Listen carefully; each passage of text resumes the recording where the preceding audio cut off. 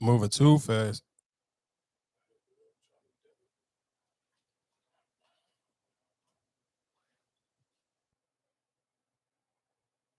Pastor, I ain't gonna be long. I see it on your face. You're like, what I'm here for?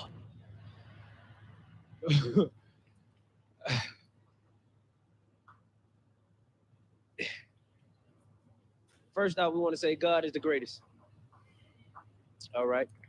And when I talk with passion. So I want y'all to bear with me. Listen closely. Mother, mom, I call you mom. We've been introduced since 2003. Big bro.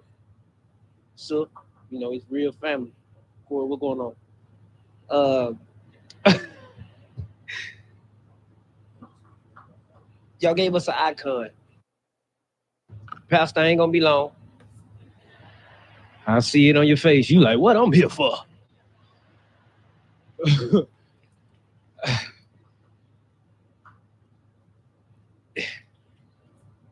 First off, we want to say God is the greatest. All right. And when I talk with passion. So I want y'all to bear with me. Listen closely. Mother, mom, I call you mama. We've been introduced since 2003. Big bro. So, you know, it's real family. Corey, what's going on? Y'all gave us an icon. Y'all gave us a legend. You know, we all on borrowed time. So the things that he accomplished while he was here, we want to let y'all know that we're going to continue on his legacy. And even through the small amount of time, it made a big impact. You understand?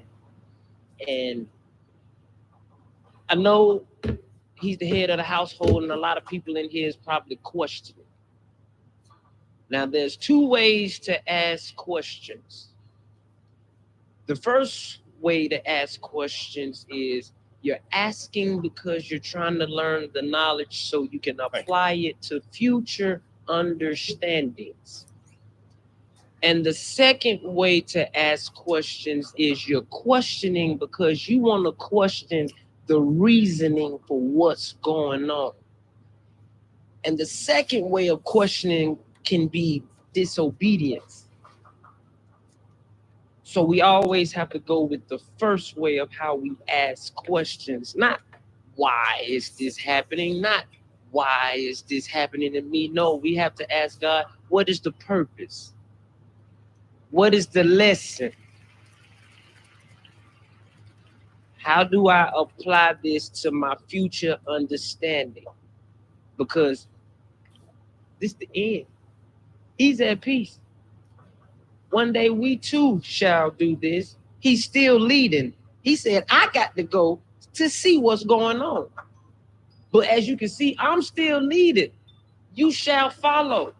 So at the end of the day, y'all, Mom, I want to let you know, because we talked yesterday. And when we talked yesterday, I was just observing, and I want you to know that you are being obedient. The way you spoke, your energy, the way you talk, your head. Corey said it yesterday. She said, I'm going off how my mama going. But how you move, Mom, is how we're supposed to move during these times. Because all the morals and the doctrines, this is the only time that we really apply it. When we hurt Job, everybody go read the book of Job. Just read the book of Job. He took everything from Job. He kept snatching everything from Job. And Job, like every Christian that, everybody like, I put so much good into the world. Why so much bad coming to me? He's like, you know what? I ain't really been bad to nobody. I just want to talk to him. I want to ask him why. Why he doing this to me? God looked at him and said, who are you talking to? Why not you? This is the time for you to praise my name. This is the time for you to tell the other people through the midst of pain, I'm the one that's giving you the strength, fool.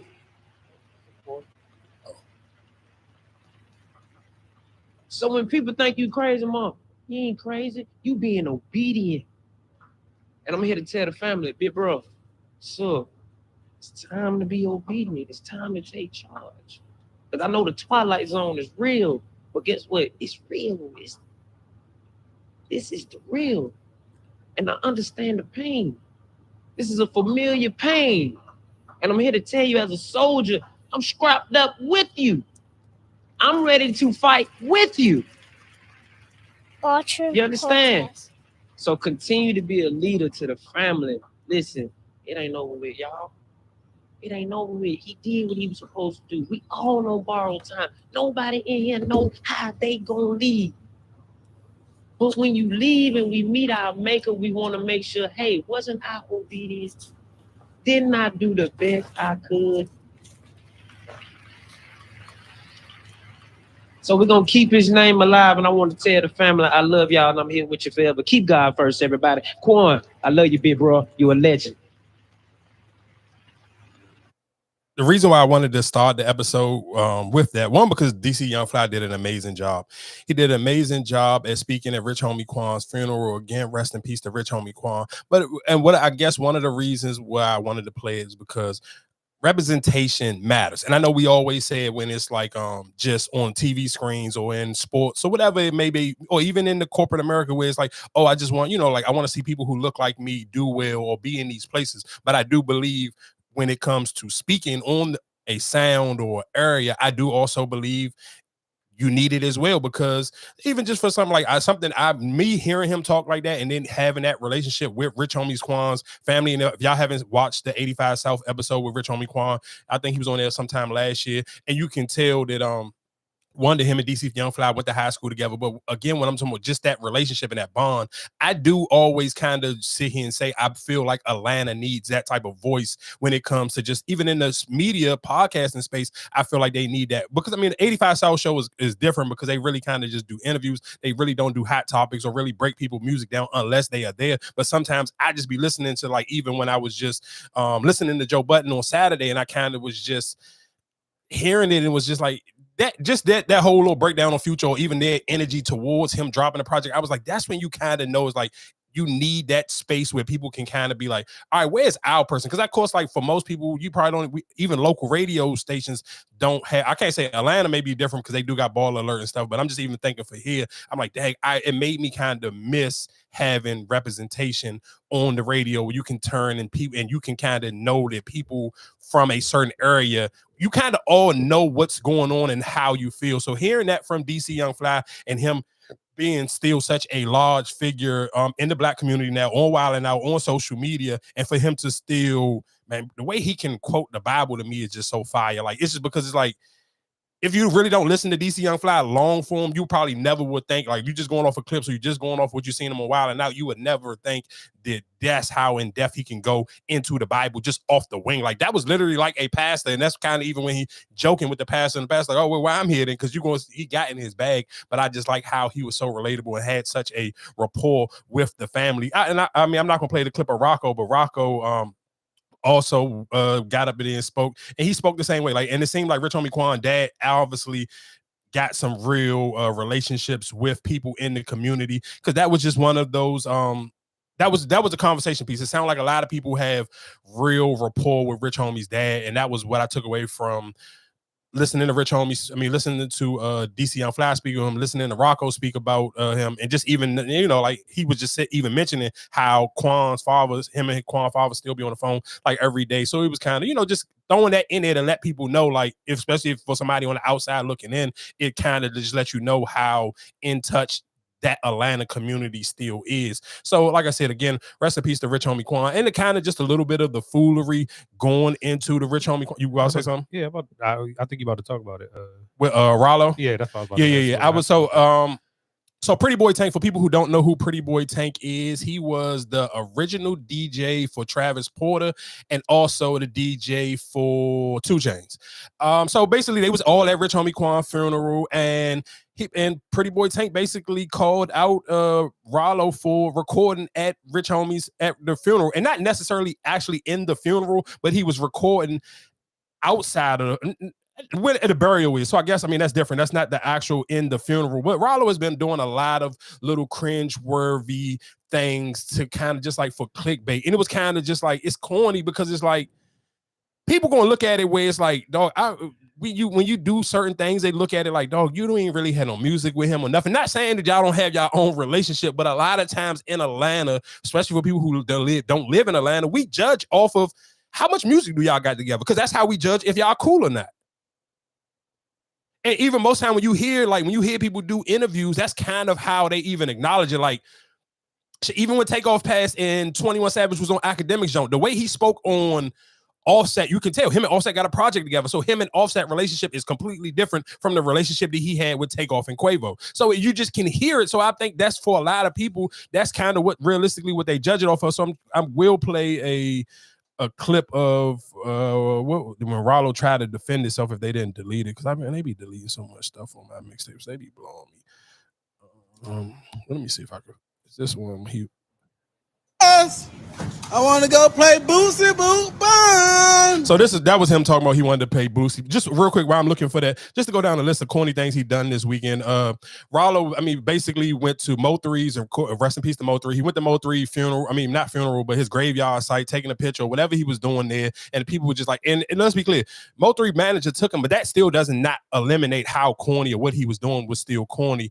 And then, of course, that clip I just cut off because I guess Boosie is supposed to be, they got a warrant for Boosie arrest in Texas, and he basically sitting here trolling Boosie because, of course, him and Boosie had their back and forth the week before the funeral, and both of them were at the funeral. So then he ended up getting on Twitter tweeting like, dang, Boosie, I wish we could have just hugged it out at the funeral, whatever the case may be. We seen each other, we both was there, whatever the case may be. Boosie never responded to him, because I think one thing I can say is, I think Boosie understands the internet. I'm not gonna say I know for a fact Boosie understands the internet, and I think he understands he has nothing to gain going back and forth with Rollo, because Rollo really just don't have no type of clout. And even like going back into that interview with Rick Ross when he was doing the live jump with Shannon Sharp and Ocho, and he was just like, I'll pick and choose who I respond to. Yeah, I'm going to respond to Drake because I got something to benefit from this. I'm not going to respond to Game. And I think Boosie kind of, like originally when somebody tweets you, you can catch yourself and you may tweet them back, but then you may have your moments where you kind of like, nah, this not even worth my time. So let me play this clip real quick of Rollo responding to Pretty Boy Tank.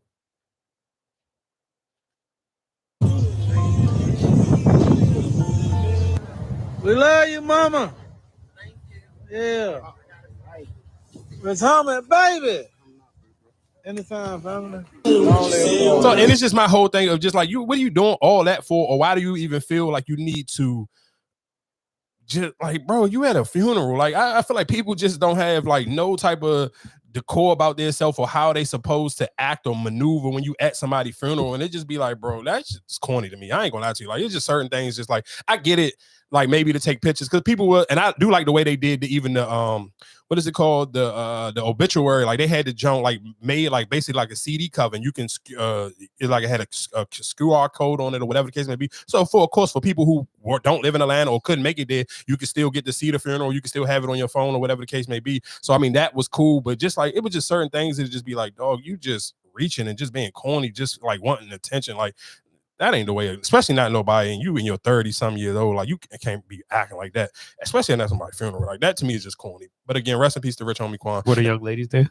At where? They ain't show. I mean, I don't think. It wasn't like it wasn't a bunch of people just recording random stuff. Like all the jumps that kind of like you seen of people recording was like respectful stuff. Like the Rocco speaking at the funeral, Killer Mike speaking at the funeral, DC Young Fly, and then people showing the actual obituary. But that was it. I didn't really see too many people just randomly like just there and not.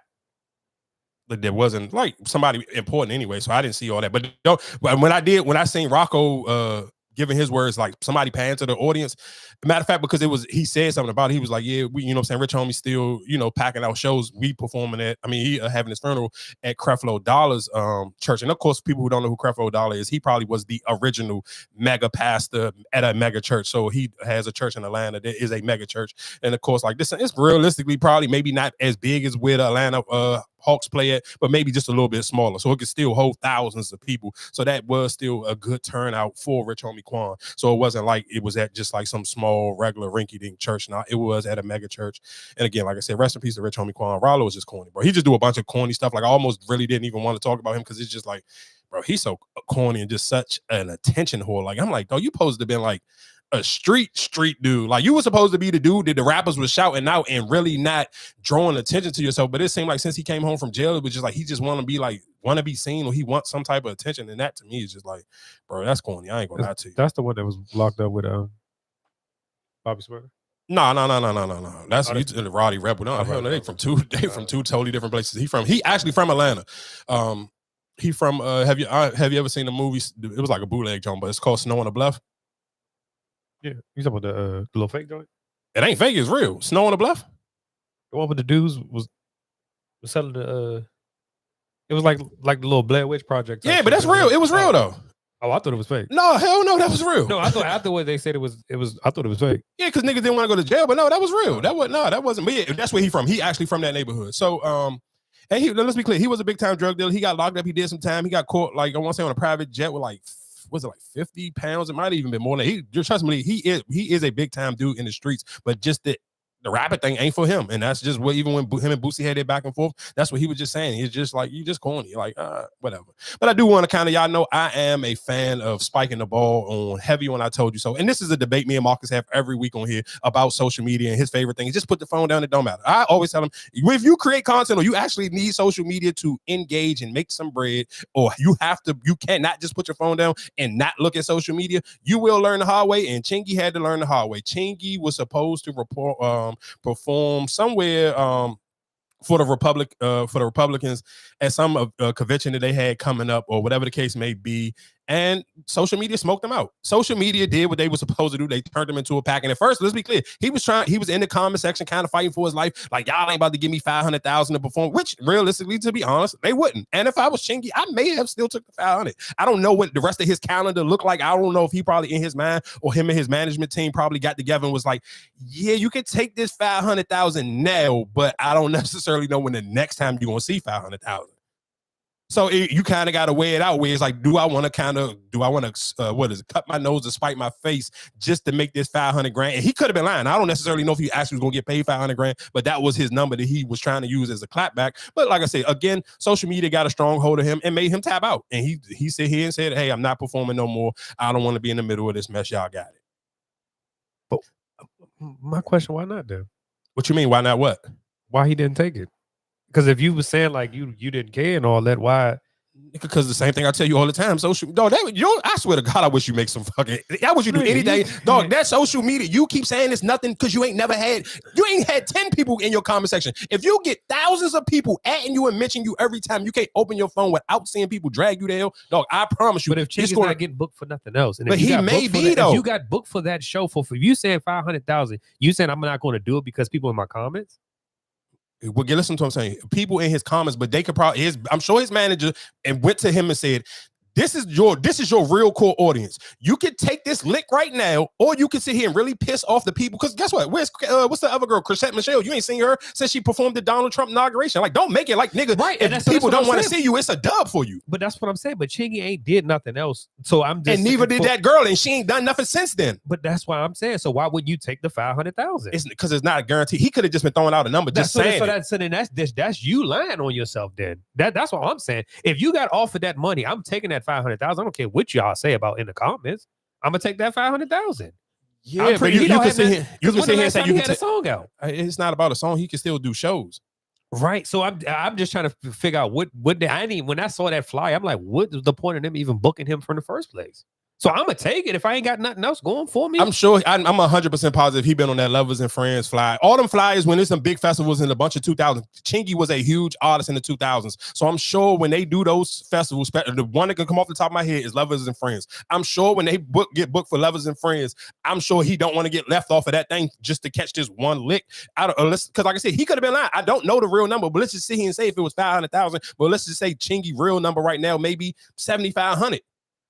I can sit here and keep collecting my 75. I'm not saying he might get booked every weekend. We don't know because it's small venues all the time. Every promoter can't afford to book Sexy Red or can't afford to book Latto or Glorilla. Like niggas be booked. Like let's not be acting like smaller artists don't get booked. So I'm sure that Chingy's still getting booked somewhere where he don't want it. And his manager and them probably looked at it like, yeah, you could take this money right now, but that may literally not get booked for no other shows for the rest of your life. Is it really worth it?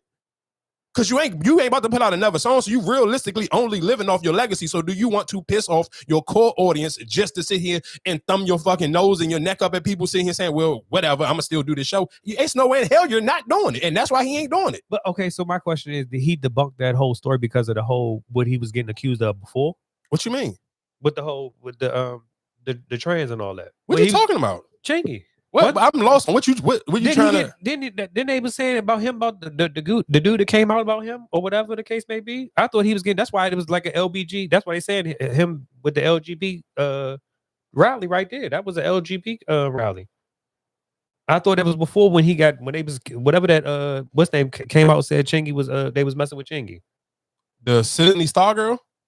What are you talking? That was it. That was the only. I ain't never heard nothing else get brought up to him besides that. I don't know what you're talking about. But and that wasn't no. What you talking about? What's no? Chingy got accused with. Well, what did you just try to say that was? Get it right.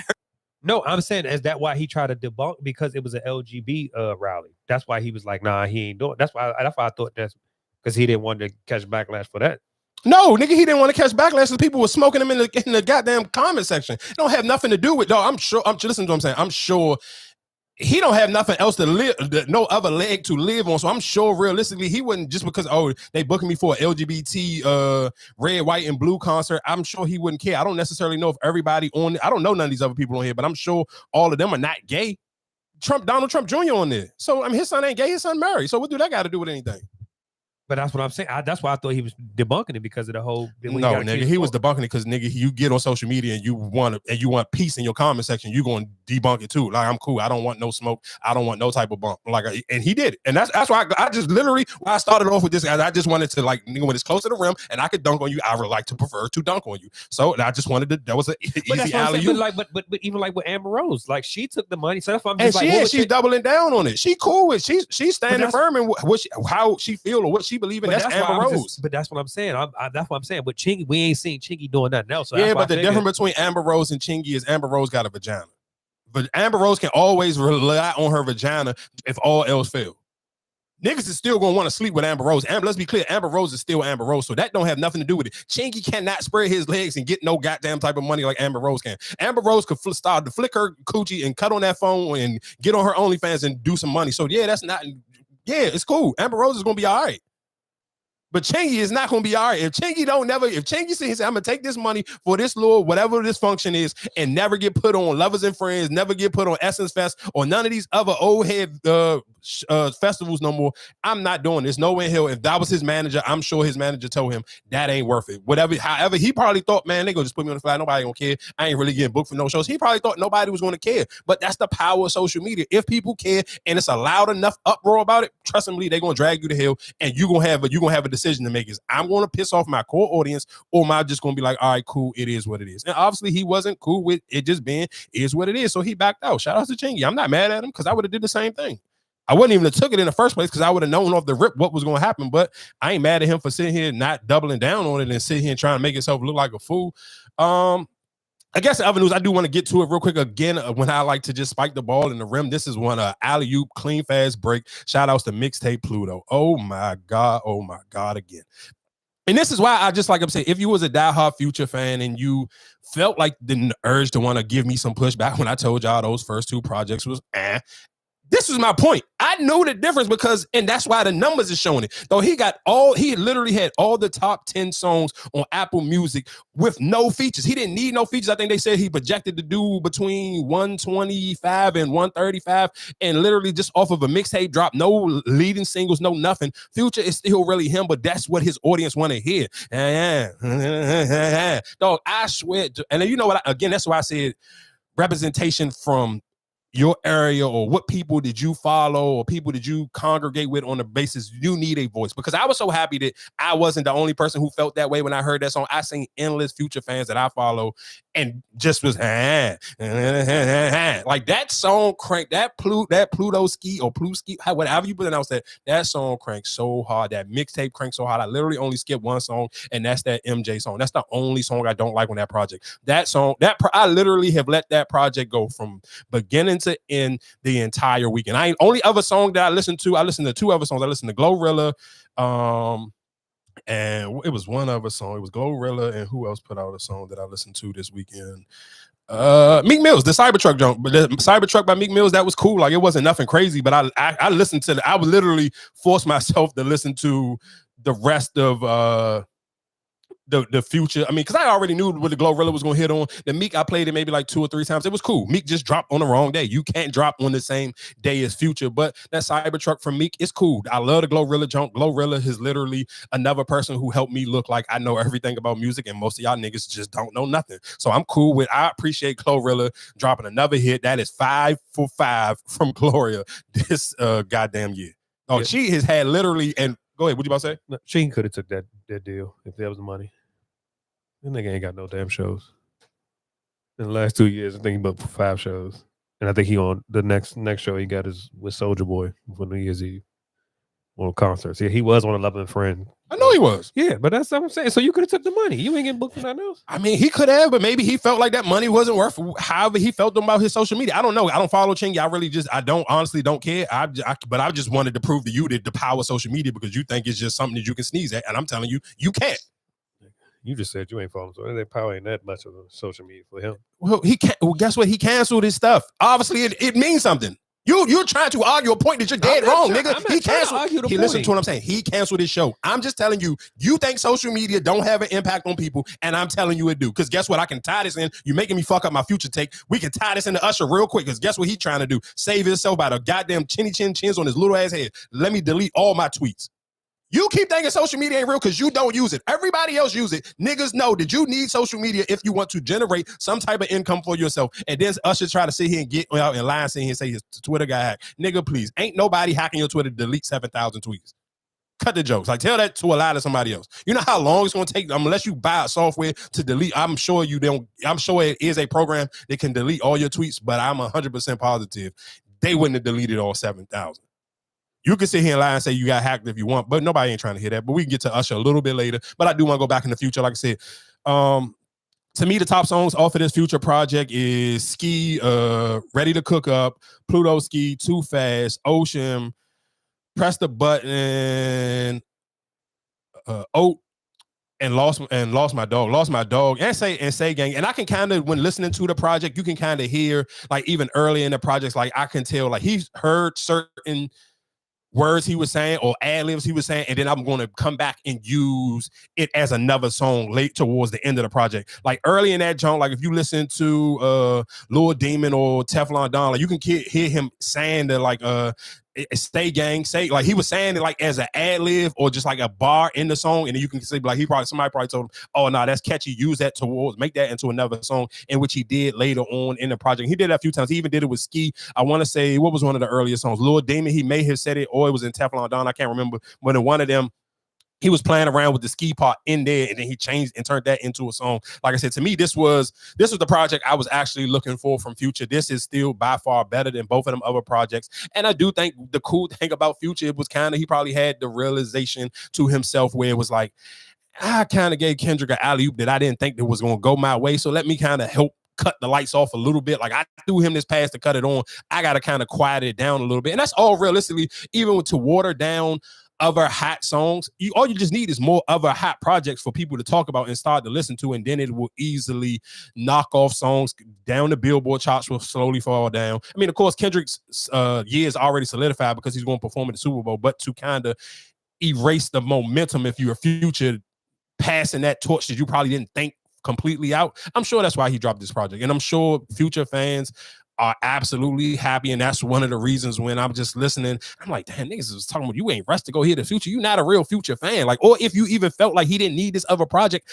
I can argue that you're not a real Future fan because I needed that song. I needed that Pluto or that Pluski. Like I needed that because that's the sound. That's just the dumb, ignorant Future I'm looking for. I'm not trying to hear, and let's be clear, he smoked that Lost My Dogs on. Like he went so dark, so deep on that Lost My Dogs. He said, I lost my dog to Fent, and I was like, ooh, he going crazy because you got, and that's one thing about it. One of the biggest backlashes for Future is, oh, you the one promoting all the drugs, getting all these people to do drugs, and you don't do drugs. There's no way. I mean, realistically, common sense will tell you there's no way you can be a functioning addict the way in his music, the way he betrays himself to be. to be able to record as much music and to be as successful as he is, because we realistically we seen enough junkies in music or in entertainment. You're going to slow down if you really are a real live junkie. So that's why people kind of that's one of his biggest critiques. So for him to make a song and talking about losing a homie of his from taking a bad drug, be real. We in a fentanyl crisis. That's all across America. So that song can relate to so many shit. We can even tie that into Power. Look at Shorty on Power. What's my man name? Braden, his girlfriend literally just had a fentanyl overdose. So that is realistically just the proof of how just on time. And I appreciate Future even going that far, because I ain't never heard him talk like that. Like, you hear him, his in-depth music normally be about a bad relationship. It's never just like something very personal, like I lost a homie to a fentanyl overdose. I mean, you talking about this is the king of turn up. This is the king of getting high and getting drunk off a lean or whatever. It's like, he is the king of that. So for him to have a song and really kind of almost go against everything he has been preaching, that to me is fire. Like, I'm not gonna lie to you, this Future project, Mixtape Pluto, is a 10 out of 10, and I'd be happy when I see all the gym girls love the same type of music I love, because I just to get to see them work out to this, that always put the icing on the cake for me. Like, it just even being on like Twitter and Threads, and you get to see people just like, I seen like gym girls, especially on Threads, because they use like the gym thread hashtag or whatever case may be, and everybody was just so geeked to be like, dang, I can't wait to work out to listen to this new Future. So I'm glad he delivered. He lived up to the hype for people who needed that extra fix, because realistically it ain't too much. Like, for me, albums of the year, I'm going Future 1, and I'm still going Latto 2. Those are my top 2. I can't remember too much of anything else I listen to. I probably have to wait until Apple Music actually send. But off the top of my head, the 2 albums I know for a fact that I allowed to play through from beginning to end for an entire weekend was Future and Latto. So again, shout out to Latto for her project, and then shout out again to Future for just kind of proving my point that those other 2 projects was and he just gave you some real crank. Like, though that I'm not gonna lie, that don't crank so hard. Yeah, shout out to Future, and shout out to Glorilla. She do have a new project coming out October 11th, and again, like I said, she did put out a single this Friday. It's called Hold Up. Oh, she can't miss. I'm not gonna lie to you, Glow cannot miss right now. It's just like, and I ain't gonna lie to you, I like that Lil Tecca song. If you want Apple Music and they show you what's the new songs of the week, I like it. It was Meek Mills, and then it was Lil Tecca, then it was Glorilla. I like the Lil Tecca song. It was cool. I didn't go listen to the whole project because again, I was still listening to Future. And then Rod Wave put out a new song called Passport Junkies. I believe Rod Wave, of course, because he leaked. He didn't leak, but he previewed his feature that he got with Drake. So I believe Rod Wave is getting ready to drop a new project. And I also believe Moneybagg Yo about to put out a new song this weekend coming up. And that Moneybagg Yo Jones sound like that don't crack like hell. But shout out to Rod Wave, Passport Junkies. Rod Wave gonna do what he do. He know 2 lanes that Rod Wave know that he got. He got the super depression bag, and then he got the bag for the women. And he know how to cater to them. So that just, she tired of Miami. She got her passports. Like, all right, you got it, bro. I know what you're doing right now. I'm not mad at you. I can clear as day see what you're doing, and I can hear what you're doing. This song ain't for me, but I get it. I ain't mad at what you how you laying this one up. So again, shout out to Rod Wave. Yeah, but I guess we can get into the biggest story of the week. I'm trying to figure out where do I want to start. I guess who I want to start with. Who I need to clip. I played with this lawyer. About Diddy being locked up right now, facing mandatory minimums, the possibility of life in federal prison. Go read the transcript from the bond hearing and listen to what the defense says they believe is the start of the feds looking into P. Diddy. The defense says, my read of it, many months ago, a woman approaches Diddy and says, hey, this is through lawyers, we're going to be releasing a tell-all book about this woman's experience with Diddy over all the years. And it's going to make you look like a monster. And if you don't want that book to get out there, you can buy the exclusive rights to it for $30 million. Catch and kill this book.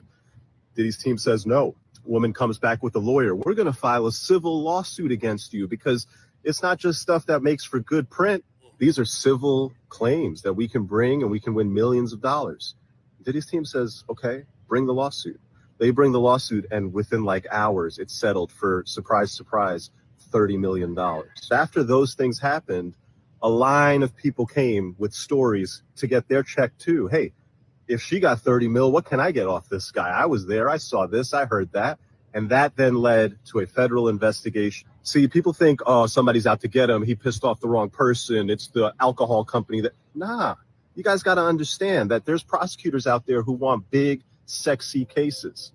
They don't fall out of the sky every day. The chance to go after somebody like P. Diddy and put him away for life is like the greatest case you could ever find if you're a prosecutor. And so when a public filing gets released and you read it and you go, wait a second, that law firm is mad thorough. Wait a second, he settled it for 30 million. Wait a second. If all of this is true, then I could probably get some subpoenas. I could probably collect some evidence. I could probably build a case. They start doing it. They raid. A couple months later, they indict. It is very possible that had P. Diddy immediately caught and killed the story by paying the $30 million that he paid eventually anyway, that story never gets public. Nobody ever comes forward, and nobody in the federal government ever bothers to look for the baby oil. I'm going to tell you the. All right, so real quick, I mean, of course, it's enough, and that's not going to be the only clip I'm going to play. I'm going to play the Shine clip, but I guess my question for y'all is, I guess if you could just give me your top 3 people you think may get caught on some of these Diddy videos, celebrity-wise, who would be y'all top 3 people that you think probably will be on these videos? Jay-Z. You think do you personally think Jay-Z, or you think Jay-Z because that's what social media trying to push to the forefront is Jay-Z? Because do you think them two are really that cool? Yeah, I think so. Why wouldn't they be? When they kind of like Jay-Z used to take a lot of shots at Diddy earlier in their career. Like I think the older Jay-Z got, when he kind of like was cool on, he really didn't care about rapping. I feel like they got more cool where he was kind of, like, all right, I'm trying, what's better than 1 billionaire 2 and all that other stuff. But that's kind of later in his career. But early in Jay-Z career, like he had some bars going towards Diddy and Bad Boy. So I don't necessarily know how cool he was. Like think about like prime Jay-Z at the peak of Jay-Z. It wasn't a bunch of like Diddy stuff around him. Like I want to say, just me personally, I don't necessarily think the Jay-Z thing was going to be on it as much as people believe it is, because I don't even think music wise they didn't even make a lot of music. They wasn't around. Jay-Z just don't seem like the type of dude to really be like hanging out. I could be wrong, and it could be realistically, it could be the most craziest thing ever if he is caught on some of these Jones. But me personally, from the way he moved, he seemed like he kind of just ain't really like, the only time everybody get to see him is during the Rock Nation brunch. No, I mean, like, I think he might be on there. It's probably, I can't think of a lot. I can't think of any off the top of my head, but I know it's probably quite a few. Because nobody said anything. Everybody's quiet. You got anybody, Marcus? I mean, everybody. I don't think nobody's exempt from it, but I don't think it's going to get released. What you mean? I don't think none of the videos is going to get released like that. Once they get him locked, I think they're going to debunk a lot of things. Now, if Diddy get to singing, now that's the question. Who is Diddy going to turn on to clear his name up? But I don't think none of the videos is going to get put out like that. Okay, I'm gonna give y'all my top 3 of the rip. I think Usher and Trey Songz, both of them gonna be on there. Why Trey Songz? But just because there's so many stories and so many girls, like especially on if you get on Twitter, you'll see random girls kind of like not even sneak dissing, like indirectly telling a lot of crazy stories about Trey Songz. And Trey Songz got not necessarily been, but he been to a lot of Diddy parties. So I don't think you turn off your, for the stuff that all the allegations that Trey Songz have been tied to. I can't imagine going to a Diddy party and then me cutting my freak off. Think about Trey Songz has been in a lot of lawsuits for sexual assault, harassment, and all these other things. I don't think that you go to a Diddy party and you cut that off. If that's your get down, that's going to be your get down, especially at a Diddy party, and it's right there for you. But see, that's why I say I don't think like people like that. If it's anything, it'd be more of the political people that's probably involved, or the big names that might have got caught on there. Because I feel like even like a person like Trey Songz, he's going to kind of maneuver. He already know what the deal. You know what I'm saying? Like he will move a little bit more careful than a political person. I don't do you think he will move? I don't necessarily know if he will move. If you already know and you already like, all right, I don't want to be seen with every, you know what I'm saying? Like I feel like the people who was actually participating in the freak off shit, like when they said about the whole what's the problem from Family Matters, like shit like that. Like I feel like it'd be more shocking of the people who's not, you know, in the limelight like that, like the political people or the people who's higher up that you don't know their names. That's why I say I don't see them, because that I feel like even if they would try to keep that out of the public.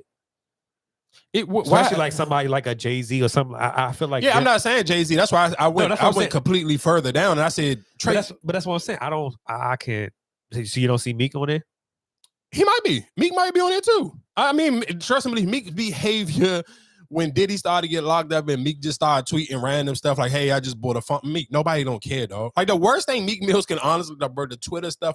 And I do like what they were saying on JoJo, like Meek is just tweeting a lot because he just wants to keep the engagement so he can promote his music. But I think he's doing a horrible job. If that's what he's actually trying to do, I think he does a horrible job at that, because it's just certain things, and it's just like the time. And he deleted the tweet, but that's why I don't like some of these blogs, because it's be like, oh, if you're going to pick the story up, then run with it. Don't pick something up if you're going to sit here and backtrack what you're going to delete what you post. Like, just stand on what you posted. So Meek even had a tweet where he was like, y'all can't believe everything y'all see. I got $1 million saying a lot of these allegations on Diddy still ain't going to stand. I'm like, bro, let's be clear. For people who just maybe new here, don't understand and can't comprehend, the feds, the FBI don't come for you unless they're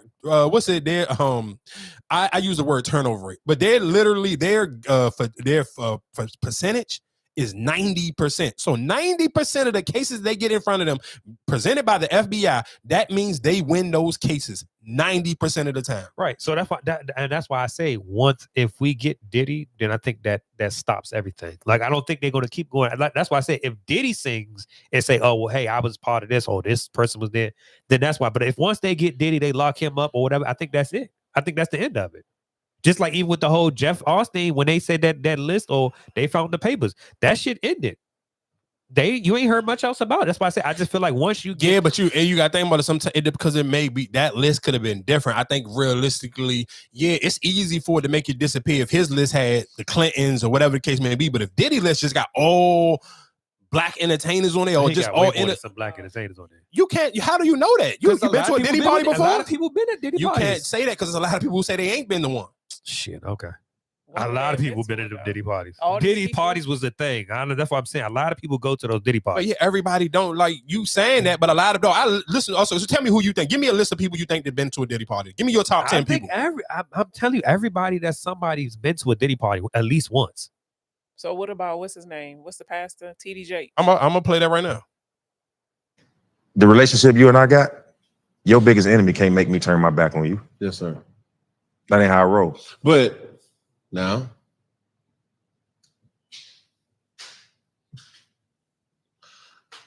with the turmoil that was stricken and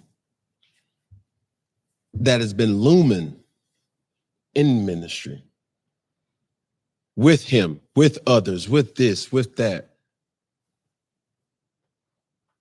how does your faith, how does your stance with this person, when people know the connection, people know, like they say in the street, oh, that's your boy, ain't it? Mm-hmm. And I'm like, yeah. But how do you deter people from the chirpers? You can't. And I'll just put it in the words of Kamala Harris when Dana Bash asked, okay, the relationship you and I got, a question about Donald Trump. Next question, please. But that could come on, Pastor. Because I can't, listen, what I've learned with me, with you, yes, let's sir. say everybody, there's a negativity bias that all people's minds are inclined. All right. You scored 2 touchdowns today, 1 interception, ran for 115 yards. QB rating was 89. All right, you had a good game. A day. Tomorrow, they talking about Tom Brady. You get in a fight at a barbecue, they talk about it for 2 weeks. Because the negativity bias of people's minds stays on negativity longer than they should. And here is the deal. I don't know nothing about nothing. So why am I going to speak about something? To her question about Donald Trump, sir, that I don't know nothing about. Ain't nobody gonna drag me in that conversation. Ain't nobody getting no sound bites out of me on that conversation. Correct. And because he don't deserve that from me. He don't deserve it from anybody who talking about it. And this is how you know it ain't real journalism. Real journalism asks questions of the accused before they post. That's been gone since social media. Facts. So since that can be one-sided, then my response is, he's been good to me. He's helped me through and navigated me through things that I wouldn't have had because my biological father was not there to do such. He's given me opportunities to preach on platforms. He's preached on ours. He's invested in our church. In fact, during our most recent hurricane situation that tore our building down, Bishop Jakes sent the second check to our church to help us to continue to go when we didn't even have a business that I don't know nothing about to go into. So my last word is, he been good to me. I'm gonna stay good building to go into.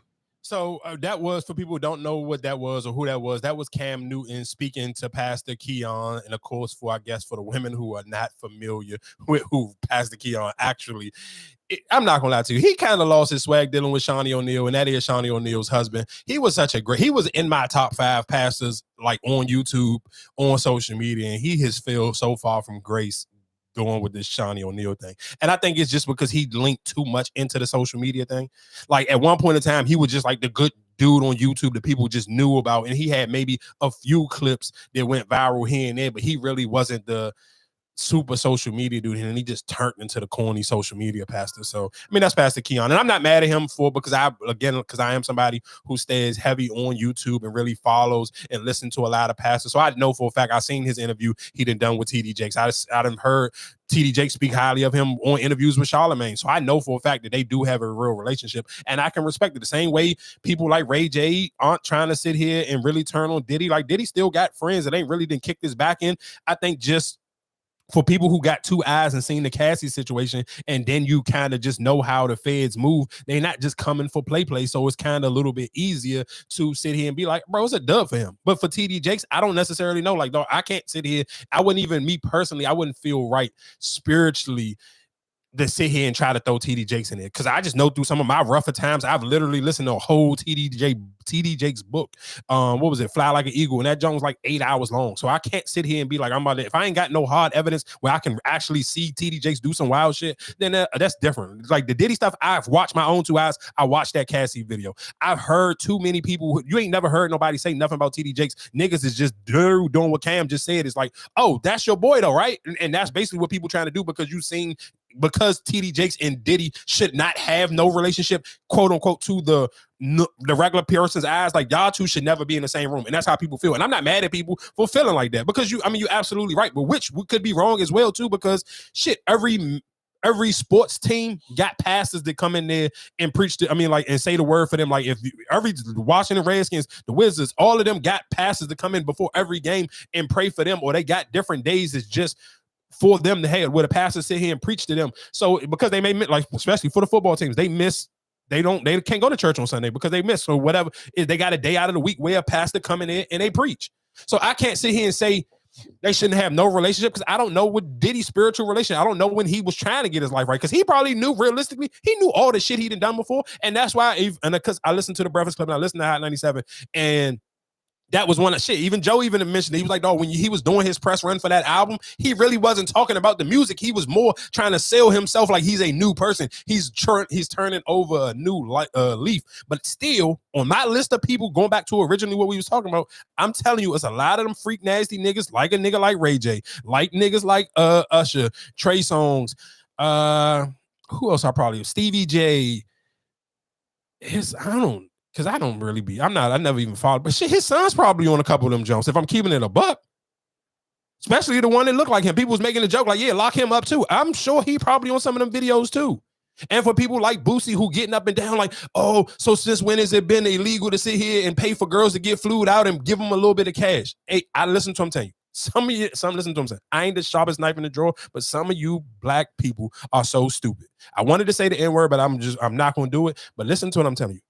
just because tricking is not legal. Because niggas do it, it don't mean it's right. You just because you sitting here flying girls out and you're paying for Gucci does not mean it's still not prostitution. And prostitution is illegal in damn near all 50 states.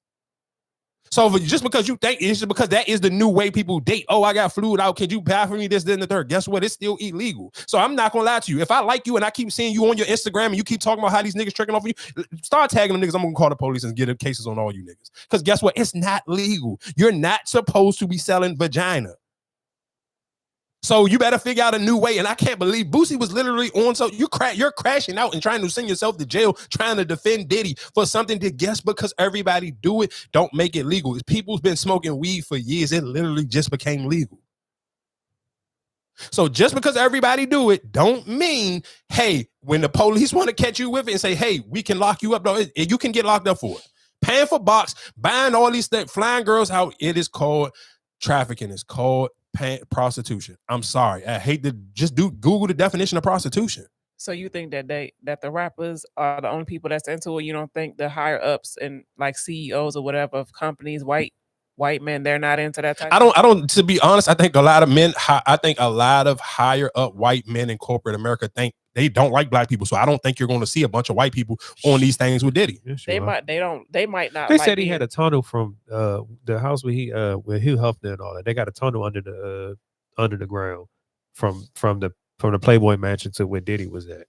So a lot of that shit. That's what I'm saying. Yeah, but you missing. You listen to what you're saying. Hugh Hefner is he's a pimp. This is not. We're talking about corporate America. I'm telling you, dog. You think perfect. Matter of fact, I guess what? If you think for 2 seconds that white people, when they get that bag, that you think that they actually like you niggas, I got something for you. Don't even worry about it. Hey, that's pretty good about that. He showed balance. 5, 9.5, 210. 5, 9, 210. 4, 4, 1. Okay. 9 3-inch head. 8.5-inch dick. Mm-hmm. So for people who don't know who that is, that was Jamie Foxx and Jerry Jones. Listen to what I'm saying. I'm sorry, I don't know what world y'all live in, but I'm telling you, most corporate America white people do not like black people, dog. They don't have to like you. They don't want to get in bed with you, but or be maybe associate with you, but they will partake in certain things. Oh, okay, let me just say something. Like, I've been to sex parties before, Mikey. So for like you just saying, just the rappers, like, dog, every walks of life goes into those type of things. Like, that's what I'm just trying to tell you. If he's saying he got all these cameras and footage and all that, I'm pretty sure it's people that you wouldn't expect in there.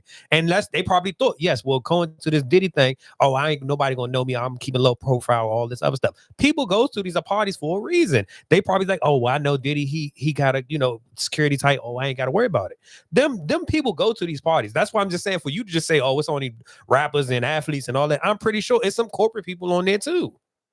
I hear you, but I think you just, because you've been to a sex party, you ain't never been to no sex party with no billionaires or no millionaires. Right. But if I'm going to regular ones and I see people who are well known, I'm pretty sure the people that's famous, all right, ain't nobody gonna find this out. So you remember, so quick, just real quick question. Just because I'm just for debate purpose, you remember how the nigga from the Clippers lost his team, right? Yeah. Why? For dealing with the Lord, what he said about the black chick. Well, what did he say to her?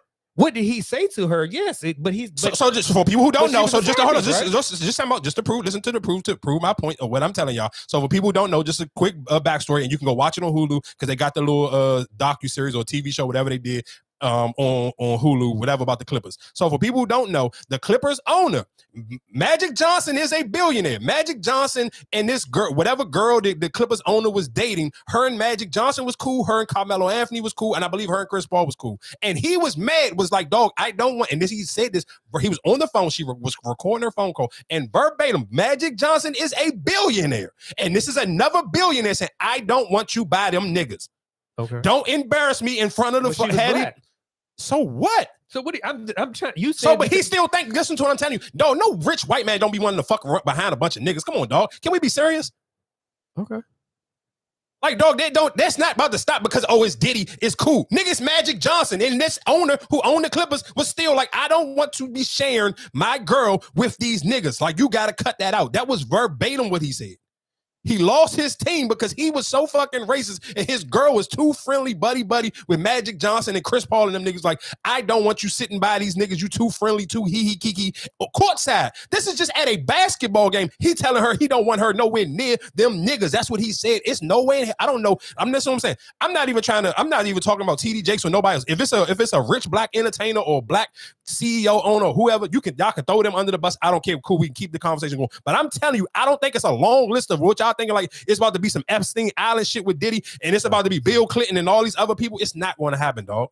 It's not going to happen because they're not going to let it come happen. out. Because they're not going to bring that. They'll bring down Diddy and they whatever happy black with that. entertainers, but they're not going to bring down the I don't think, and that's why I said I don't think it's nobody else that they really going to go after. I think, like I said, with the whole Cassidy situation, when that coming out with that whole video, I feel like, all right, yes, we gonna make an example, we're gonna set this straight, and we're gonna end it. I feel like that's it. Diddy's gonna be the one now. Anybody else that get along attached to it, then all right.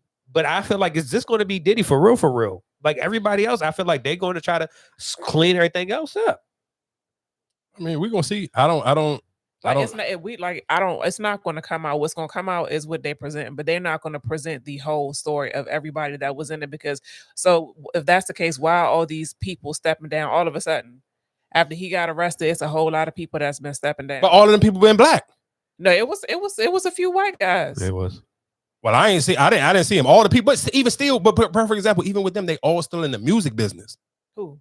All the people that y'all talking about, I don't know. I hope y'all ain't trying to put the Nike nigga stepping down with the Diddy shit. Could be. Ain't no way. Diddy ain't never even done no business with Nike. Yo, but we don't know that. We don't Just know. They ain't do business don't mean they ain't. We don't know what goes on behind closed doors.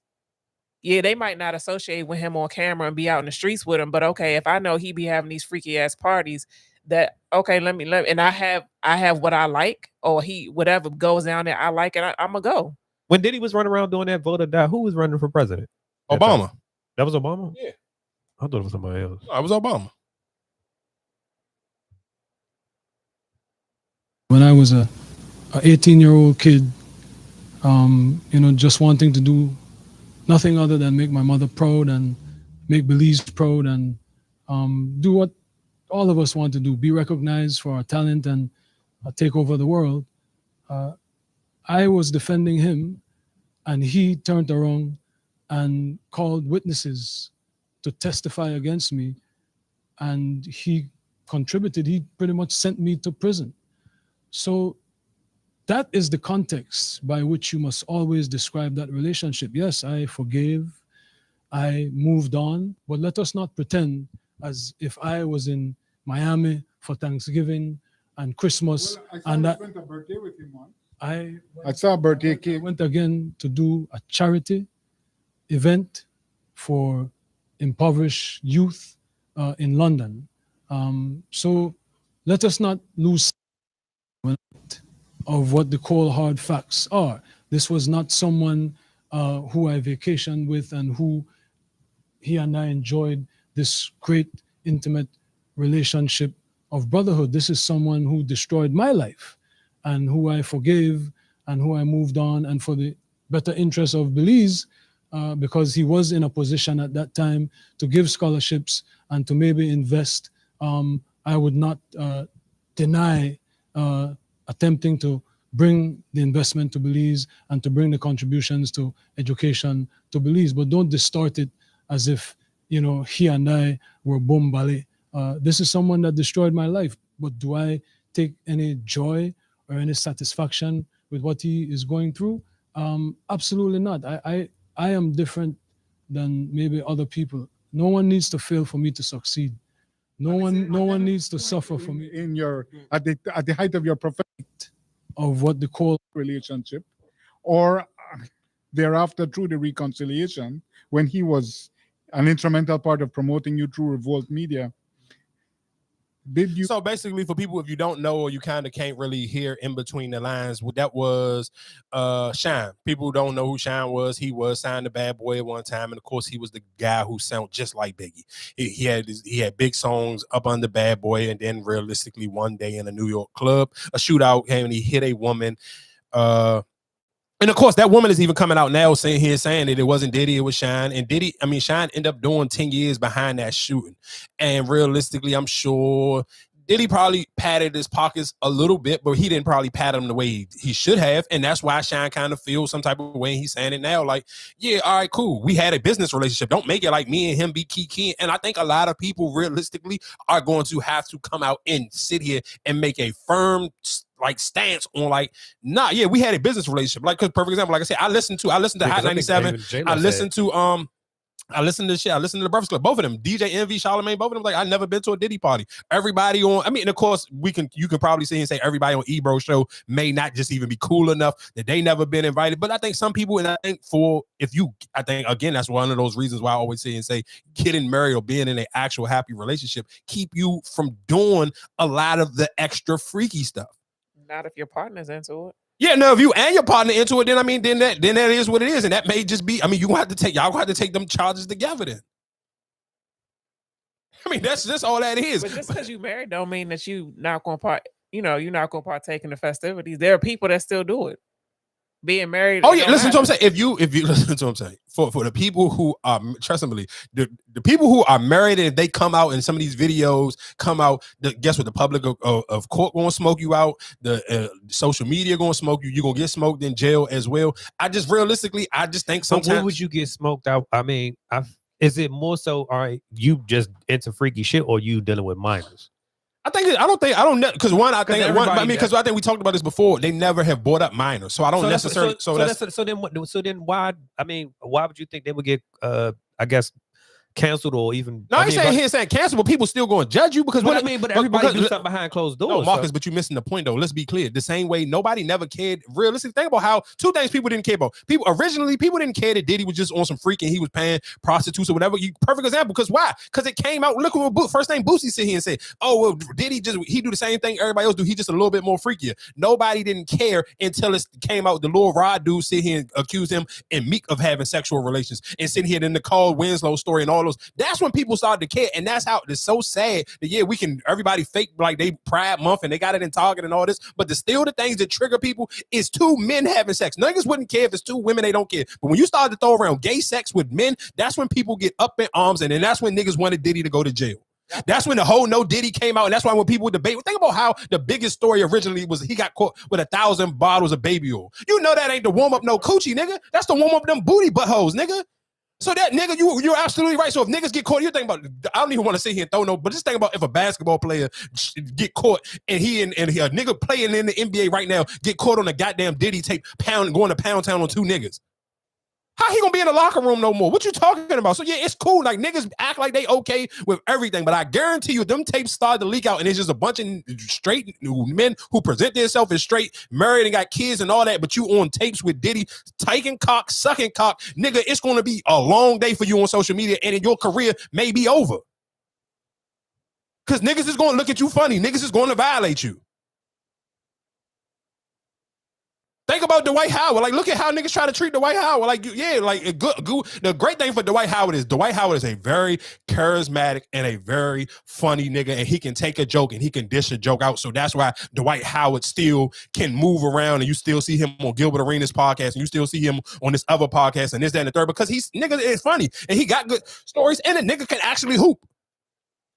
And he know how to partake on social media. Like he even had a video that was recently going viral. They was at a park and a nigga and he went up back for a pullback and he yelled out Angel Reese. Like he understands how to maneuver on social media and don't take himself too serious. So Dwight Howard, everybody don't got a personality like Dwight Howard. So everybody not gonna be able to take them gay shit. But it ain't gonna be even the allegations if you caught red-handed on camera. If you caught on camera getting pounded out and you a goddamn NBA or NFL Hall of Famer, niggas is gonna go crazy on you.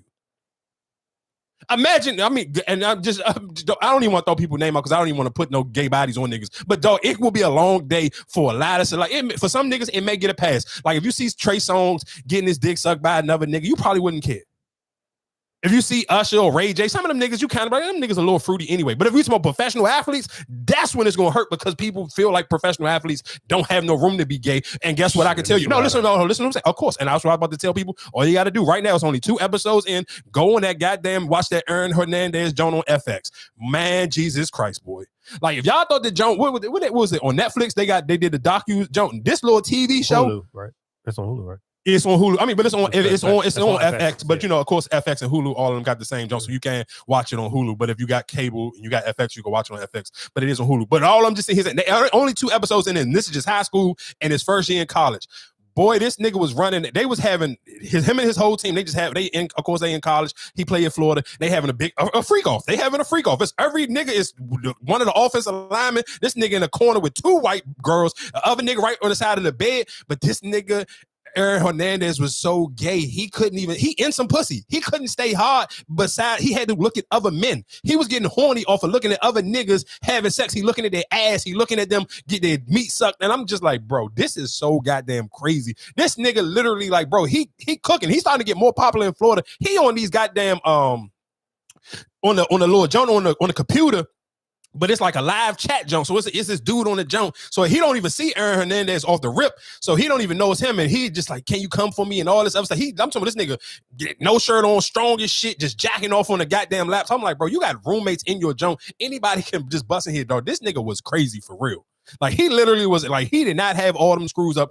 I highly recommend, dog. I'm telling you a show for y'all. You don't even have to be into football. If you like violence and all like the murder mystery and all that other stuff, to actually get to see the character built up in a psychopath, bro, he is a psychopath on the actually doing bodily harm to people, and he's a psychopath on this freaky, like literally a freak off king. He probably, if he was alive right now, he probably would have been on some of them goddamn Diddy freak off jumps. So like I said, I don't know. Personally, I don't necessarily know how this Diddy thing gonna play out. I do want to play this clip of Ray J because somebody, I forgot, what was it, Chris Cuomo, was it Chris Cuomo used to be he used to be in New York. I can't remember. I know he used to have some type of office in New York City. He used to be something. But let me play this clip of him.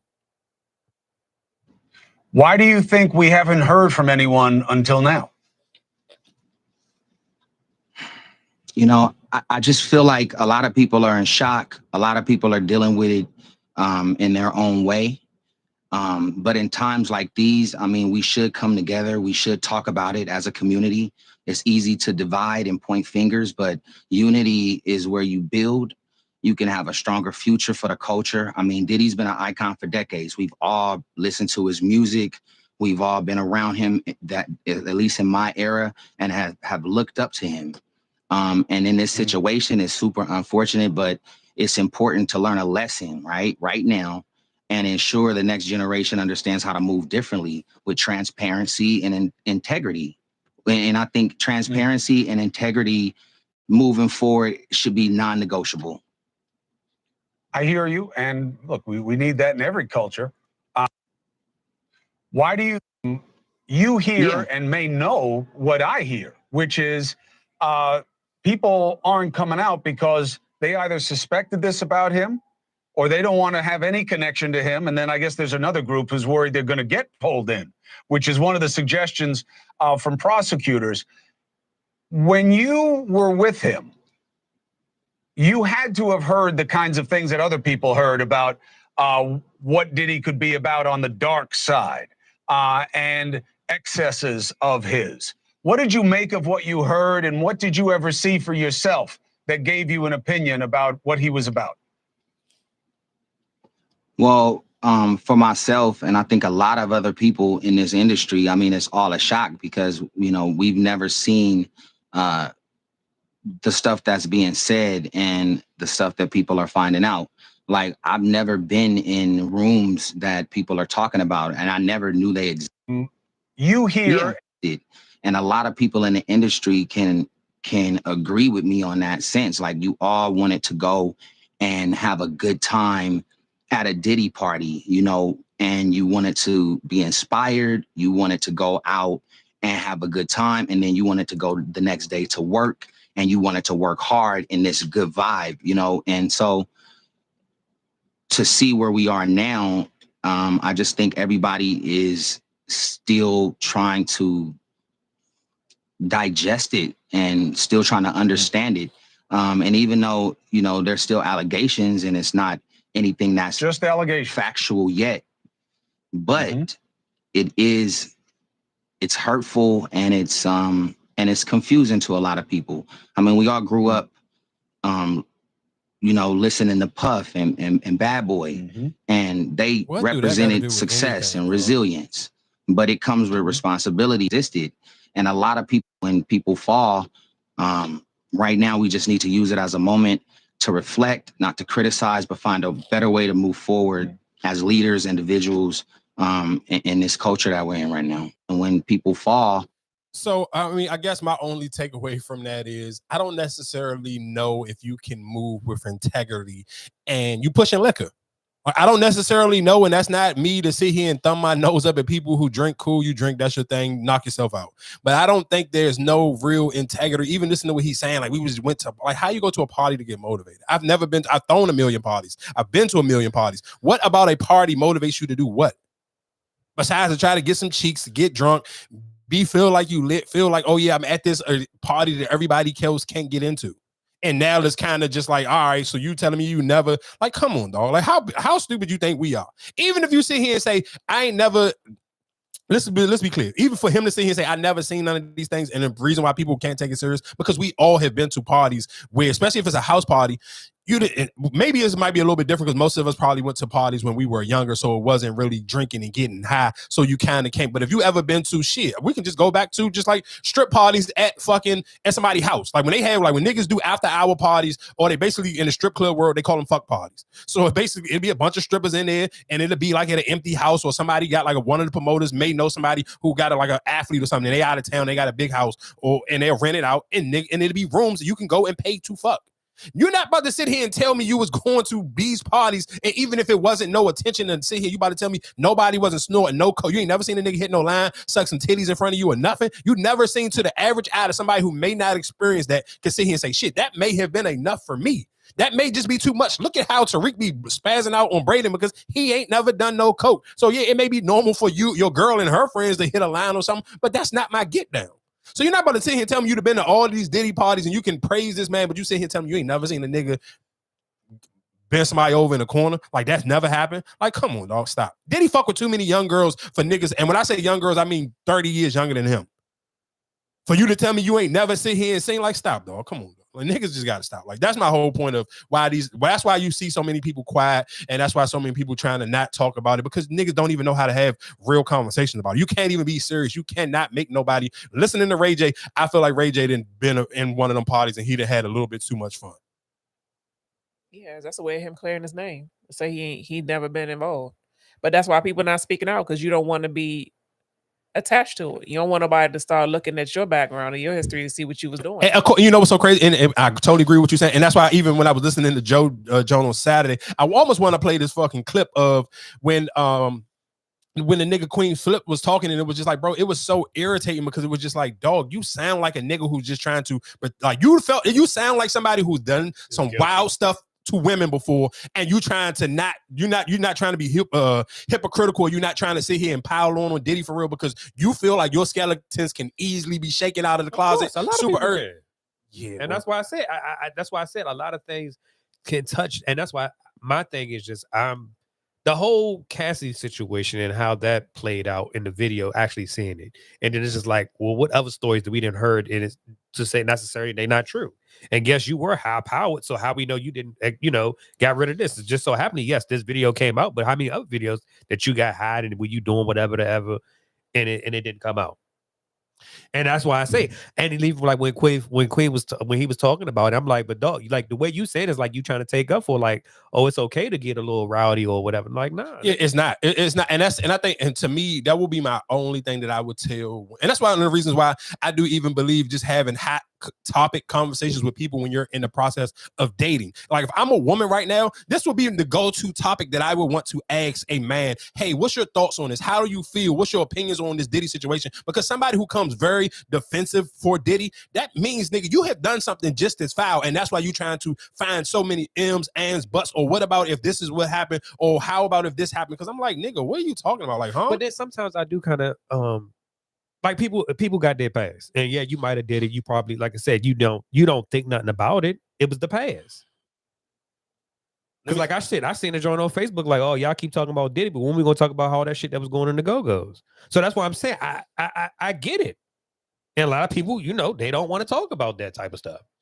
I listen to what I'm saying though. I think all of those things can be true, and you can talk about them. You can say whatever you want about them, but I mean, I don't know. I can't give nobody no excuses or no passes for that, because I think sometimes I'm not blurring the lines between a Nick, if you just dating underage girls, if that's what you was doing, if that's what I know, that's what people always try to throw in with the go-go shit. I'm not even talking about that shit. I'm talking about just the extreme shit which you have seen on camera. Like I can't give no excuses for Diddy because I can't unsee what I saw him do to Cassidy. But see, okay, so now if we eliminate the Cassidy thing, you can't though, nigga. You can't eliminate something you've seen. I'm saying, but if you take that Cassidy stuff out, but were you just talking about him having a freak off or him even, fucking girls or whatever, would that be an issue? I think it's more so because you saw the Cassidy video, right?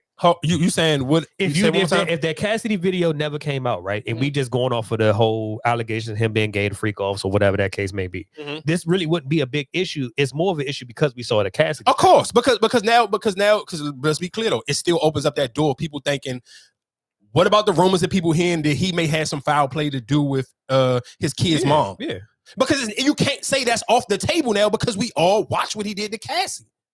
So that's the whole. So that's the point. So I think so. But let's be clear. Even when he was in court and he was getting denied for bond the second time, that's why that judge kept bringing up that video. Because even that judge, and let's be clear, the lawyer was like, "But hey, he not on trial for this, or it don't matter." The judge said, "But what about that video? I'm not going to sit here and give you no bond because we already seen on camera you are a very violent person." Right.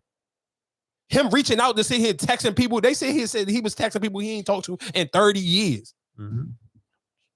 Imagine getting a random text from a nigga that somebody you would have dated 30 years ago. It is damn near almost like they hit you with the hey big head. They send you the eyes. And you're like, nigga, how you even get my number? The fuck are you talking about some hey big head? Nigga, I ain't talking to you in 30 years. You done gave me a bad fucking music deal. And people still gonna be bitter about some of that shit too. And that's my question. And like you said, who might be on these tapes? Because I heard of what's name. They saying Mary J is in one. And the way she going about it, like, it was like she was being forced to do it. I seen somebody do the clip and they were saying like the way, I forgot what she said, but she was like, I'm doing this for something, like, you know what I'm saying? She said one of those. It wasn't like she was just in the moment, but she said something like she pretty much been forced to do this. But that's what I'm saying. So if you listen, that's what I'm saying. If you listening to when these people when they talking about why he got denied or when they even like the stuff he getting accused for, that's some of the stuff they saying. It's not about just sitting here saying it's a freak off, because I get like even what you talking about with a sex party. I don't necessarily know the one you've been to, but the Johnson, when I hear people talk about it on podcast, you got to sign you got to sign off on this shit to get in here. You can't just come in here just willy nilly or whatever the case may be. Exactly. So that's my point. So that's the difference between they sitting here saying Diddy was sitting here taking like not even underage. Listen here, say it's a brand new artist. He trying to get signed to Bad Boy. Think about it. He always look at what he did to the band. And that's the crazy thing is I seen they say even the funny thing is the jail he locked up at right now. I believe they say it is 1 block over from the place where he made them walk for the Cheesecake Factory. For the cheesecake. I mean not the Cheesecake Factory, but walk for the cheesecake. So that's my whole thing. It's just like, bro, he just you can't excuse some of that. But I do want to play this clip real quick of niggas is all cooning. Coons. There's a lot of white men that do the bullshit. There's a lot of people that do these things and we don't look at them in any way, or if we do, it's not highlighted. Okay, so flip 2 things. Pardon me, I'm not done. Okay, sorry. People, it's easy for somebody to just wake up one day and watch something on the internet and decide to change their experience that you have with them. Even if you say, yo, come on, girl, like, nah, I don't want, no, come on, what we doing? I told the nigga no, and he like these things are gray areas that people don't want to talk about. You just have to abide by society's new rules and just accept it because this is where it's going. It doesn't make it right, and it's fucked up too. Fuck Puff. I'm not talking about Puff. I don't give it. Obviously, the shit that I read, it's been a time out. I just want to pause it. Perfect example of what he just said. He trying to brush over if a broad told you no. Nigga, no means no, and it always meant no. This ain't a new society thing, and that's what I think some people be so dumb when they talk and they don't even understand how you're basically sitting telling people a girl told you no before and you kept forcing yourself on her. And that's my point. That's why so many people, again, why I'm sitting here saying, to me, if I was a woman, these are topics I need to have. I don't give a fuck about the 50-50 or none of this. I need to know what type of human you are. What was your previous life? Because I'm not sitting here. I don't never want to get on this microphone it make it seem like I'm painting some picture to be some angel. I told y'all before, one thing I don't do, I don't try to get bitches drunk. You know why? Because I can't handle no liquor.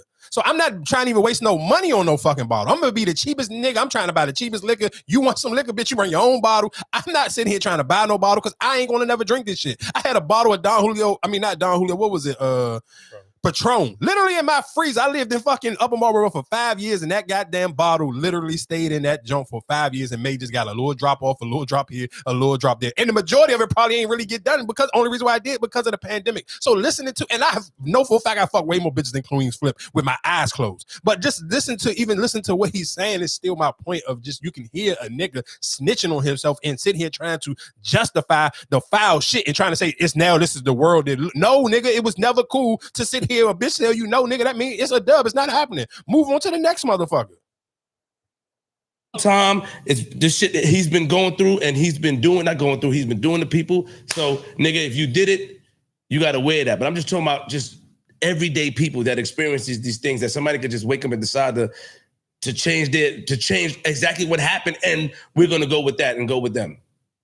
That's how I feel about that. And was fly on this part. He was done. He was definitely done. He just repeated everything again. I love when people do that on this part. I wasn't done. You dead ass was done. Yeah, no, you was finished. Don't interrupt you me. You just though. repeating it. Yeah, we heard this. You right. I love this podcast. Why are you making fun of me for? I'm not.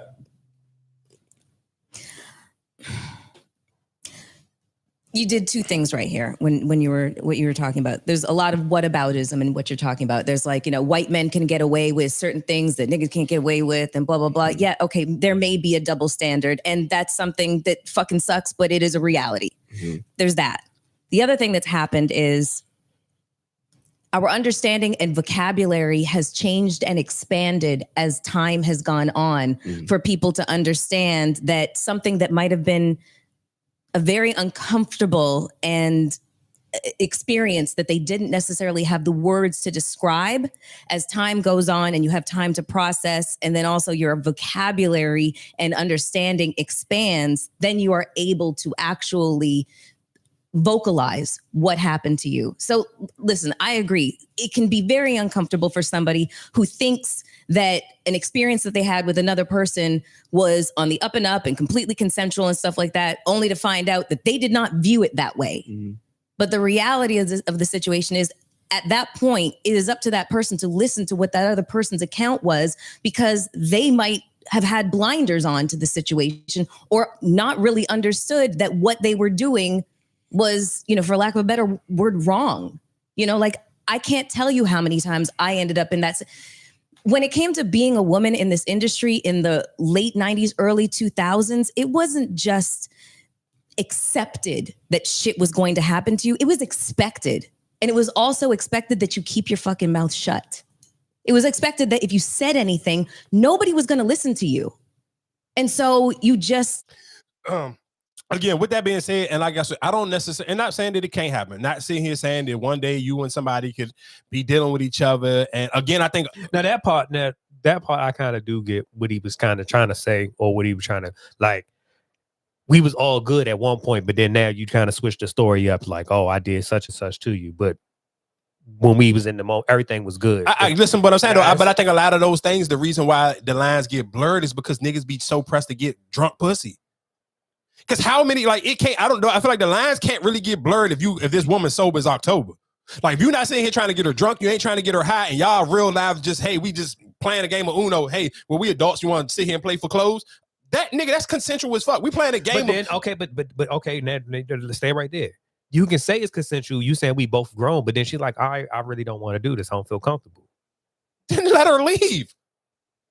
What the fuck are you talking about? But some niggas are kind of aggressive, like, nah, why you gotta leave? But listen, no is no. And that's what I'm saying. But that's what I'm saying. But that's not like that. That situation can happen where you put your. It can't happen if she say I don't feel comfortable. You just be like, all right, cool. But that's what I'm saying. Like when he gave that example, that's probably what something that Flip is trying to say. Well, I'm not always drugging or whatever the case may be. But it doesn't matter. Like, no, it don't. You absolutely right about that. But I'm saying, started off great, and you would have thought you was getting some, and I gave those vibes. And if I said no, no, then It's that's a it. dub. But, Nigga, it's over. okay, so if you did say yes, right, and everything went, but then later on you don't feel right, like, oh, I didn't feel like I should have did that, or I don't feel like I should have fucked him. I wasted my, you know what I'm saying? People change their minds, right? That's after the fact, though. If we're in the, But that's what I'm saying. So if she had changed her minds after the fact that we'd already did it, and then she'd be like, oh, well, yeah, you did X, Y, and Z to me. People do that. No, listen, I hear what you're saying, but I don't know. I don't think those two things really don't happen. I don't think to the extreme where you trying to see and say, I'm about to sit here and press charges on this person now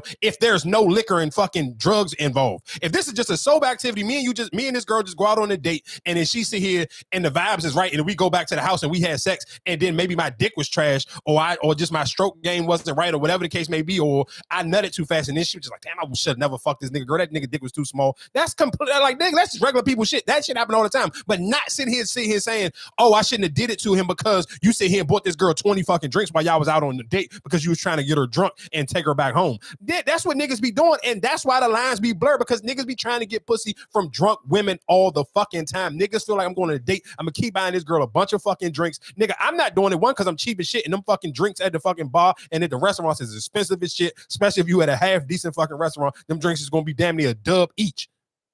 So I'm not about to sit here and spend $100 just to get some pussy. The $100 is just on the liquor. You sit here and go somewhere, go to a fucking Roof Chris or anywhere higher than that, and you sit here and buy a girl a grilled drink, some top shelf liquor. It's going to be $20, and maybe if it's not 20, let's just sit here and say it's 16. I'm from the hood, so we're gonna round it up $4. Again, 20. You buy her fucking 5. You sit here and buy her 5 drinks, and sit here and try to get her. You just spent $100 to sit here and don't necessarily know she really like you or want to fuck you because you sit here trying to cheat the game and get her drunk. Nigga, if you got a good talk game and this bitch really like you, she gonna fuck you and she could be sober. And that's the point. Them lines don't get blurry if there ain't no liquor and no drugs involved. Because if she's sober, y'all just got to have a good conversation. Y'all just kicking it and y'all really enjoying each other. And then she want to fuck you, then she want to fuck you.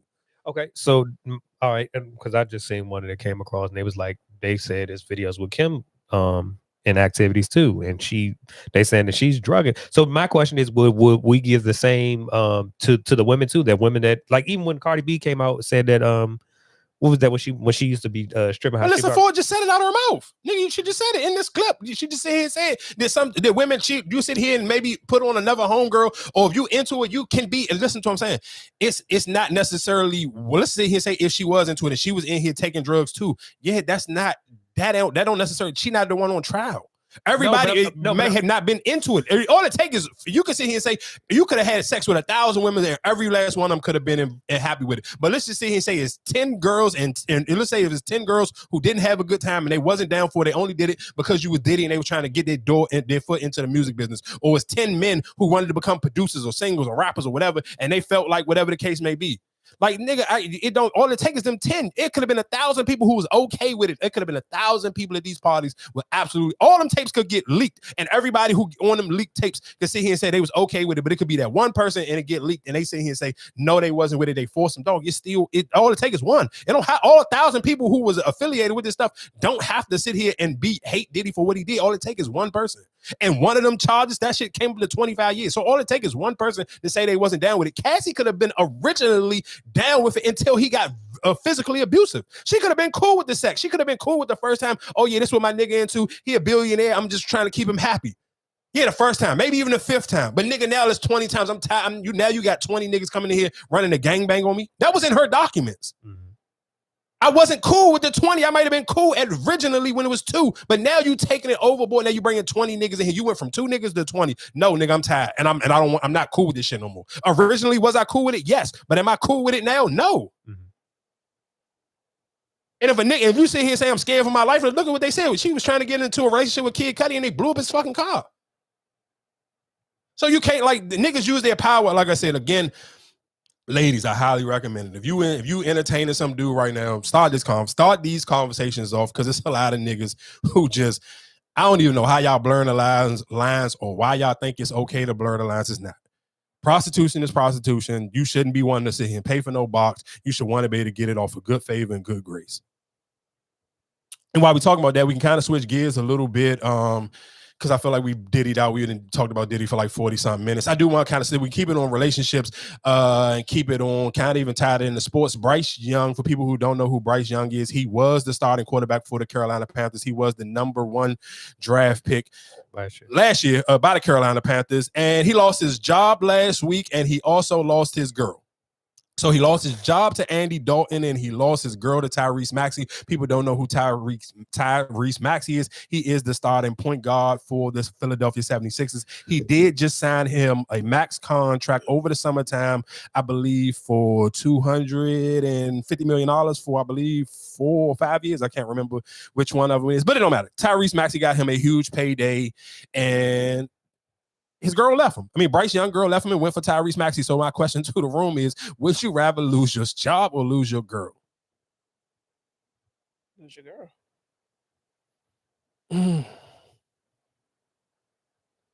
I'm not gonna lie to you, I probably rather lose my job. Losing my girl to especially Tyrese Maxey. Do you know what these two gentlemen look like? Oh, you're asking losing the girl to somebody else or Yeah. losing your job. Oh, no. Well, I mean, even still, lose your girl. Why would I want to lose my job?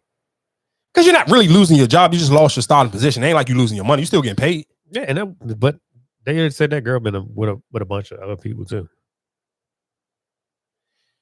You know, the crazy thing, the girl looked like Joy. I thought it was Joy at first when I first seen the joint. And that's why when I first originally seen it, I kind of just scrolled past it. I'm like, all right, maybe they just, I don't, like, I didn't. It was they said it was a bunch of other athletes that was seen with her. Because that's what they was like, damn, why these niggas keep recycling?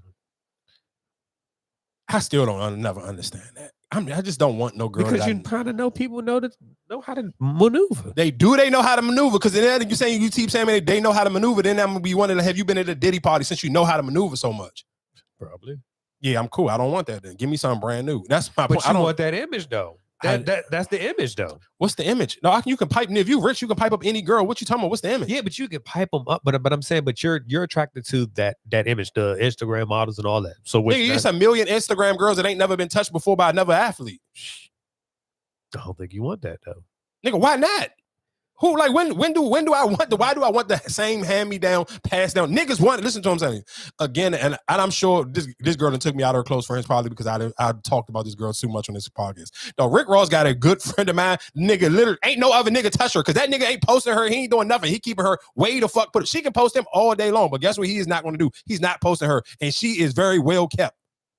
And I mean, when I say well kept, I mean, don't got no goddamn job, and she be fucking designer from head to toe, jewelry, new teeth, everything. But guess what? And she don't never got to be in none of the mess on social media or nothing. And no other niggas, you know why no athletes gonna be shooters? Because he ain't never posting her, so she ain't on nobody's radar. Dog, niggas be wanting them a peace of mind and don't want everybody to sit here and be my girl to be ran down. Who the fuck want just some random girl fucking that already come with 3 and 4 other popular baby fathers? Nigga, I wouldn't want to do it. And that's why I don't feel sorry for niggas. Like, hell no, it's nowhere in hell. Like, stop, dog. Like, it's too many women in the world. It's way too many beautiful women. Nigga, it's too many beautiful women in the DMV and in Texas. Nigga, pick a choice. Like, pick a city. No, dog. It's no way. No, I'm sorry. And shout outs to the athletes who not as popular as some of the other athletes. Guess what they hit? Regular bartenders and regular Instagram girls. It's only the niggas who like when they come superstars, then they become fanboys for the girl who'd already been passed down by all the other superstars. Because what about the niggas who I made my contract only maybe like $1 million or $2 million? He's not trying to compete with the nigga who got the max contract. The nigga who got $2 million, guess what he doing? It's niggas in Miami. I know a girl that I follow, she a bartender in Miami. She's bad as shit to me. But she may not be to the level of Tyreek Hill, may not be trying to dip dick into her, but I guarantee you it's a bunch of other niggas on the Dolphins who want to stick dick in her. So that's just my whole point. It's just like, I think niggas be like, the more money they get, the more attracted they get to a woman that's already been passed down by other niggas. I'd rather just not. Like, and again, when we talking about niggas who just chasing, geeking for a pass, I'm not mad at her because the girl is bad. I would want to hit her, but I hope you ain't trying to wife her. India Love. What's the nigga Trayvon Diggs? Of course, that was for people who don't know who Trayvon Diggs is. He is what do you play? Cornerback for the Dallas Cowboys. But for most women who just on the social media thing, that is Joy Chavez's latest baby father, and he was just caught out on dates with India Love. She was at the first home open game for the Cowboys, and she had on his jersey. So people put 2 and 2 together. That's just like, and I listen to him say, I'm not mad. Shepard. Oh yeah, Amon Shepard and Amber Rose, we can tie all of them in together. And Tiana Taylor, homegirl, called Amber Rose out, added her on the socials and all that. It was like, you trifling because when we popped up on you and wanted to see if it was really smoke or you was flirting with him, or this was before they even had the divorce was official. So obviously this Amon Shepard and Amber Rose thing been going on a little bit for backstory for people who don't know what's going on. They got caught. Well, I can't even sit here and say caught because they were just laid out on the beach. Amon Shepard was smoking a blunt. Amber Rose was laid up beside him. They was in Miami on the beach and they was just kicked up. They was cozy. So Tiana Taylor, homegirl, seen the picture and she just spazzed out. She wrote on the comments, whatever the case may be, tagged Amber Rose and was like, sit here and lie, because then I sit here. If you sit here and deny what I'm sitting here saying, I recorded the conversation of me pressing you. Well, would you feel some type of way? What you mean? Because like we didn't, I mean, nobody know about that. And then like you kind of spilled that, like, because Tiana Taylor been kind of who if I would feel some type of way if I was who? If you was Tiana Taylor, like your friend, I would no, because she being a friend. And that's why she even apologized her on the post. She was like, bro, I know I'm violating, but I don't care. I'm not about to keep letting people play with you. No, but I'm saying, but would you feel some way? Because like I haven't been in the drama, or I haven't been in, things been kind of quiet. And then now it's like, oh damn, we didn't know, he was fucking with her. No, I wouldn't, because my friend is being a real friend. Why would you be mad at your friend holding you down? Why would I? What the fucking like because that? If nobody else knew about it though. So fucking what? You're my friend. My friend is holding me down about the whole situation. So would you feel like if somebody sit here, if your friend comment or whatever, put, like if nobody knew that whatever happened before and then she put the information out there, would you feel some type of way? Or you'd be like, okay, that's fine, you check them? No, I wouldn't be mad. That's what your friend. That's what I'm saying. That's a friend holding you down. No, because Tiana Taylor been kind of squeaky clean, right? Nigga, she's still squeaky clean. That don't have nothing to do with her. She called. She basically, listen to what she's saying. I don't know if you read it, but she basically was calling the mom Shepard out like, nigga, Tiana been saving your ass and trying to keep you, because realistically, perfect example. Again, when we talk about how you present on social media, I don't necessarily if you ever listen to his podcast, but he always, even when he was going on other people's shit, he always try to make himself sound like he move on man time, like he moves with a lot of integrity, a lot of morals, and Tiana Taylor helped. She never tore him down to demolish that image, so he can still, he can still podcast, he can still do whatever, because that's what he was doing. Basically, he was doing that and doing the Shy. So, but a lot of his episodes was real live on men moving with morals and integrity, and that's not how he was living. So and that's why she sit here and made it like, dog, she held you down and never shitted on your image or nothing, but you playing in her face right now. And when we seen you with Amber Rose or heard it was something before, we checked Amber Rose, called her out on it while y'all was still married. Y'all wasn't even officially divorced yet, and Amber Rose copped the deuces. So now you basically sitting here saying the girl that we was asking you about, y'all sit here and downplayed it like it was nothing. Y'all hadn't had nothing going on. Now you sitting here playing in our face and y'all out so people can see you in the public. And especially with Amber Rose having so much stuff going on with her name right now with the Trump and all that, nobody don't want that. Hell no. I'm not. If I'm Tiana Taylor, I'm happy as shit that I got real friends that's gonna hold me down. Cause shit, perfect example. Look at when JT and Young Miami was getting mad at each other, because guess what? The other one wasn't coming to their defense when they was getting dragged on social media. So real friends, you want your friend to hold you down when you're getting dragged on social media, or your name is somebody playing with your name. So I'm not mad at Tiana Taylor's friend for holding her down like she did what she was supposed to. She was being a real friend.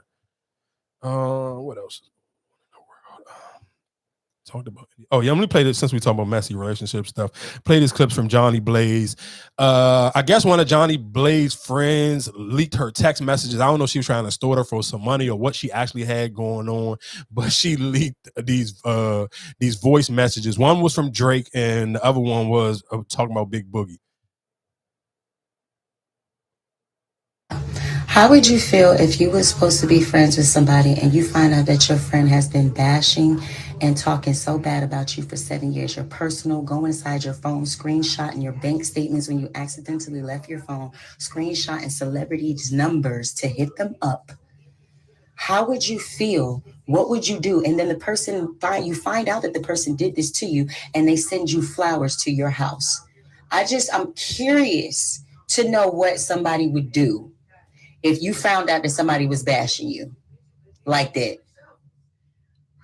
Clarity, because I really don't feel good in my heart watching you text me and then like knowing that I'm seeing it sometimes, not all the time, but sometimes I'm seeing it and I'm like, damn, I don't know what to say to her, like, because I just don't know where to start again, really, with this situation.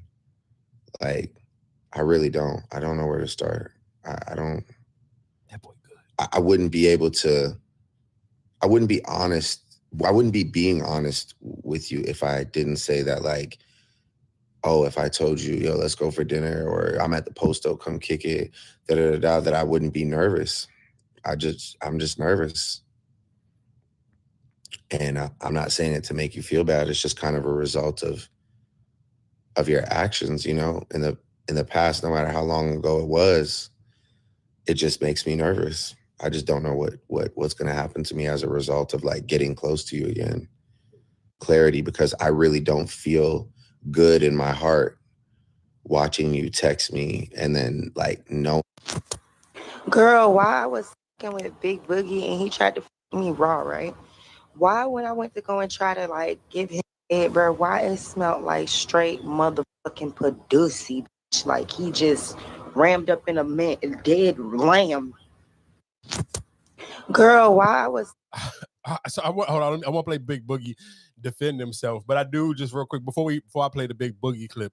I'm not gonna lie. Drake is vicious, and Drake is so vicious because like manipulating shit right there, boy. How? What you mean some manipulating shit? Why you say saying? that? How is that manipulating? He was keeping it a buck. He probably No, wanted the bitch probably got some fire pussy. No, he that's wanted what to I'm saying. double So back, but you was saying some shit that like, oh damn, he jive feel. That's what I'm saying. Like manipulated. He was like, that was some smooth ass shit. You just no, said. you must don't know what she done to him before or what she said about him before. That's why you saying it's manipulated. Nigga, he probably keeping it a buck. I want to fuck you, but I don't trust you, and because you violated. What she do? Nigga, she got popping because violating Drake.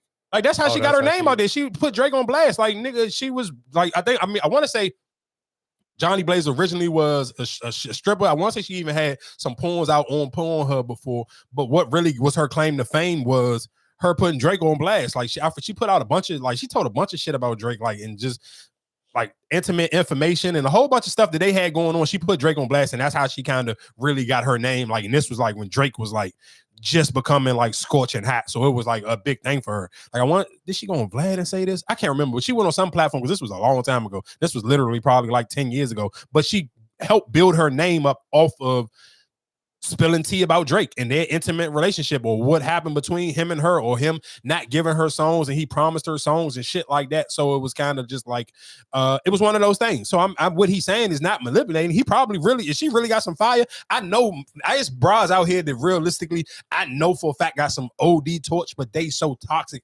It's terrifying to even like it's not worth doubling back for. You want to like every time you see her come down the timeline or you see one of her Insta stories and she half naked and Johnny Blaze 9 times out of 10 always be half naked. So you gonna have them flashbacks or how fire it is, but then still at the same time you're gonna be like, bro, I know this shit ain't no good for me because this girl is toxic as hell and she quick to take stuff to social media. So what he was saying, I get it, but I want to play this response from Big Boogie. Man, look. Man, y'all leave me out y'all kitty cat fights, dog. Leave Big Boogie name out of y'all shit, man. Leave my name out this shit, bro. What's wrong with y'all, man? Like,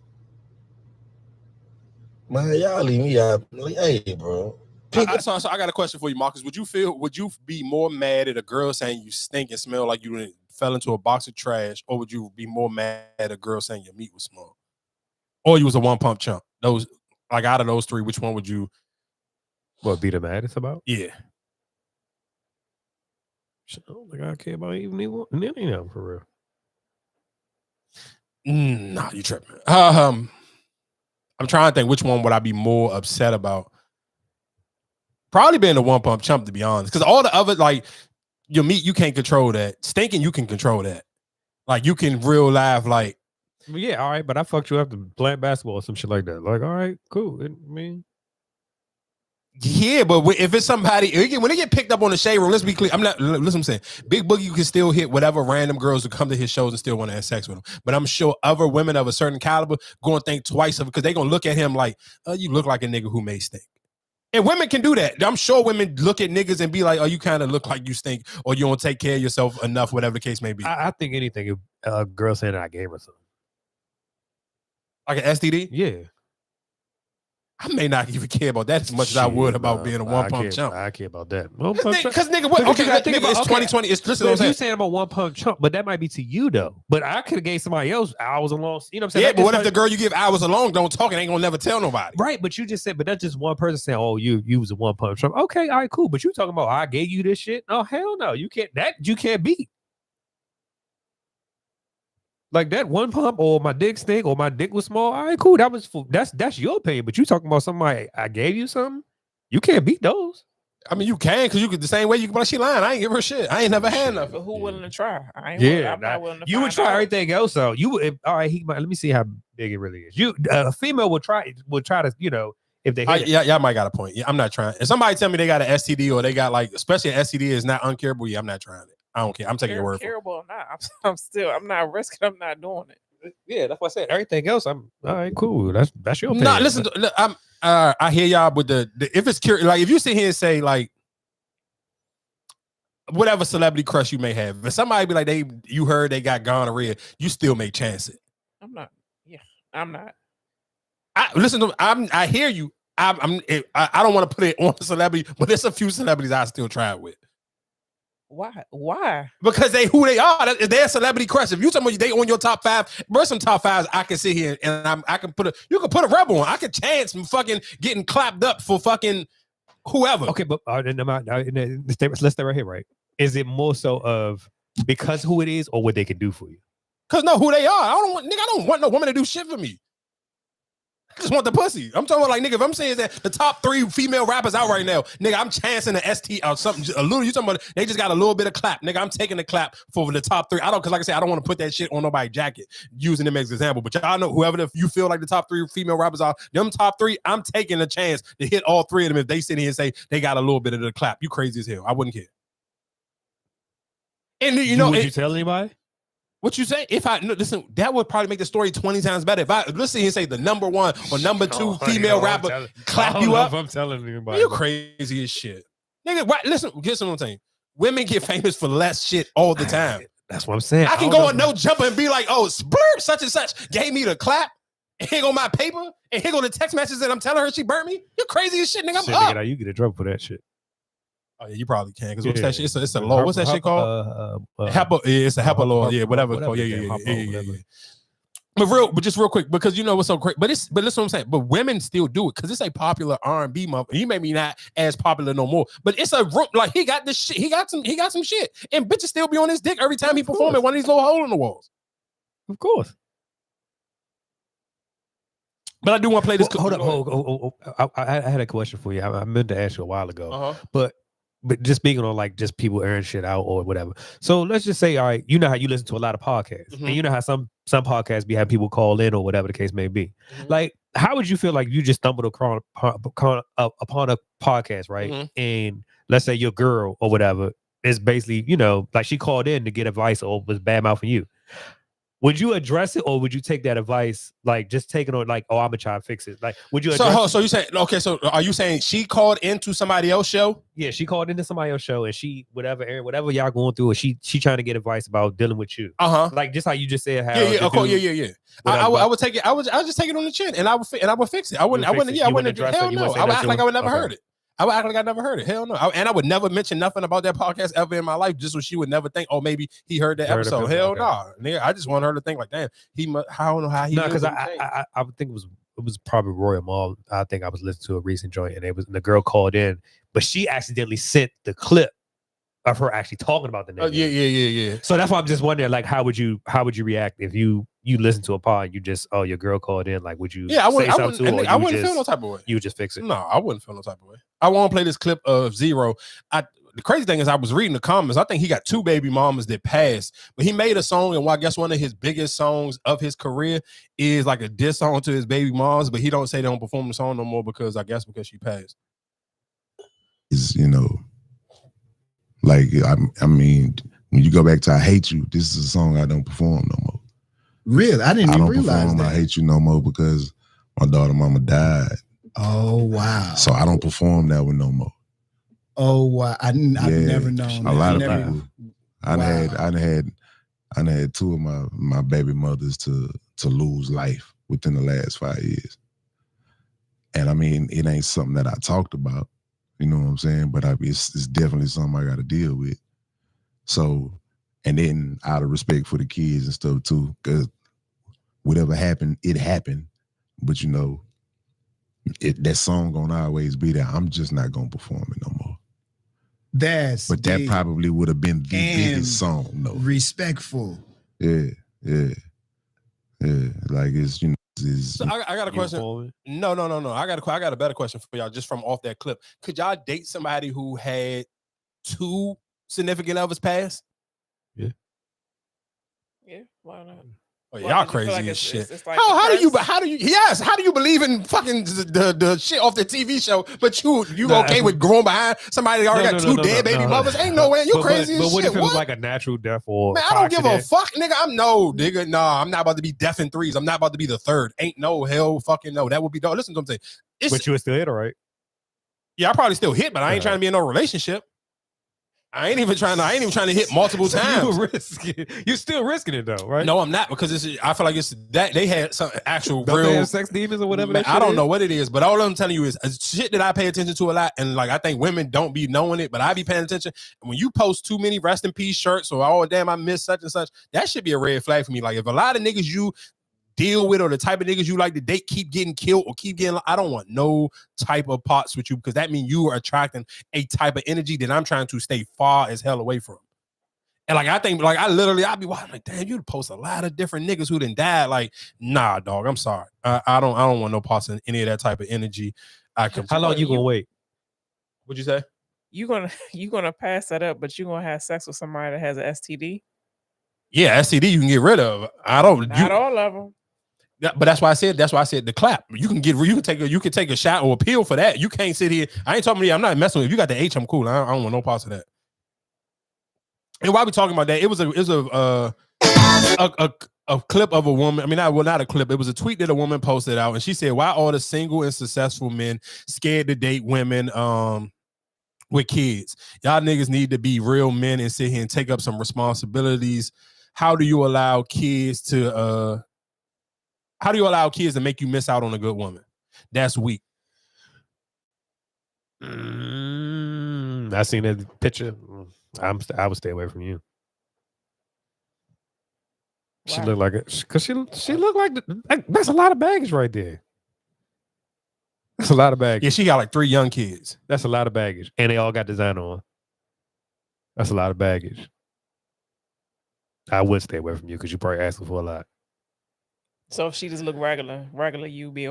I wouldn't. I probably could. I can probably cope with it more because, like, just looking at that, for you to post that and just looking at that picture, like, all right, all my kids designer down. Like that's a big job to step up to and actually got to do. So for you to sit here and say, yeah, I'm kind of scared because I can't fill those shoes. But what if she did it herself? She doing it for herself. Okay. Okay. She could be doing what for herself? Like he's saying, like she in designer clothes, the kids in designer clothes. She could be paying for that herself. She could be taking care of that herself. Who's to say you stepping into it? You gonna have to be the one to pick up, and she all of a sudden gonna stop doing it if she's. So then my question: why else would somebody be scared to talk to you then? I mean, some people. But that's just what I'm don't saying. want- No, but that's what I'm saying. But sometimes I will stir away from certain people because I can't. I'm pretty sure I can't meet your expectation. No, but listen. But basically, what she's sitting here saying, though, she's sitting here saying, why all the successful men who basically then worked on themselves, got themselves together, financially stable, got a good job, got their own stuff, why do they not want to just randomly come and sit here and start dating a woman with 3 kids, 3 young kids? Like, we ain't talking about, like, especially at my age. When you get into the 40 and over, I'm not sitting here trying to deal with somebody who got 5-year-olds, 6, and like 3, and like it's 2. Like, bro, you old. Your kid's supposed to be damn near get ready to get out of high school. Like, what the fuck are we talking about? You sitting here got a bunch of little kids. Like, bro, ain't nobody trying to deal with that shit. Go figure it out with your baby father. And the reason why I want to say that, I'm gonna play this clip right now of this. What happened happening in Houston? Jalen Foreman is charged with murder, and according to court documents, he went to his ex-girlfriend's home last week to drop off presents because one of their children was having a birthday party. But witnesses say Foreman got into an argument with his ex's new boyfriend, opened fire, hitting his ex, Jalen Whitlock. Foreman took off but was taken into custody of a man charged with killing his ex in front of their 2 small children. Jalen Foreman is charged. And that be my point of why I just, bro, I don't want no parts of that. Like, I'm cool, bro. I don't want that. Like, that shit is like, it's too much extra shit with that. Like, perfect. And the sad thing is, you got to think about it. He got into it with the boyfriend, and then the baby moms end up getting killed. So who shot who? Who shot? So her baby father shot her. He wasn't shooting at her, but she was probably shooting at the baby. So the baby father and the boyfriend, I guess, got into it. So they had a birthday party, whatever the case may be. They may exchange words. I don't know if they got to fighting or whatever the case may be. And then the baby father tried to shoot the boyfriend, missed the boyfriend, and killed the baby mother. Okay. But that's my point of when we sit here saying you got it, Joe. It be so many. You have so another thing. Again, I would tell all women and men. This is for everybody, bro. Study your next person you want to be in a relationship with. Pay attention to their Insta stories. Pay attention to the stuff they complain about. You got to be very careful because some women they may have multiple baby fathers. Is this nutty? And it ain't just, she be like, oh, I got 3 different baby daddies and all 3 of them been locked up. All 3 of them be still don't want to get a job. And you talking about they in their 30s with like, nah, dog, I'm cool. Because everybody don't broadcast it though. Don't broadcast what? Like their baby daddy issues or whatever. Everybody don't broadcast it. Everybody don't. But listen to what I'm saying. The ones who probably don't broadcast it 9 times out of 10 and they have it and they already got they got that situation strongly under control where if they don't take it to social media, then that means 9 times out of 10. That's something I don't know about. So realistically, I'm sure they already got that under control. So it's nothing nothing you even got to worry about. But for the ones that don't got it under control and they consistently posting it or they sitting here saying, nah, dog, I'm cool. I don't want no parts. Because it just be like, that's literally how it's going to continuously play out. Let me play this clip of Tia Kim. I ain't got no real thoughts on it, but so we finna clock this T right here. Renee says you want to stay keeping up shit. We finna talk about some real tea. Your brother over there paying people to put hits out. He over there paying people to put hits out. And niggas running off with his money and it's getting back to me. So now I'm finna send the feds over there to y'all motherfucking empire. See, you had the right bitch today, ho. You keep playing with me, I'm finna tear y'all motherfucking empire down. Next, we gonna talk about Miss Carol murder. Y'all know who Miss Carol is. You know that's behind your brother. I'm finna make sure her family sue y'all whole estate. Because that case is not closed. You know the lady that was killed leaving from my mama's house, getting her hair done that time. And it's behind your brother and his drama. You know that. You know. About the man who was killed in front of Black House. Okay. We finna dig up a whole bunch of motherfucking maggots right now, ho. I'm not finna play with you, you Ozempic bitch. I'm finna finish y'all motherfuckers. Watch this. So and that kind of go back to my point of where I sit here and say you got to be careful on who you lay in bed with, who you have kids with, because it's like I ain't sitting here saying she lying or she telling the truth or what may be going on, but it's just think about like, dog, and somebody like Rick Ross, why would you even want to put I'm sure I don't necessarily know if she was always this crazy or this is just something new, but it's just like, yeah, you got to be careful on who you lay in the bed with, like. But see, that's tricky because how would they do it? They do it grown. I mean, not their daughter. You mean their son? They got they got a son together. Yeah, I don't necessarily know. Like I said, me personally, you just gotta be careful, though. I don't think. Yeah, I wouldn't do it. I just wouldn't recommend it. I would tell people to be very mindful and think about twice about who they have kids with. I want to play this clip of Andrew Schultz, right? He had these 2 dudes on his podcast. And again, when I'm telling you the power of social media, because I'm going to play the clip of them niggas apologizing, but I'm going to play the original clip first. And then I'm also going to play a clip of Ryan Clark kind of calling them out. And I'm kind of mad because I listen to Andrew and Charlamagne, brilliant idiots, every week. And that's sometimes where it pissed me off about Charlamagne. Because like, bro, you could sit here and talk about Diddy, all this shit, and you didn't address the elephant in the room. And I know Charlamagne main thing gonna try to be is, oh, I don't be on Twitter. I know for a fact you follow Ryan Clark on Instagram because you talk about listening to the Pivot all the time. So for Ryan Clark to call him out, and I made sure I tagged Charlamagne in that video. So I know you seen that because other people was tagging you in that video. For them not to address, that shit kind of knocked some cool points off of me with him and Andrew. So you're Trini, Oh, and the white side is what? Irish. Is Irish. Yeah. Okay. Wow. Oh, in today's climate, you're a colonizer right now. Yeah, right? but it's really game, not bro. fair because the Irish got fucked too. Yeah. You're double slaved. Yeah. It sounds insane. It does sound insane, but it is factually true. Mathematically speaking, Taters. There's potato slaves. Yeah. Fuck sake. That shit's probably harder to pick than cotton if you pick about it. So you're Trini. So that wasn't even the one. That's not even the hold on. girlfriend effect. This Oh, is you don't know about this. glow up the other culture. Yeah, so you'll see a guy who's had a black girlfriend. All of a sudden, he's got buzz cut, like clean shape up. Glows up, bro. Yeah, I like that. I like that. They shave their hair because they start losing it. Because they're so stressed being around this black girl complaining about shit all the fucking time. That's why they gotta shave their hair. Nah, bro. White guys with black girlfriends, they grow a beard because because there's more cushion when they get slapped the fuck out of. That's hilarious. I think the black girlfriend effect. It might be a protective instinct, bro. You think? Protective. Do you guys have you ever had black girlfriends? Yeah. Have you ever had white girls? Yeah. Oh wow. Okay. What's your favorite?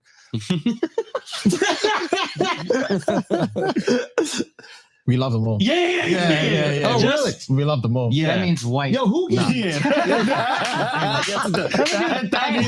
means white. Hey, let me get a US translation. Kendrick fans, get him.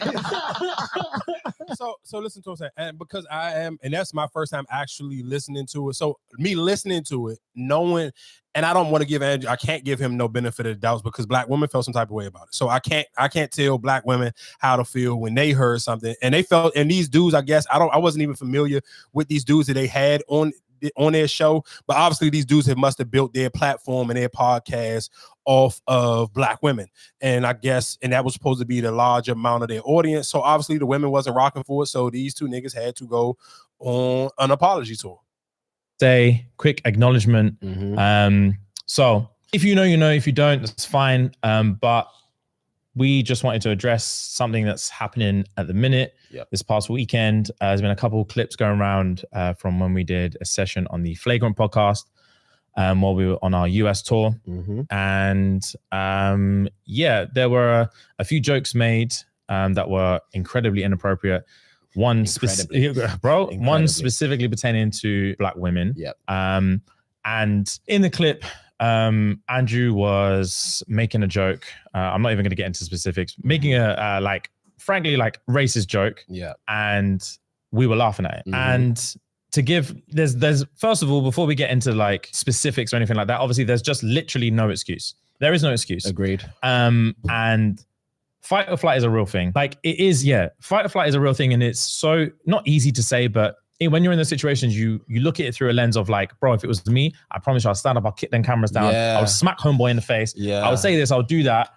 But when you're in there, you're in shock. You're in shock, and all you want to do is move on. Bro, move on is the fucking word, bro. All you want to do is fucking move on. Just move on to the next thing. Just move on to the next thing. There's and so like many we had times. to say a few times, bro, just move on. Just move on. So many different topics. We were like, move on. And it's not even like about pity laughs or anything, but we just wanted to get out of that situation. Literally get out of that situation, keep the ball rolling. And we thought it was going to be more of like a bros chat, but it ended up being something that's ended up being something that's like really, really hurt people that look to us for support and look to us to feel protected. And protected is the main thing that I wanted to discuss, is that it is our duty to protect you guys. Facts. And it is definitely not cool to be in that situation. And again, not be the ones to stand up and kick the cameras down. And we fucked it on that occasion. We did. It's not going to happen again. And it's about being human. It's about realizing that you don't know what you're prepared for. You don't know how to prepare for something you don't know that you don't know what's going to about. happen. And once it's happened one time, you're like, fuck, all right. You learn from your mistakes. And that's literally, you learn from your mistakes. Yeah, we man. fucked. So, okay, I guess before I play the round clock, do y'all have any thoughts or any opinions, or even just on the apology? They could have kept it. Kept the apology? Yeah, you said what you said. You meant it. So why apologize? But is it wrong because he was with the white guy? Yeah, I mean, I think that's what people, because they were allowing.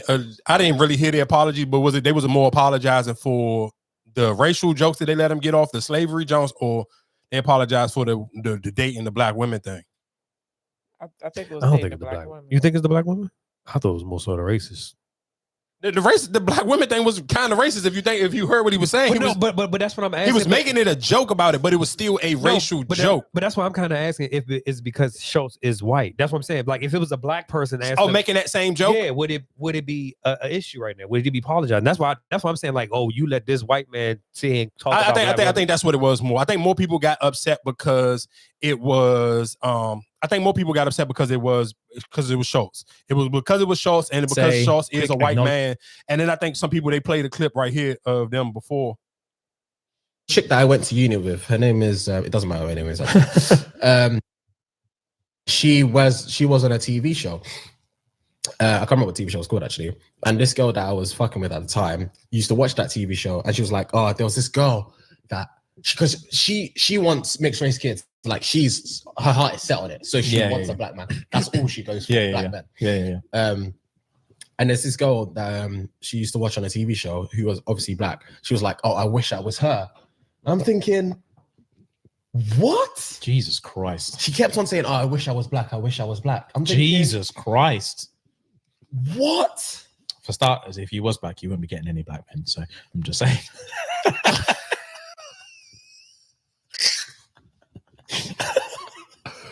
It's just like that's such a bold statement to say. I wish I was black. I wish I was black. Like, yes. What's going on in your life? What? Do you know what I mean? You're white, fam. You're white. You're winning. You've won the game. You're out here. You're just out here white, just with all the rights to you. And you want to be black. I'm not saying there's obviously nothing wrong with being black. I love being black, but like the fact that what are you seeing that you're not experiencing? Like, what are you seeing? Exactly. What's so greener over here? Like, what is greener that you're thinking I'm missing out? It blew my mind. It blew my mind. Obviously, there was no negative effects on me per se because I still fucked her. Yeah, I had been fucking her before she said that comment, and I was fucking her. So again, I mean, and so again, just to kind of show you the power of social media, because like I said, I don't know who those dudes was. I didn't even watch. I haven't never watched. I didn't. And let's be clear, I pick and choose what episodes are Flagrant because that's not the Charlamagne and Andrew podcast is brilliant. It is, and then the podcast that they was on with Andrew was called Flagrant.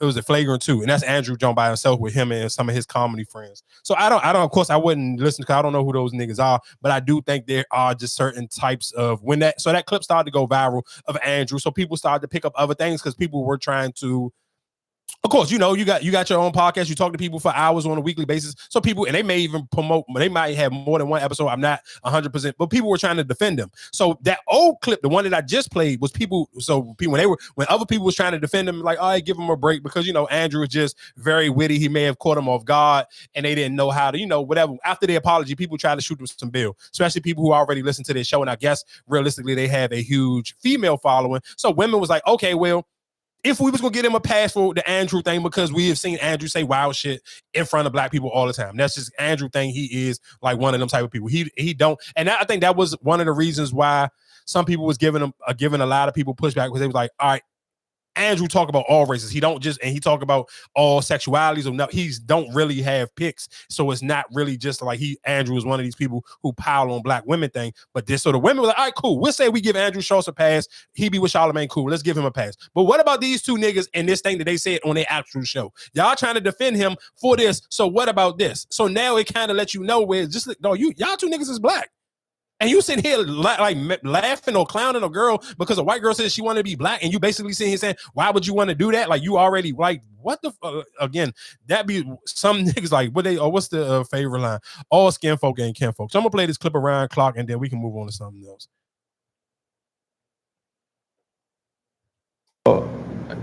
The two podcasters from the UK is we don't know if the black experience there is the same as the black experience for African Americans or black people that grew up in America. I'm sure to be on this media tour in the US and to sit with Andrew Schultz was a big thing for them. I don't care if it was a big thing. And in addressing Andrew Schultz, who I do think is funny, who sits with Charlamagne and has some of these discussions about the culture, I believe he got too comfortable. So I would like to explain some things to him. I want to explain to him the black experience, the black woman experience from my point of view. It was watching my mother start from a bank teller and work her way up for decades to run her own collateral department, only to be mistreated when the bank was sold to another bank, and be so sick on Sunday that I finally had to say, hey, mom, you're old enough to retire. It was to see her go to that same job, 8 to 5, to be treated anyway that she had to be treated because she only had a high school diploma, and then find ways to not only feed me, but do homework with me and my brother, take us to practice because my dad worked 3 jobs. That was the first Black woman experience that I had. Right. The second Black woman experience I had is marrying a Black woman and watching her sleep on my cot as doctors try to figure out why I'm 140 pounds and I'm a 30-year-old man who was 205 pounds a month before that. Her telling me months after that she would just go in the bathroom and cry every night in the hospital because she didn't want me to worry about her because I was so sick. Right? For her to hold my family together so I could be in the household with my children when I was doing things and I wasn't shit. That's the Black woman experience. The Black woman experience is Black women caring so much about the nuclear Black family, Black women taking care of young Black men to teach them how to be leaders, to teach them how to be strong, to teach them how to care about their God, about their family, and it's about their communities, and to raise their young Black women to be independent enough to take care of themselves, but to understand how to support a family, how to support a man, while also understanding how to get it on your own. That's the Black woman experience that I know. The reason that Black women are tough is because when you're mistreated in the way that Black women are, if you're not tough, you just die off, you don't survive. That's the Black woman experience. And the other piece of it is too, is something that I've learned, and I learned it from Black women, is people feel so comfortable disrespecting them because we don't respect them publicly, right? White people for so long have used the excuse, why can't I say the N-word when you say that to yourselves or call yourself that or use that in your music, which is bullshit, right? Or white people have said, if you're using the B word, or they say, if you're using the B word, why can't I call them that? That's bullshit as well, right? That's excuses to be certain things and be disrespectful when you shouldn't be. So when you're sitting across from Andrew Schultz and he's talking about an experience that he can't understand because his wife is not Black, you don't have the right to talk about it. You don't have the right to speak on something that you don't know, right? And to make a joke about what the experience is one thing if you're talking about haircuts and you're talking about clothing and you're talking about beards, or you're comparing what our friend Travis Kelce looked like when he was with Kayla Nicole to what he looks like now that he's with Taylor Swift, right? That is part of it. You start to assimilate to the people around you. What you're not going to do, though, is be disrespectful and say you have to develop a defense mechanism because of alleged violence. Black women aren't violent. Black women don't just walk around to beat people or to be angry or to be treated a certain way. No, Black women, to me, were the entire front line of the Alton Sterling protests when he died, when he was killed by cops in Louisiana. Black women are on the front lines of everything that's about us. Black women understood that they had to take a back seat because as we were fighting for rights in our country, that we as men were going to be able to get through the door before they were. So they decided to push us forward and give us ideas and give us help and give us support and be our biggest cheerleaders because they knew we'll have an opportunity to get in the door first. The problem is, so many times now we're getting in those doors and we aren't reaching back and bringing them through that same door with us. And this is just another example of that. So whoever is Andrew Schultz's Black friend, Charlemagne, you're his Black friend, sit him down, talk to him, tell him what the Black woman experience truly is, because he ain't married to one and he's obviously never been around enough of them to know how strong, how beautiful, how independent they could be while also being supportive, how much Black women have done to create this entire world that we all live in and the way that they've poured in it. Shout out to Ryan Clark. Just listening to that again, because I loved it when I heard it the first time, and it's so crazy that some women was DMing me to John, like, oh, you got to listen to this. And I do, when I was listening to it again, while I'm thinking about it, I was like, damn, why isn't Ryan Clark and the Pivot as big as Shannon Sharpe? And maybe sometimes I always wonder, of course, it got something to do with the blogs. At one point, though, right? Never as big as Club Shay Shay. Hell no. No, I'm not comparing their, like, the Pivot is big as Nightcap, but I'm talking about as Club Shay Shay. And it's because realistically, of course, they don't have, this is something positive. Positive stuff don't flow as fast as. But even when they had all of them together, didn't they have that run where they was it wasn't, Ryan Clark wasn't never on All American. I mean, not All American. What the hell was it? I'm Athlete. Oh, okay. The other two was on there. Channing Crowder and Fred Taylor. Oh, but okay. yeah, Ryan Clark never was on there. Okay.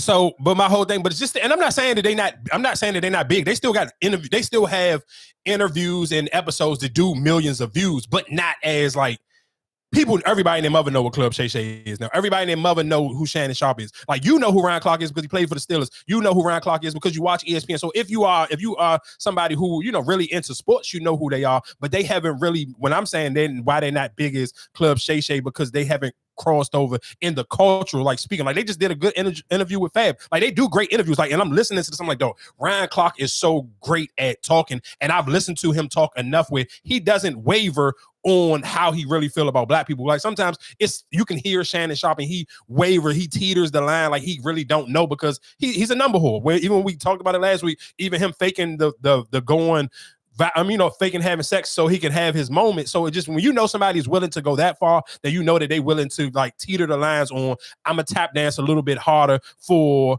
white America more than I will. I'm gonna just stand firmly, and I'm being a black man. This gonna take me where I'm gonna go. As far as I can go, that's just where it's gonna take me. I am who I am.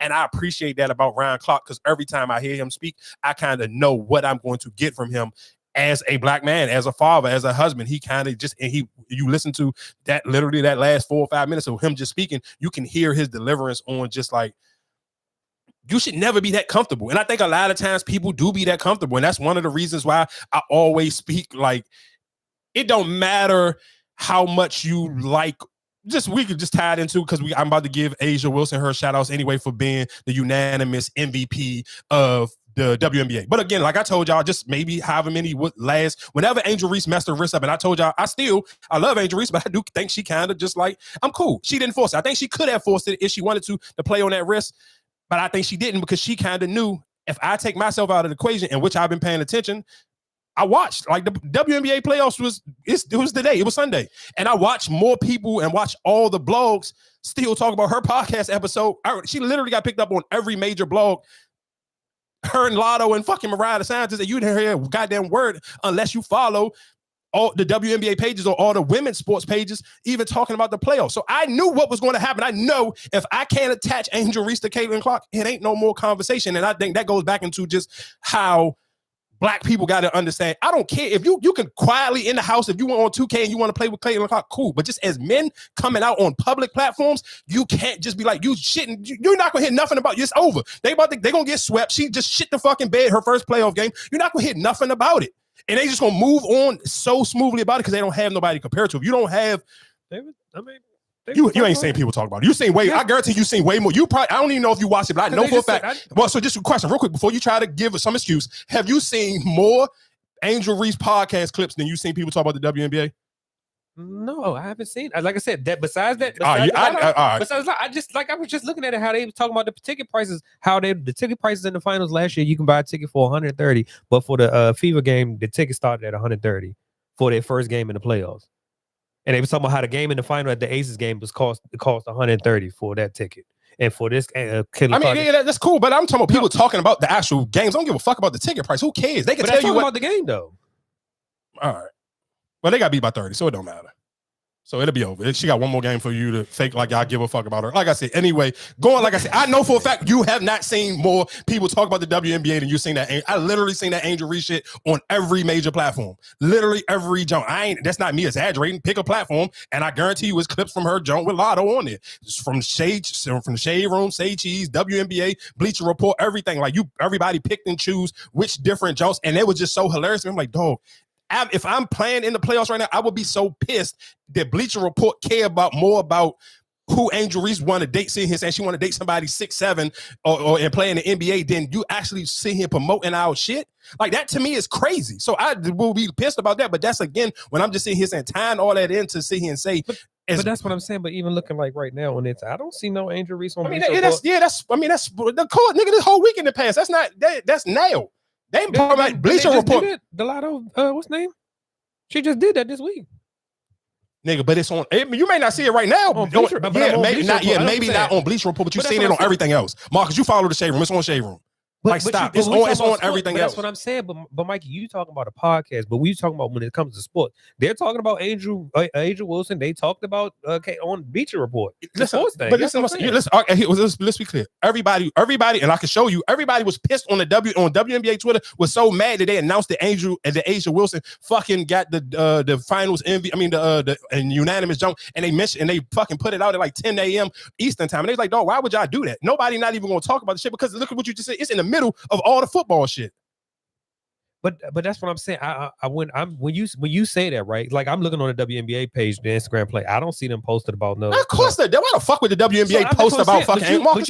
But you saying the shade room, right? But you talking about basketball. That's what I'm saying. What you saying the shade room picked up Che Cheese and all that. But when we talking about the basketball, you saying, well, ain't nobody. But who got bigger platforms, Marcus? I hear what you talking about. Like, you sitting here trying to argue shit that there's no purpose for you to have to argue. Listen to what I'm saying. Sometimes all you got to do is it's okay. But you the same person that say, well, Marcus, listen to what I'm saying. Can you just listen? Sometimes you don't have to try to find something to fit in and talk because you don't know what the fuck you talking about. Sometimes just let me get the shit off and be, I know what I'm talking about, nigga. I know for a fact that every fucking guess what, for the WNBA to grow, they need other pages to pick it up and talk about it. If everybody else is not talking about the playoffs, if this was fucking the NBA playoffs, nigga, say Cheese, the shade room, everybody else would be talking about it. So what I'm telling you is that for the WNBA playoffs to be coming up, I follow every page. I watch every page. You just went to the Bleacher Report, but you didn't go to shade room. You didn't go to fucking Jasmine Brand. You didn't go to Say Cheese or My Mixtape or none of them. I watched all of them post Angel Reese shit this week. If I'm the WNBA, I would rather instead of my star player fucking having a podcast, I would rather sit here and put her on a fucking ESPN desk so they could still be talking about her giving a fucking opinion about the playoffs so people can watch the playoffs. I'm telling you, you can't even argue that the WNBA, their marketing is just dumb as shit. Why would you have your playoffs start in the middle of on the fucking week 3 of the fucking NFL season? Why not start on a Wednesday or a Tuesday when it ain't no games? Like, that shit is just dumb. You can't argue that they got bad marketing. It's no way you can argue that. Like, that don't even make no sense. You not about to sit here and tell me niggas was watching the WNBA playoffs and it was in fucking primetime football games this week. These were some of the best games this week. Who the fuck? Like, come on, dog. Like, stop. You're not about to sit here and argue that shit. Like, I'm not even going to have no argument with you about that. That don't even make sense. But my only thing is, like I said, you discredit the shade room when they do put up stuff. No, I didn't. I told them they should post it. I want them to post it. Nigga, right. I'm happy for them posting but that's what I'm saying. Because Latto was on there. Yes, they're going to post it. That's a rapper. They're going to post it. But that's what I'm trying to figure out when you say, all right, well, I'm giving up credit to they showed everybody was talking about Angel Wilson. Everybody been posting Angel Wilson. So that's why I'm just like, what you said because of the shade room and them posted that. That's all. I was just asking you. You saying, well, nobody's talking about it. But if the sports pages are not talking about her podcast, that's why. But the sports pages was talking about it. They all, Marcus, I follow all of them. They posted it. Maybe Bleacher Report didn't post it, but nigga, I watched the score. I watched all of them posted. I watched fucking every other blog that I post because I was just like, damn, why y'all niggas so pressed to post the fucking the shit of her dating a goddamn wanting to date somebody to 6'7", the girl 6'3". Well, why is this a fucking story?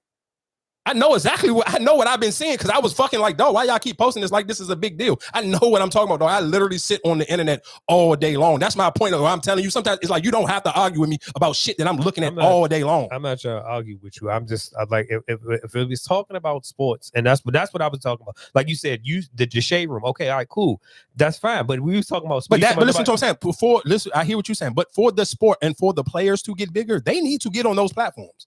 Okay. Because guess what? Ain't no nigga giving a fuck about Angel Wilson getting the MVP in the Sunday. Niggas trying to get their parlay together. And that's what people on the WNBA Twitter, all you gotta do, you got Twitter on your phone, go search fucking Angel Wilson name, and niggas was complaining about her getting that fucking award so early in the morning on Sunday when everybody about to walk and be talking about football. And everybody last night was talking about Shedeur Sanders and fucking Travis Hunter. And again, I just want to have a hot take that maybe not such a hot take if you actually been watching college football. You know how exciting the Colorado Buffaloes are. I can argue that realistically, Travis Hunter and Shedeur Sanders probably will go number 1 and number 2 in the NFL draft and the class of 25.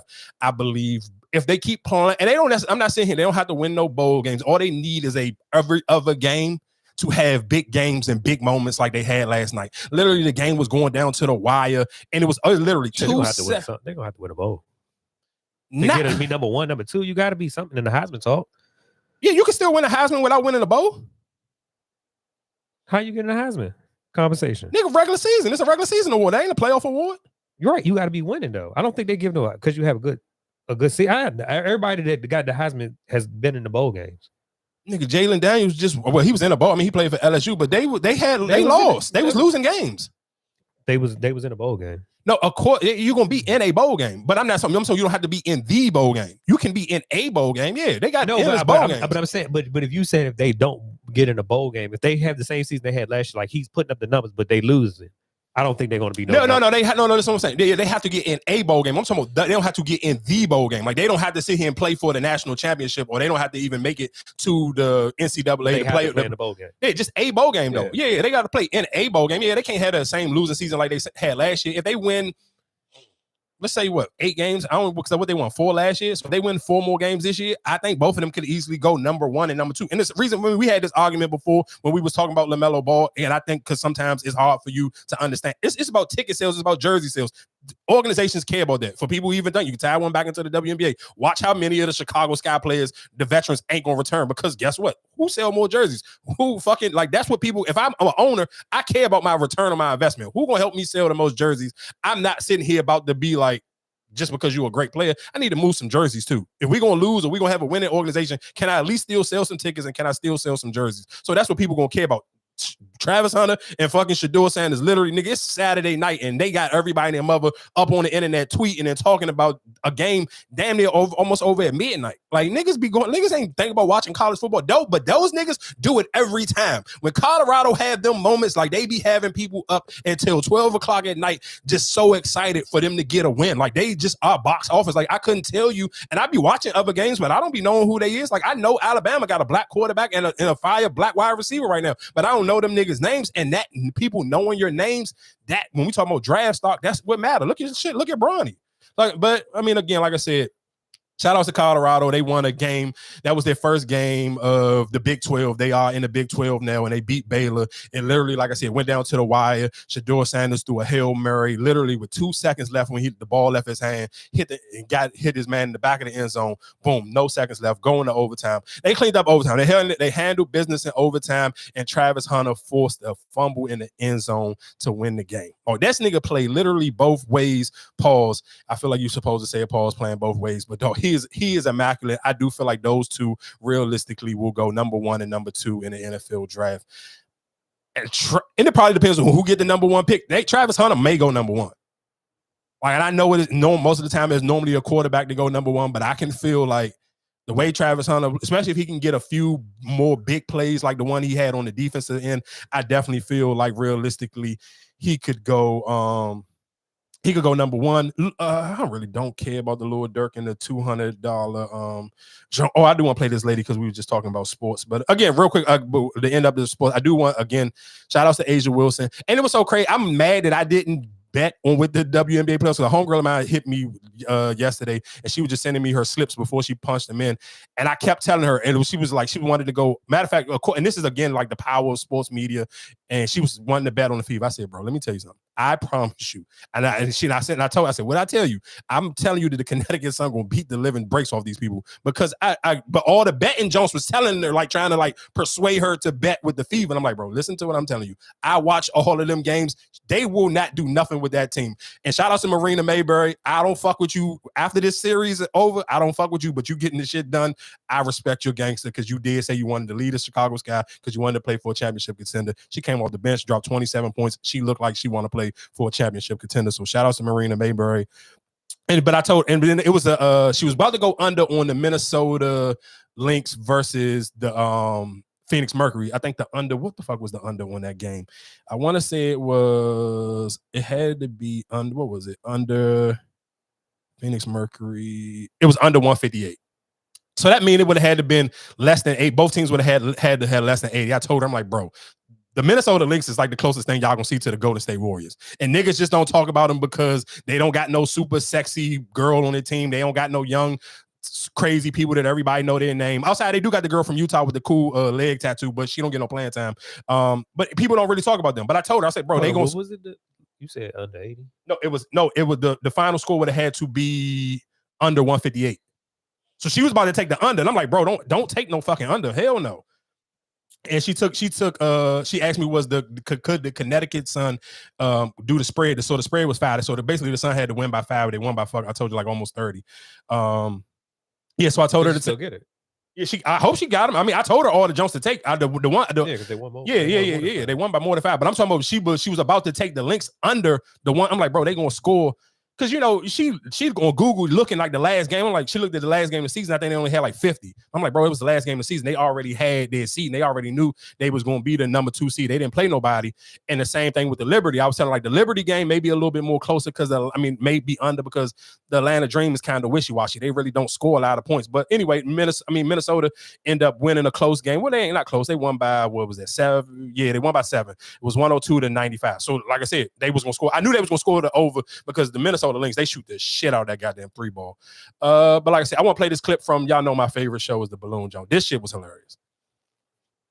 We end up popping Hubert. I'm not really big on like weave and if I can see a braid. And then I can see the bump in the back.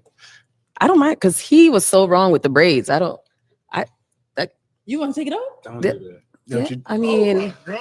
I mean, you know, why can't I? So You still look good. You still look good. So should I keep it off or okay? Again, I don't know if y'all seen it. I mean, y'all probably may have not seen it, but this girl looked 100 times better even with the wig off. And I think did you see her? You seen what she looked like? I want to show it to you real quick.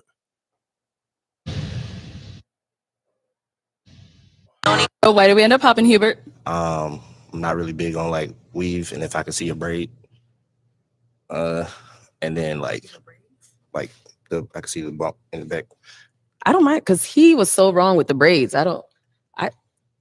You want to take it off? Don't do that. Yeah, You? you know, why can't I? So You still look good. She looks good. You still look good. so should I keep it off or okay? So to me, she looked better. She looked good with the wig on, and she even looked better with it off because she actually had her hair done. So I kind of was like, why you even run with the wig? Like you got a fresh cut, you got the fresh hair. Everybody don't. You might not know how. Especially going on that, you don't know if people really fuck with the bald head. But if that's obviously that's her swag. Like she had a whole fresh cut and a fresh like that, getting that color blonde. Like nigga, that shit is a process. So why hide it? She might not feel like that was the look. Yeah, it looked good, and I'm glad she got the responses. She probably didn't think that she was. You gotta think about it. If you going on a dating app, on this what's name, you trying to impress people, so you probably thinking, oh, I'm gonna put my bust down on, and yeah, that shit ain't. I like it better. I like it better without it, and obviously the whole room. You seen everybody; they was geeked over it. Without it too. So shout outs to her. Who do I want to? Janet Jackson, again, when we talk about the power of social media, Janet Jackson had to eat her words. So Janet Jackson did an interview. I forgot what show she was on, but she basically was sitting here saying, did Kamala Harris' father wasn't black or whatever the case may be. And the lady was like, how do you know this? And she kept asking Janet Jackson, how do you know that? And Janet Jackson was like, oh, well, I heard such and such. She basically going off a straight he say, she say with no hardcore evidence or no type of facts. And then she eventually, social media, again, packed her up and made her have to apologize for it. So she did eventually, she basically retract what she said. She eventually end up apologizing. And real quick, was it a tweet? Was it a tweet that she was saying? I thought no, she was saying basically because people on social media. No, she was talking. She was in an actual interview. Oh, okay. So the interview, but then of course the interview go viral. People dragging her to hell, and then she came back and apologized. I'm like, I'm sorry, whatever the case may be. I was misinformed. I didn't do my research or do my homework. But of course, while we talked, because we did just kind of come from the round clock, and we talked about the WNBA supporting the black women. A black woman who gonna eat every time she had that mic on. Like the last time we was kind of like it drew a little bit of dialogue and some debate behind it. But this go around, she knocked this shit out of the park for a goddamn home run, dog. Only reason we're having this hearing is because somebody got their feelings hurt in a debate. And I don't understand why we're wasting taxpayer dollars. Next time, tell your big boy to show up and be ready to handle the woman in the room who hopefully will become the next president of the United States. And the final thing that I will say is that this election, I didn't ask you a question. The final thing that I will say is that this election is the best example of why y'all are so afraid of diversity, equity, and inclusion, because then you can't have a simple-minded, underqualified white man somehow end up ascending. Instead, you've got to pay attention to the a qualified Black woman that is on the other side. And with that, I will yield. The only reason we're having this hearing. Hey, let me tell you something. And that, man, listen, a read from a Black woman ain't them shit's gonna hit every time, though. Like that shit be just like it kind of just make me excited. Like that shit is kind of like I don't necessarily know if it's supposed to be professional for that setting because it do seem like wild aggressive, but I feel like it always clipped up. So I don't know if people in the room are leading her with that energy and kind of just lay it up. Because it's almost just like I look at it like it's like football. I can't be mad at somebody if they dip their shoulder and they truck you and then they celebrate after they get the first down or the touchdown. Because if you've been talking shit the whole entire game, I can't expect for you to get in the end zone and act like shit was sweet. Nah, nigga, I just trucked you and you was rapping this whole entire time. So when these clips get clipped up, it kind of like, of course, for people, if you're not used to hearing Black women talk like in that type of passion and that type of aggressive, I can understand how you'll be like, oh, why is she so violent? Why is she talking so loud? And it's just like, but I'm sure just the same way that man tried to cut her off and she was like, hold on, let me finish. I'm eating right now. Let me finish this plate. And she smoked it. I'm not gonna lie to you. This, and of course, I mean, she is getting extremely popular for these clips. And I don't necessarily know, I don't care how white people feel when they hear it. I can imagine it probably for some people, they probably feel however they're going to feel about it, but she smoked it. I mean, and this is her second time having one of these. I'm sure she probably got many more of it. Damn. Oh, I wanted to play this clip of Kamala on, Kamala, I apologize, with Oprah. Gun owner Tim Walz was a gun. Know that. If somebody breaks in my house, they're getting shot. Yes, I hear that. I hear that. Probably should not have said that. But my staff will deal with that later. I'm a gun owner. Tim Walz was a gun. You know what's so funny? Like when people I mean, of course we know how people get picked in these studio audiences, but Oprah shit, like y'all ever, I don't know how long you ever go back, but her studio audience looks so much different from like, because I seen a lot of people was like, oh, we wish Wendy Williams was still healthy with the Diddy shit. And that's again how just like when we talking about how toxic the world is, like, and of course, I mean, and to be honest, like I'd be wondering like if I was already if I'm a big podcaster, like even like the Joes, or even if I'm on like the Breakfast Club or what, would I feel some type of way if people like they wish they had Wendy Williams back? Because like why can't I get the job done? What is so special about Wendy Williams? Because I wasn't one of those people, because nigga, I've never been in a house in that time of the day, so I've never really been a huge Wendy Williams fan, so I never understood the fandom of her. I mean, of course, I seen the movie, the Lifetime Joan, but I still kind of never really. I understand. I mean, I feel like she did kind of what almost you could. I feel like you could find any random person on TikTok who can. And I know that probably sounds disrespectful, but I just never seen nothing too crazy. Maybe it's because of the times have changed, but I've never seen nothing too crazy for me to understand why people praise her the way they do. Because I don't see nothing from her that make me feel like she 100 times better than Charlamagne. That's her thing, though. She was like, that was her thing. I mean, I feel like she's the pioneer of it, and I think that's why people give her so much credit and so much respect. That's why I'm not trying to discredit her, but I'm just saying from the clips I've seen or the stuff I've seen go viral on social media, I just haven't seen anything to make me be like. But you got to think about the people who don't have social media, who watch TV, who watch those. Yeah, but that's what I'm saying. But those are not the people who you got to listen to what I just said, though. I just sit here and say people on social media. Her name, when the Diddy stuff first was coming out, her name was trending because people was like, damn, we wish Wendy Williams still had her show so she can break this down. Like people just like that was what she was good at, though. Getting the mess and doing all that. I mean, that's why I'm not. That's what I'm saying. I'm not discrediting that. I'm not disputing that. But all I'm just sitting here saying is, for my personal taking and liking, I just don't see the difference between, all right, if that's what you like, I can get that same type of tea from the Breakfast Club. But that's my thing. But even how they dance around, they don't go in like that, right? Yeah. So I think and maybe that's why, because you're absolutely right. Wendy Williams she didn't do any tap dancing. From any time I seen the topic, she didn't you kind of knew she was going to give you the hard truth about whatever the topic was. Like, she didn't really have no picks where she spared anybody. And that's why so many people kind of was on the fence with her, even when it came down to her health. So again, like I said, I mean, I guess I get it if that is the case of what we're talking about. I do feel like, and Nicki Minaj, and we're going to get to Nicki Minaj in a minute, because Nicki Minaj kind of just be like, Nicki be in her body. Like, she be going crazy on shit, and it just be, when we did talk about Tiana Taylor. Oh, real quick, just because I do want to talk about parenting. Two things that happened, I want to talk about parenting. One, in Montgomery County. It was a 12-year-old boy accused of having a serial. They called him a serial car thief. It reported for 3 different times he had stole cars, and that just kind of like we're talking about bad parenting. But it was a joke. It was at a school. It was at what school was this at? It was this in Philly or was it in Jersey? I think it might have been Philly. And don't let me forget to talk about my. It might have been in Philly. Hold on real quick. Well, it's a song. It's a new song that's out, and it's called Don Julio, and it's this dude, and it's super viral on TikTok. And he was performing the jump. When I sent it to you, I said bad person. Here you go. I'm in school right now, Bullet Collegiate, and we got that juice. Juice. You know, you cut to school, you gotta have the juice, you know what I mean? I can go crazy. Watch. Damn.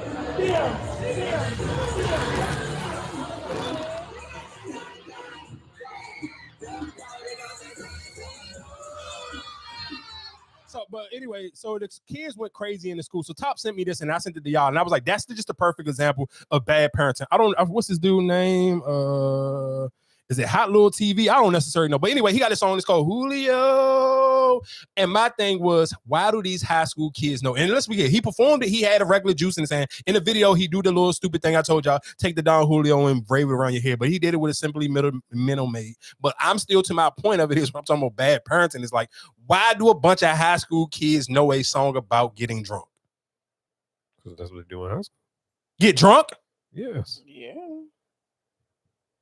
Who didn't do that in high school? No, I'm not saying they all do it, but you have TikTok. You got all these different things in social media that how they not going to know it. Oh, time on. In high school? Yes. You didn't get drunk in high school?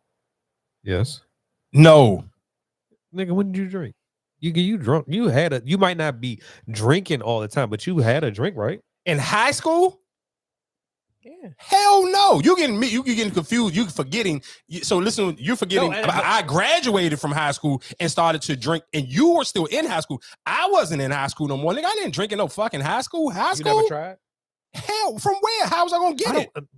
Listen to me. My first time even drinking was because my friend's father used to have corn liquor, but we ain't never go to the liquor store and buy no liquor. No, that's what we saying. So you got drunk off your parents or your friend's parents' liquor, not going to the store and buying it. Like your friend's parents would have liquor, they would pour it in a little bottle, a little water bottle, juice bottle, and take it to school. That's fucking insane. That's insane, dog. That's like I was a bad kid, but I'm talking kid. Like I did childish kid shit. Y'all talking about doing bad adult shit. That wasn't bad. Like okay, it was bad, but I mean, you wasn't hurting nobody. You wasn't hurting. You was just drinking in school. Yeah, I can see why I don't have kids. I would whoop somebody's ass. My kid told me if my kid come home from school and someone they getting drunk, because you can go to jail for that. Who's gonna tell you that? They're not gonna say, "Hey, mom." So you telling me? So the whole time when you telling me kids? Oh, so hold on, no time. So listen, I'm trying to hear y'all. Make sure I'm hearing y'all right. So y'all telling me kids is smart enough to get drunk, but not get drunk enough where the teacher don't know? Yeah. That's fucking crazy. I mean, I almost guarantee you kids probably come to school high and the teachers don't know or just don't pay no attention. It's Using the same, edibles, it's the same thing. And it's not, I'm not condoning it. Because how many people in school was smoking when, Listen, so I'm pretty sure they was drinking. But even with smoking, though, I feel like it's just perfect example. Like if you skip school to smoke, you don't go back to school. Maybe I just like I said, I see kids dumb enough to do it. So that's what I'm saying. That's why I want to speak for me. I just maybe didn't have the balls enough. That's why I say me personally, when I did bad shit, I didn't go back to school because I feel like especially back then. Go back to school, they gonna call. First of all, maybe I didn't start. But one maybe because I didn't start smoking until my 12th grade year, and I had a half a day. So maybe that's why I didn't have to go back to school. But if you skip school, you said 12th grade, like nah, it was earlier than that. Oh yeah, see, and guess what? I even listen to what I'm saying. Even then, I still wasn't even in hell, so I wasn't even getting high. No, okay, but see, I didn't smoke. Now I drank throughout high, but it was like maybe 9th grade.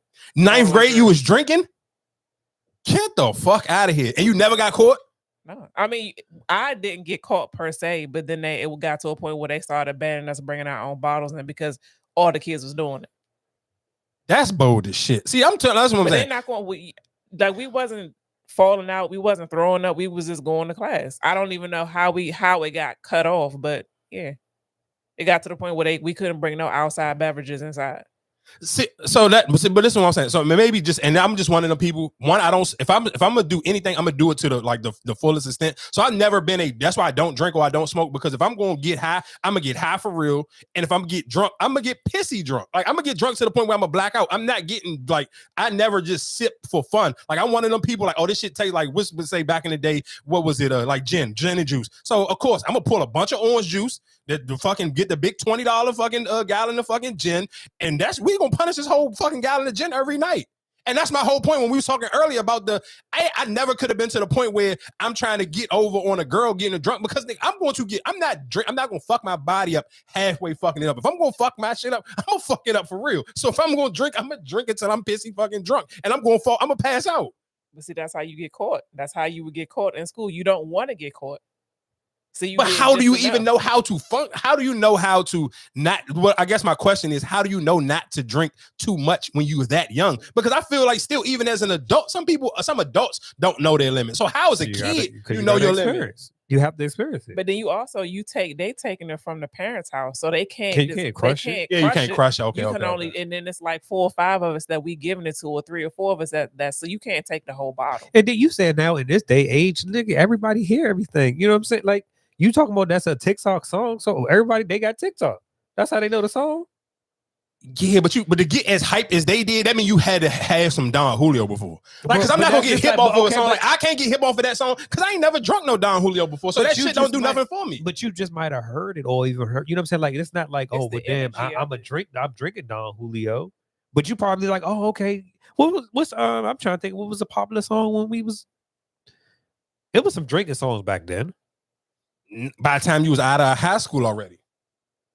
Just really think about it. The songs you probably think, no, this is what I'm saying. The songs you're probably thinking about in your head, I guarantee you really think about it. You was going to clubs. You was out of high school. You might have been 18, 19, but you was out of high school. No. No, you got to think about it, nigga. When sometimes I think you forget what the time frame. No, when you was in high school, it was still like fucking Bow Wow and them niggas was still like a fucking thing. Like it's B2K and all these. It wasn't no real like crazy drinking songs or getting high songs. Like the closest thing you had to get tipsy, you was out of high school. I don't think I was. Shit, I guarantee. Look up the song. All you gotta do is look it up. I guarantee you was out of high school. Why you look it up real quick? I want to play this clip of fucking Tia Kemp. I should have played this one earlier. Doing. Hey, nephew. You got a passion mark on your neck? Sure, I be putting it down. So you talk like that for real? Yeah. Or you playing with young kids? Nah, I got a speech impediment. You ain't never had a nigga that talk like this? Shit, you missing out. You might want to go copy one. Are you Time on, could y'all talk to somebody stutter like that? He grown. You can laugh. You can be honest. Could you talk to somebody who stutter like that? It's no fucking way in hell I can talk to somebody that's talking like that. Though that shit would drive me insane. I hate people to talk slow. If you literally dog, get the hell away from me. Like it's no way in hell. Like nah, dog, it's impossible. Oh man, I almost forgot to play the clip of Latto getting this girl fired. Real quick, while you still looking for? Came out in 2004. Yeah, so Tipsy? Yeah, that's what I'm saying. I'm saying so. Songs before that, it was songs before that was talking about drinking. What? Probably a 3-6 Mafia song. Sipping on some scissor. That okay. Like I just said, the 3-6 Mafia song. Yeah, so but we knew that song. We wasn't sipping on scissor. We knew that song. I mean, I guess. Well, again, when we talking about bad parents, and this is I don't want. I hope this don't play the song. Fuck, I'm gonna skip it. I think the song may play. A man sassy. I mean, going to the movies in general is sassy. Like, who's sitting in a movie theater as a grown ass man, just like watching a movie? Like, that's for girls and kids. like grow up, go fucking hunt or something. Like, what the fuck? Combing your hair. For a man to use a comb in his hair, like that is so girly to me. It's like, just get a haircut. Like haircuts are for boys. Hair is for girls. That's sassy. Like even with dreads, like don't get your dreads retwisted. Like just sitting there getting your hair done. Like that is a female trait, getting your hair done. I don't like no nigga just get his hair retwisted every like 2 weeks. Like nigga, let it like, you know, I want to be a little scruffy. If you want to be so pretty all the fucking time, like no, that's sassy. Makes a man sassy. You know the crazy thing is why I love and hate these type of things real quick, because two things, because if you can't take them to heart, but you got to kind of take them and just take note of it and understand the world that we live in. Like you can't just be kind of like glass over it, because what she said is dumb. I mean, all of like the things that she said that was sassy is stupid, but realistically, reason why I like it a little bit, because it lets you know how ignorant the world really is. Like because if you go to just off of your everyday interactions, you may never meet somebody this fucking ignorant, but that's why you need the internet sometimes, so you can understand, no, but it's people outside that's really this ignorant and really feel the way she feel. I wouldn't want to date it. I wouldn't want to be nowhere near this person, but I appreciate that this person is somewhere on the internet. For suspects in a bold robbery, the pair jumped through the ceiling of a check cashing business. They duct taped a worker and took more than $150,000 in cash. Channel 2's Tom Regan is live outside that business on Martin Luther King Jr. Drive in Northwest Atlanta. Tom, the crime seemed well planned. Yeah, Wendy, this is definitely not a spur of the moment crime. Clearly, these guys did their homework, studying the layout of this building, figuring out how they could break through the roof to score a huge payday. Does that shock you, that amount of money getting stolen? That's a lot of money. It is. And they went through the ceiling? Yeah. That's crazy. Fred Stewart cashes his checks here all the time, but he wasn't here the morning September 3rd. Surveillance video captures the bold, brazen crime.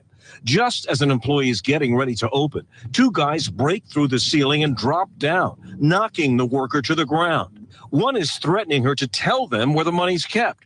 She leads them to a safe that they empty. At one point in the big money heist, they tie up the employee, according to police. So how is the employee doing? I guess okay. You know, she wasn't hurt, but she was duct taped. In addition to the safe, police say the two emptied a couple of cash drawers, running out of the building with a bag full of $150,000 cash. Crazy. Well, I hope they catch the guys and receive the money back. Searching for some. Hey, I ain't gonna lie. That was a smart play. That was a smart play.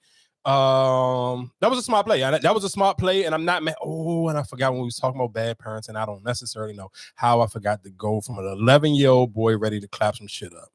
What we're going to start doing Monday is, since parents, you don't want to raise your kids, I'm going to start raising them. Every time we make an arrest, your kid's photo is going to be put out there. And if I could do it, I'm going to perp walk your kid so that everybody can see what your kid's up to. All right, sir. Careful as you can. You're going to be walking over here to the gate over here, all right? Slow and steady. What you here for today? We're going to get you here and talk building, all right? Follow this deputy here. Right this way, young man.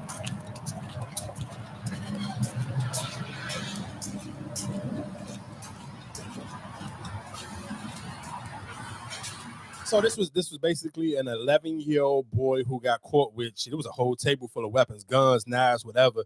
And he had a list. He had a list of people that he wanted to kill. So, and that was, I forgot what area that was. It was in Florida. So basically, again, like we had these conversations all the time about just parents not parenting, like just allowing just too much, just BS that kind of just go like, bro, it happened too often, and it's just too many people just being neglect parents. Shit, even locally, like I don't necessarily know. I'm gonna play the clip. I ain't even gonna talk about it. This shit was crazy though.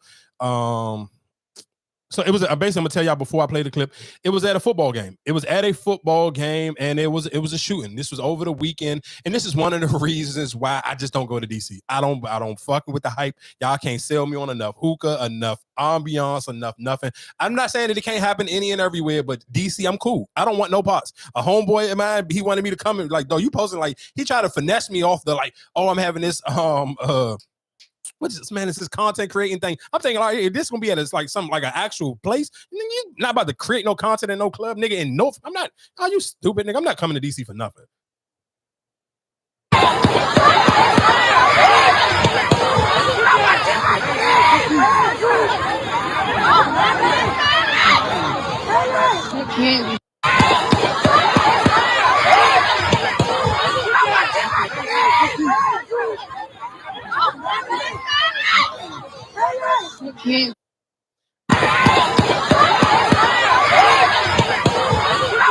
No, this was at a youth football game. And that's my point of what I'm talking about, dog. When we talk about parents and we just talk about ignorance, I don't want to be around people. And I don't necessarily, and that's why, again, at one point in time, I was almost like, if they didn't bring Kamala in I swear to God, I was ready to bring Trump in, because I just feel like we to the point so bad where it's just like, bro, people cannot control their own kids. You can't control nothing. And I don't necessarily know who was the people shooting, but though, this is at a youth football game. There should never be to the point where niggas is getting into a shootout at a kids football game. It's not even a high school football game. These are kids.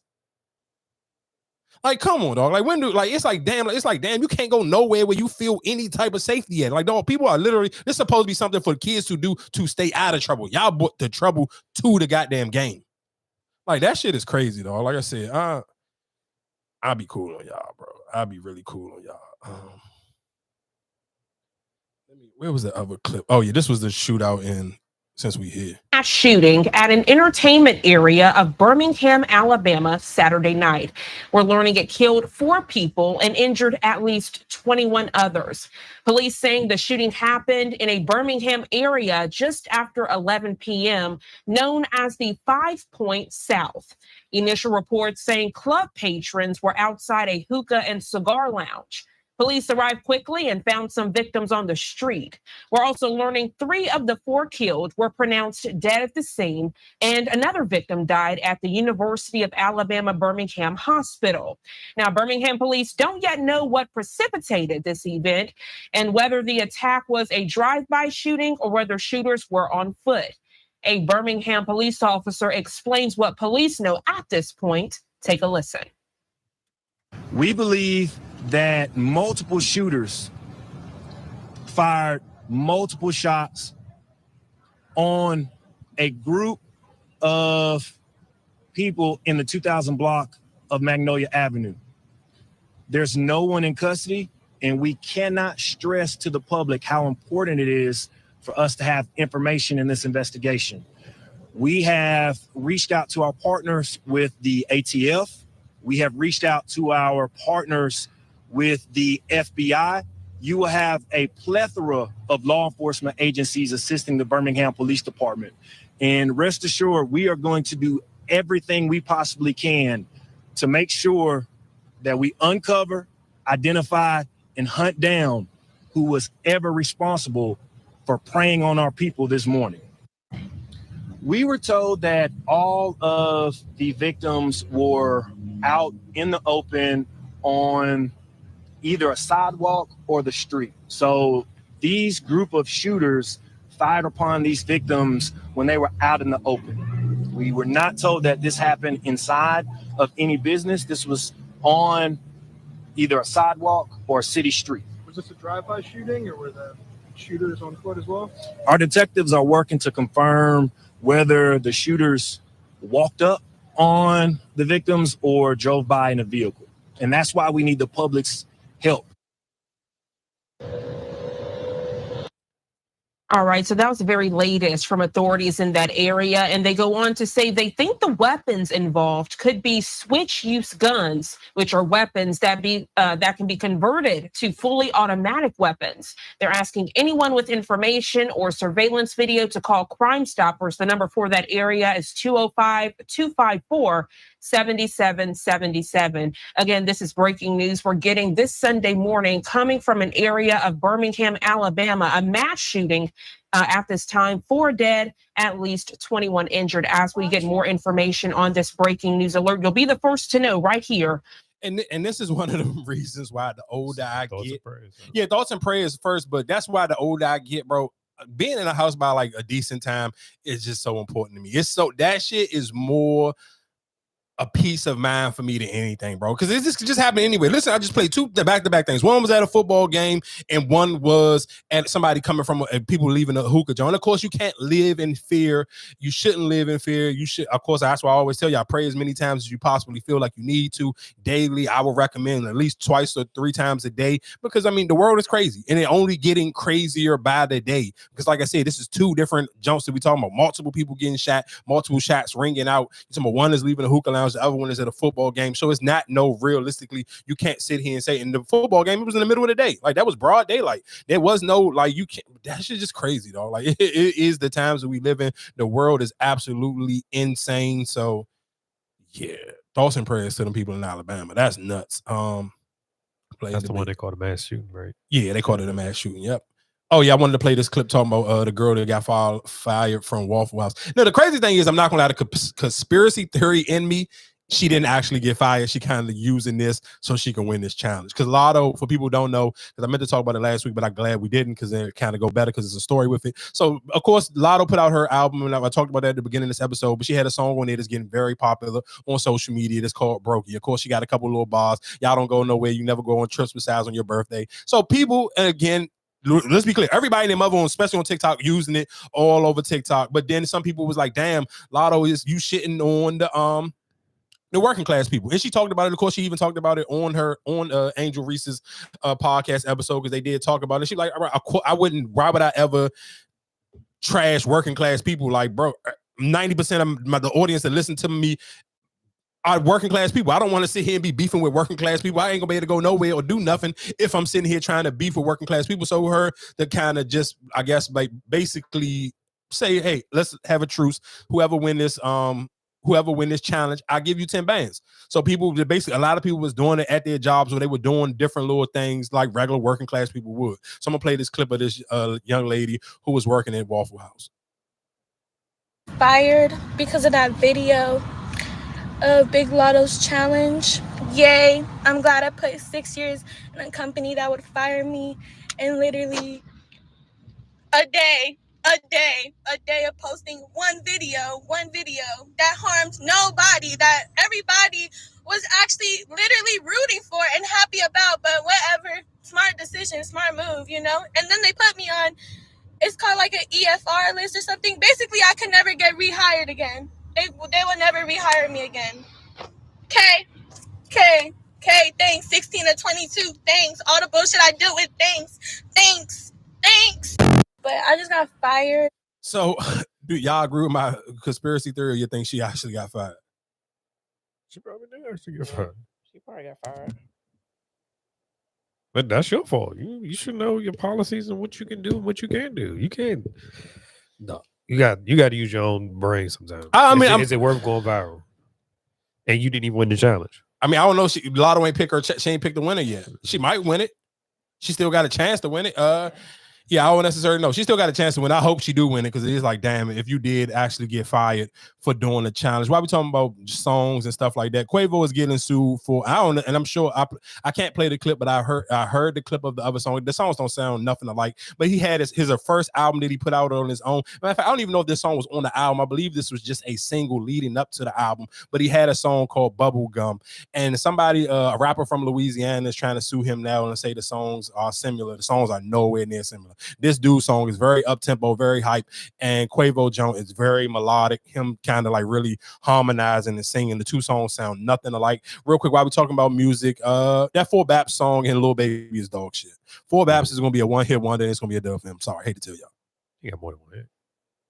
No, he got other songs we like, but actual hits, he got one hit. He got other songs we like. Yes, he do got other songs we like. I'm not saying he's a bad artist, but he is and what are we talking about? A hit. He only got one hit. Because what's the other one? Because you like songs of his. I like songs of his. I can't tell you the name of none of those other songs. I like them. I'm with you. I like them songs. He make good music. That song is dog shit, but he does not have other hits. He got a hit. I think you got more than one.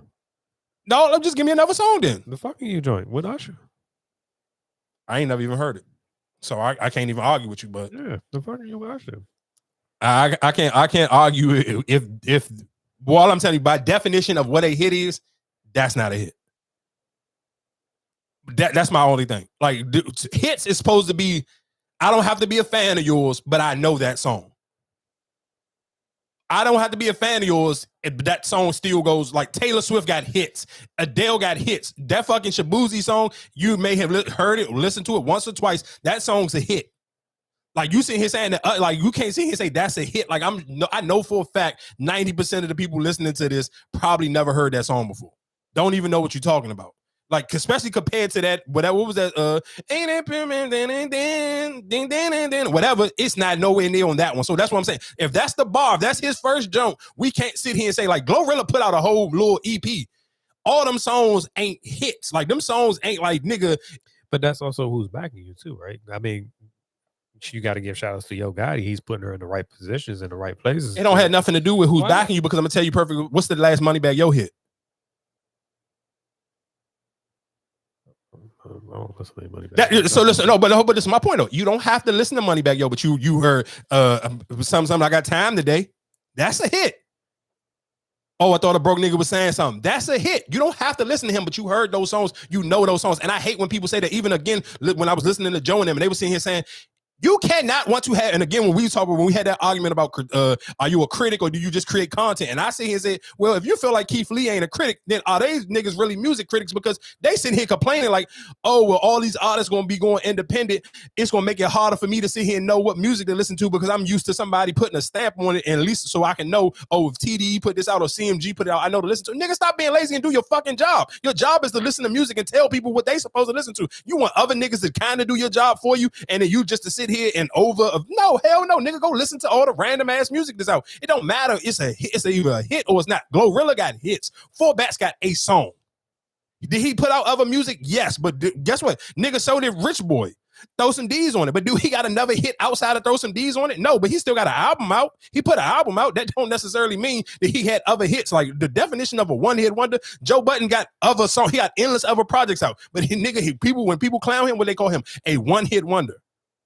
Words got meanings, and we got to make sure these words actually mean something. We know what the definition of a hit is. I don't have to like you, but I know that fucking song. Four Bats got a song. And some people may even argue with me that ain't even a hit. By definition of what I'm trying to say a hit is. Because if I gotta sit here and sing it to you realistically, is it really a hit? Because it's some songs that niggas don't listen to Jack Harlow, but I ain't know how to goddamn soul about to sit here and tell me I don't like no whips and that's a fucking smash. That shit is above a hit. When that nigga, you gotta think about it. That nigga was fighting for his life in the middle of Beyonce, the Carter shit, and coming right in between. He was going back and forth with Future and Kendrick. Like, them are hits. Like, we ain't talking about niggas. They can't, come on, man. Four Baps, keep it moving, little buddy. Like, that shit with him and, like I said, Lil Baby was dog shit.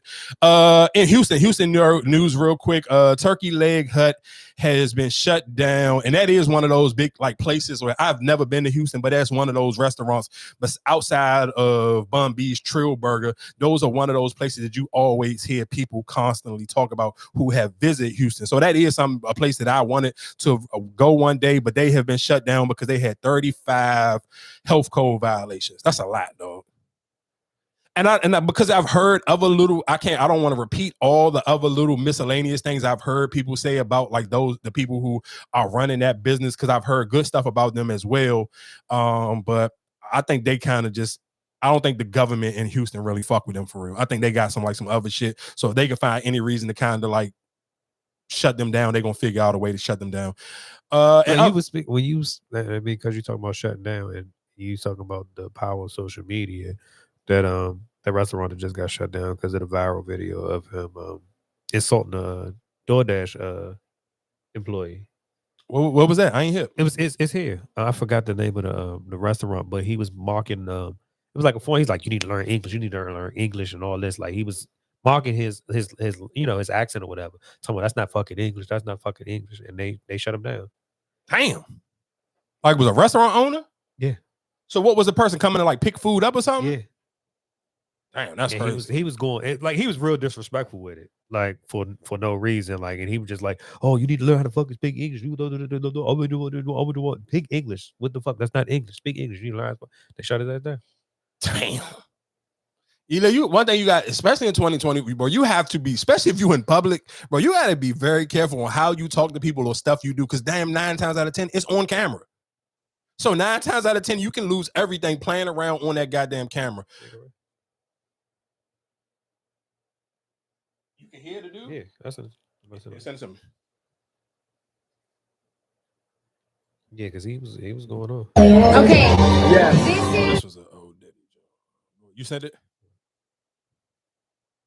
And real quick, because we kind of glossed over the because we mentioned the CEO of Nike. Nike has stepped down, and the only reason why I did, and why I kind of wanted to revisit that conversation, because we glanced over it earlier. I do it because me and Marcus, we talk about it all the time. Nike haven't put out no real type of shoes in a brick. Like, think about it. When we talked about basketball shoes, like, I mean, their most popular shoe was the Sabrina jump, and most people don't probably even know who the hell she is. So for that to be their most popular shoe, and them to kind of let somebody like Kyrie go, and he was their number one selling shoe before they let him go. I just think Nike just at a spot where they can't really sell sneakers like they did before the pandemic.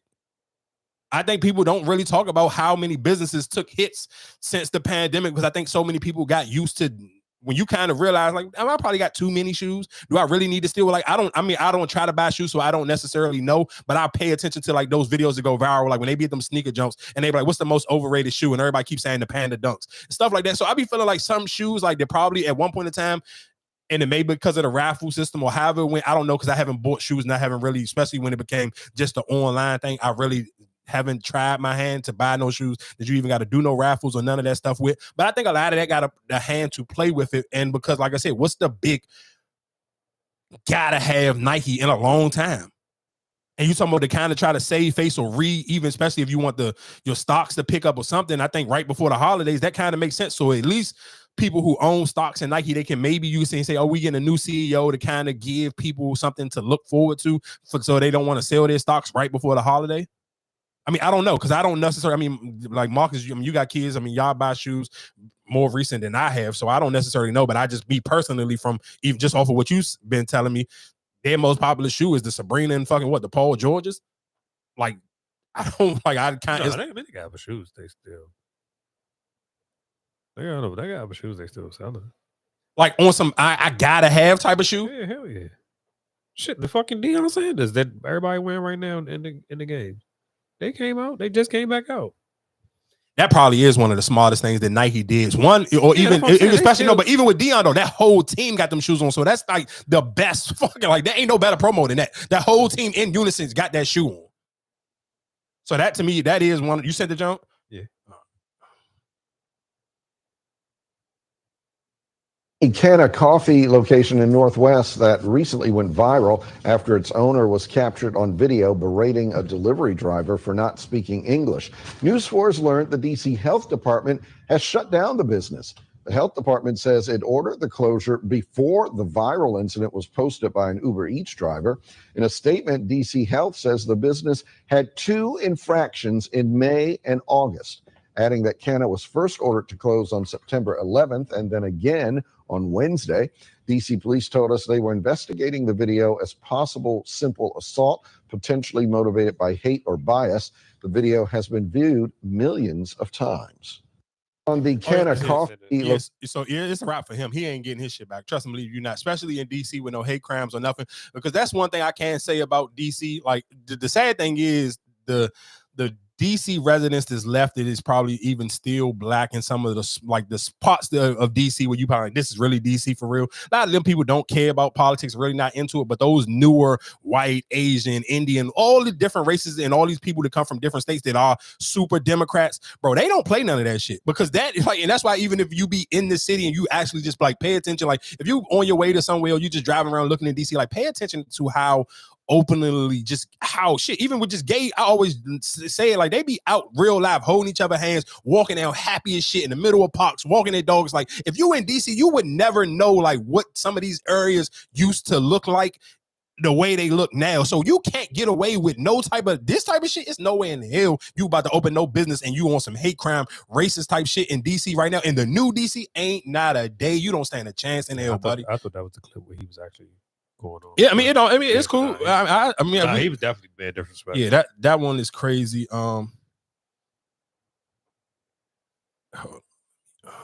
Give me. I don't know what this person. Yeah. What? Hold on. Oh, I found her. I had some other jokes that I wanted to keep. My bad. What's another joke off the top of my head, real quick? Who else had something that was going on? Here we go. Drake was offered the Super Bowl twice. Wow. Drake did turn down the Super Bowl twice.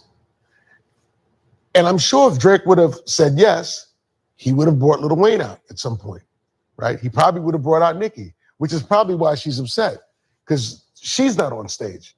But Drake turned it down twice. So there's like this, the NFL, somebody spoke to, no. He turned it down twice, which is fine. He didn't want to do it. But nobody's going to say, damn, why'd you turn it down? You could have got Lil Wayne on, right? Nobody's going to connect that dot. The other thing is that no one seems to think about is why isn't Jay-Z picking himself? Like, he's not even being selfish about it for himself. Why isn't somebody saying... So real quick, off of that clip, I do want to say Nicki Minaj went absolutely ape shit on this nigga on Twitter. I don't know, I guess maybe something else in that interview, he had to bring up the title situation with Nicki. And then she came out and basically sit here and said the title, when Jay-Z was selling title to, did he sell it to the dude that used to own Twitter? I believe he did, for however many millions of dollars. He was basically like, she was like, the deal was for like $1 million. She was supposed to sign her whatever her stake in Tidal, because I don't necessarily remember if everybody remember when Tidal originally came out and Jay-Z was announcing Tidal. It was Lord, I don't want to say it was Nicki, it was Rihanna, it was Beyonce, J. Cole. It was a lot of artists on stage, and they was all, I think T.I. was on the stage as well, and they was all supposed to get percentages of Tidal, because Tidal was supposed to be the platform for the artists. And they still get that, they still have the largest payout. But of course, I mean, again, I talk about it all the time. A lot of people be cheap like me. Everybody don't got a bunch of gigabytes in on their phone. So people, you take which ones that kind of already come with your phone. Like most people, if you got a Samsung or anything like any type of Android, Spotify is already on it. So you probably, realistically, you probably use Spotify. If you got Apple, you 9 times out of 10, you probably use Apple Music, because it's already on your phone. It's not taking up no extra storage. Because if people debating if, hey, am I going to put Tidal on my phone? Am I going to put Netflix on my phone? I already got a platform I can listen to music, and I still got YouTube. And that's the crazy thing. YouTube come on every phone. So it's kind of like, am I about to add another jump? So no. So that's kind of what put Tidal behind the 8 ball. But anyway, with all that being said, when he was about to sell his stock in Tidal, I mean, when they was about to sell the Tidal thing, I guess Nicki didn't sign the contract. She didn't want the $1 million. She laughed at it, or whatever the case may be. And some people are saying that is, well, not some people, that's basically what she was saying. That is where her beef originally kind of started with Rock Nation. I can't read all of them verbatim, because Nicki go on those, like, I don't know who going crazy or rants, if it's her or Meek. I'm 100% positive she got Meek beat, because her shit be actually more detailed and actually be really just like on point of what she's saying. But that was one of the clips of it. And a matter of fact, because we talked about Dion and we talked about NILs. We can just run down the list of the NIL. I didn't even know this girl was still in school. The young lady, I'll talk about her when we get to her number. But number 22, what is it? Emmanuel. People who remember, I don't know if y'all remember Emmanuel. He's the young man who was going viral. He got one. His NIL deal is $1.2 million this year going into the college. Flau'jae, and the reason why I wanted to talk about Flau'jae real quick, why we talking about these numbers, and because we just played Steve Stout, because Steve Stout is the person who is he middlemans not middleman, but he is the one who picks the music or helps pitch the music that goes on these sports shows. Like, and if you ever hear, like, during the basketball games or football games when they playing different songs, he has, I forgot what deal he got with the NBA and the NFL, but he helped pitch that music. And Flau'jae is a Rock Nation artist. And what made me even think about that, I forgot what game was on today, and I was like, damn, shout out to Rock Nation, because they getting this girl on these commercials. Like, for her to, she's literally still playing basketball in college, and literally got a song with Lil Wayne that's on every time, like a football college professional. This was professional. I believe, I can't remember. I want to say it might have been between like when the Ravens and the Cowboys, it was a commercial, and her song came on, like fading from the game into the commercial. I'm like, damn, that's so fire, because she's still a college athlete and she getting her songs played on the biggest sporting events. So again, shout out to Flau'jae. Hers is 1.3 million. She's number number 18. Number 17 is Bryce James. His is 1.3 as well. Paige Becker's is 1.4, and she's number 13. Number 12 is Cooper Flagg. He will be going to Duke. And his is 1.5. Number 4 is Archie Manning. His is 3.1. And I follow some people who talk about college football really pay attention to it. And a lot of people were sitting here trying to see and say, oh, y'all talk. I don't necessarily know if Archie Manning giving that job back. Whatever the white boy who is the original starter for Texas right now, he's supposed to be some type of like elite quarterback. But nigga, Archie Manning is on a roll right now. That boy got wheels. He the first man that you ever gonna see in life run at a goddamn speed of 99, and you ain't have to cut it up on Madden. So his father is. No, huh? His grandfather? No, one of them, whoever his grandfather, his father played wide receiver. Yeah, that's what they saying he got the speed from. Maybe. But people ain't. He didn't. I don't think he played college. I mean, but when people think of Manners, they ain't thinking about the brother because he didn't make it to the NFL. Yeah. So when we think of Manners, we think about the grandfather. And realistically, all of us is too young, never seen the grandfather play. So when we think about Manners, we think about Eli or Peyton, and neither one of them niggas can move for nothing. Y'all know. Because I seen a clip of it. Because that's what they were saying. Like when y'all talk about the baddies, and they showed the clip of him that he did have some moves. Yeah, I ain't never seen the brother play, so I don't necessarily know. I'm only going off the Manners that 90% of us seen, and it was Eli and Peyton, and ain't even one of them niggas got no wheels. This boy, he got some wheels. Number 3 is Travis Hunter. His is $3.1 million. God damn, this nigga getting the bag. And what's her name? Livy Dunn. Livy Dunn. That is the young lady I told you. She is on the Amazon Prime, the Money Game. She goes to LSU. She is the gymnastic. I believe this is her senior and this is her last year. She is at $4 million. And realistically, to be honest, she is a social media, especially a TikTok sensation. So realistically, she don't have to play the sport. She still gonna get this $4 million. And Shador Sanders is number 1, $5.1 million. So shout outs to all of them. What else did I want to play? Oh yeah. Did y'all see these pandas? Well, they're not real pandas, but they were dogs in China at a zoo. I don't even remember what kind of dogs these dogs are, but they basically try to paint them like pandas. They were white dogs and they spray painted them black, gave them the eyes and everything, and people thought they was pandas until the dogs started barking. Yeah, but so I mean, the shit really looked like a panda. Like, I'm not even gonna lie to you. I would probably, like, if that was a dog actually sell, like somebody can breed these dogs that look like that, I'm sure niggas will buy them Jones for a lot of bread because they look like a panda. So like, but if it was an actual dog, that's kind of fire. Like, I can see people probably trying to buy that dog for a lot of money if the dog actually came that way. And just real quick, while we talking about animals, and because a girl on TikTok, she was like, because I posted a video of us last week when we was talking about eating cats and dogs and stuff like that. And she's like, this is why men need to defund their podcast. And when I said, so I asked a question. We didn't even talk about the Haitian thing. We just used that as the transition into would you eat a cat or a dog? And I was like, so men need their podcast microphones taken away because I asked the question. I'm like, are you serious, lady? I don't even want to argue with you. I don't want to call you out your name because you almost made me call you out your name because you just said something dumb. But in my record for even people that I actually knew, then I was like, okay, cool. You won't eat a cat or dog. So my question is, if you were, and this is for y'all because y'all both said y'all wouldn't eat it neither. So if you was in the middle of the forest somewhere, you was trapped, and the only thing you could eat was a wolf and a mountain lion, would y'all eat them? If that's the only thing you got out there to eat, you gonna eat it. Would you eat a wolf and a mountain lion? Yeah. So y'all eat a dog and a cat. If that's you're not willingly going to eat it if you got something readily available. But if that's all there is to eat, then we said we would eat it if we didn't know it was a dog. But if you sit there telling me that's a dog, I'm not going to eat it. Yeah, I just wondered. That was a question that people that girl on TikTok, I wasn't about to respond to her, but people that was DMing me about the clip, I asked them, like, would you eat a wolf and a mountain lion if you was in the woods? But any other news too, the St. Lunatics are trying to sue Nelly for not getting their proper credits on Nelly's first album.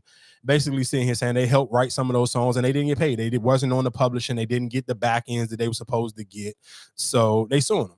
I don't necessarily know how much money Nelly still got. I don't necessarily know how much money they can actually win. I mean, it is on record. So, I mean, they kind of already got the proof because Nelly has already admitted on interviews that they did help him. So I don't kind of know, how this one really is going to play out or how it's going to work. But I just kind of wanted to give people that news. And because we talked, I think they played song. There was music playing on this. I want to play this clip, but it's fucking, you just got to talk.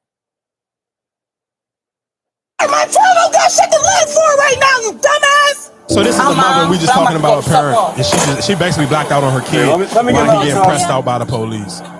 No, You guys because can do your thing. you asked to go around the corner. How the fuck did you end up over here? Because they was coming to get his friend. What did I tell you about being a fucking follower? You don't got nothing on your record. And you with your fucking dumbass cousins. Yeah, I called them dumb. Dumb as fuck. The one from my client calling me, Whitney, where my earpod at? I would have trusted that you was over Keisha's house. You better hope they let you go with me, because this is what the fuck I was telling you. Dumbasses who don't got nothing to fucking live for. They ain't on your path, Twan. They ain't got a mom like me, nigga. Something said, don't take them clothes off. See about your motherfucking son. Alright. With who? You with my trio. It don't matter. My child don't got shit to live for right now, you dumbass. So again, because I wanted, and why I wanted to play that clip, because of course when we talk about parenting, you always got to give a round of applause for moms that actually are just showing up. She's showing up and holding her child accountable and putting her son on blast in front of the police, in front of his friends that he was getting locked up with. So it was kind of just like, you got to be able to take your hats off. Show. And, it would have made it even worse. The police officer even said at the end, like, him, I don't even know who that is, but she really just, like, you got a great mom. For sure. And not even knowing her, but just over that strip, what she said was speaking facts. Yeah, she went crazy on them. I seen people was mad that Meg was nominated for 12. Meg got the most nominees for the BET Hip Hop Awards. She nominated for 12. And I see a lot of people always keep trying to say, oh, all this Meg the Stallion stuff is forced. I don't necessarily know what planet y'all live on. Though that fucking stop, bro. That song is big as hell. That song literally was smothering social media. This girl literally just went on a goddamn tour in United, and it's sold out. Every junk was sold out from the top to the bottom, and she still was doing festival spot dates. And the crowd, like, I don't necessarily, like, I get it, I understand, and I don't understand, because y'all make yourself look delusional, because everybody always with the free Tory and they forcing Meg. Let me tell you something. They ain't forced nobody to go to them tours. People spent their hard-earned money and went and paid to go see Meg the Stallion. I even seen Tasha K trying to sing and say, oh, the only reason why I was packed because of Glorilla. No, Glorilla was doing fucking the Howard Theater. Like, listen, I love Glow, but we ain't about to do it like that.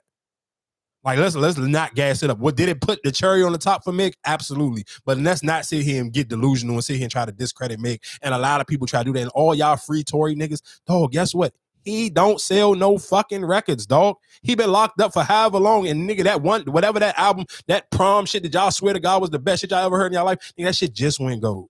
And the whole project ain't even gold. It was just certain songs on the project. Like, stop, dog. Y'all be lying to yourself. Like, that's what they got numbers for. We know what you listen to and what you don't listen to, dog. Stop making shit up. Stop all the free Tory. Every time you feel like you want to post that in a comment section, go listen to the nigga music, actually. The same way y'all with that energy y'all was trying to have for Lil Wayne. Oh, if y'all really like his shit, well, do the same for Tory Lanez. How about that one?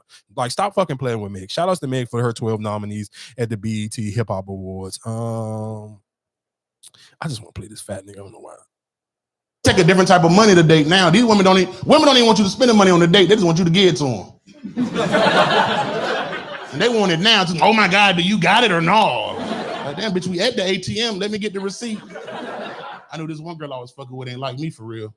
She kept calling me by my Cash App name. I be like, Keisha, what's up? She be like, $sign Leonard, what's going on? Don't $sign me. It's new age. It's different, man. The stuff women used to ask for used to be simple growing up. They wanted bills paid, and now they want you to do some whole different shit. I had a girl ask me with a straight face. She was like, you gonna pay to get my body done? Right. I was like, you think I'm gonna get your body done before I get my body done? Bitch, the best I can do, we get a BBL together. It take a different type of money to do. Hey, Mo, that I'm not gonna lie to you. That I'm glad. That's some of the times I'd be glad I ain't doing nothing, because though that shit would be crazy. Somebody asked you to pay to get their body done is fucking insane, though. Oh, I meant to play this clip of Tiana Taylor when we was talking about her earlier. Be ready. You can be tired. You can be beat down. Nigga, I'm hungover right now, but work is work.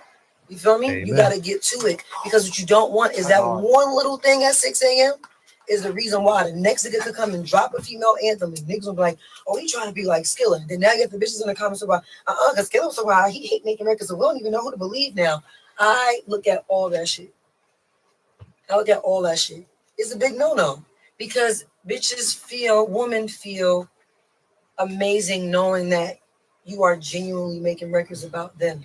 And then the way you carry yourself, I've seen you put in like uncomfortable predicaments and you properly carried yourself. Like all that shit is commendable. Like you are like adorable to the girls. They love you. You know what I'm saying? So it's just like, you got to embrace that. You embracing women does not put you in a box. It doesn't. Because that same box you complaining about, you just got to be ready. You can be, every time they play your records is back to back to back to back. They can't even separate your shit.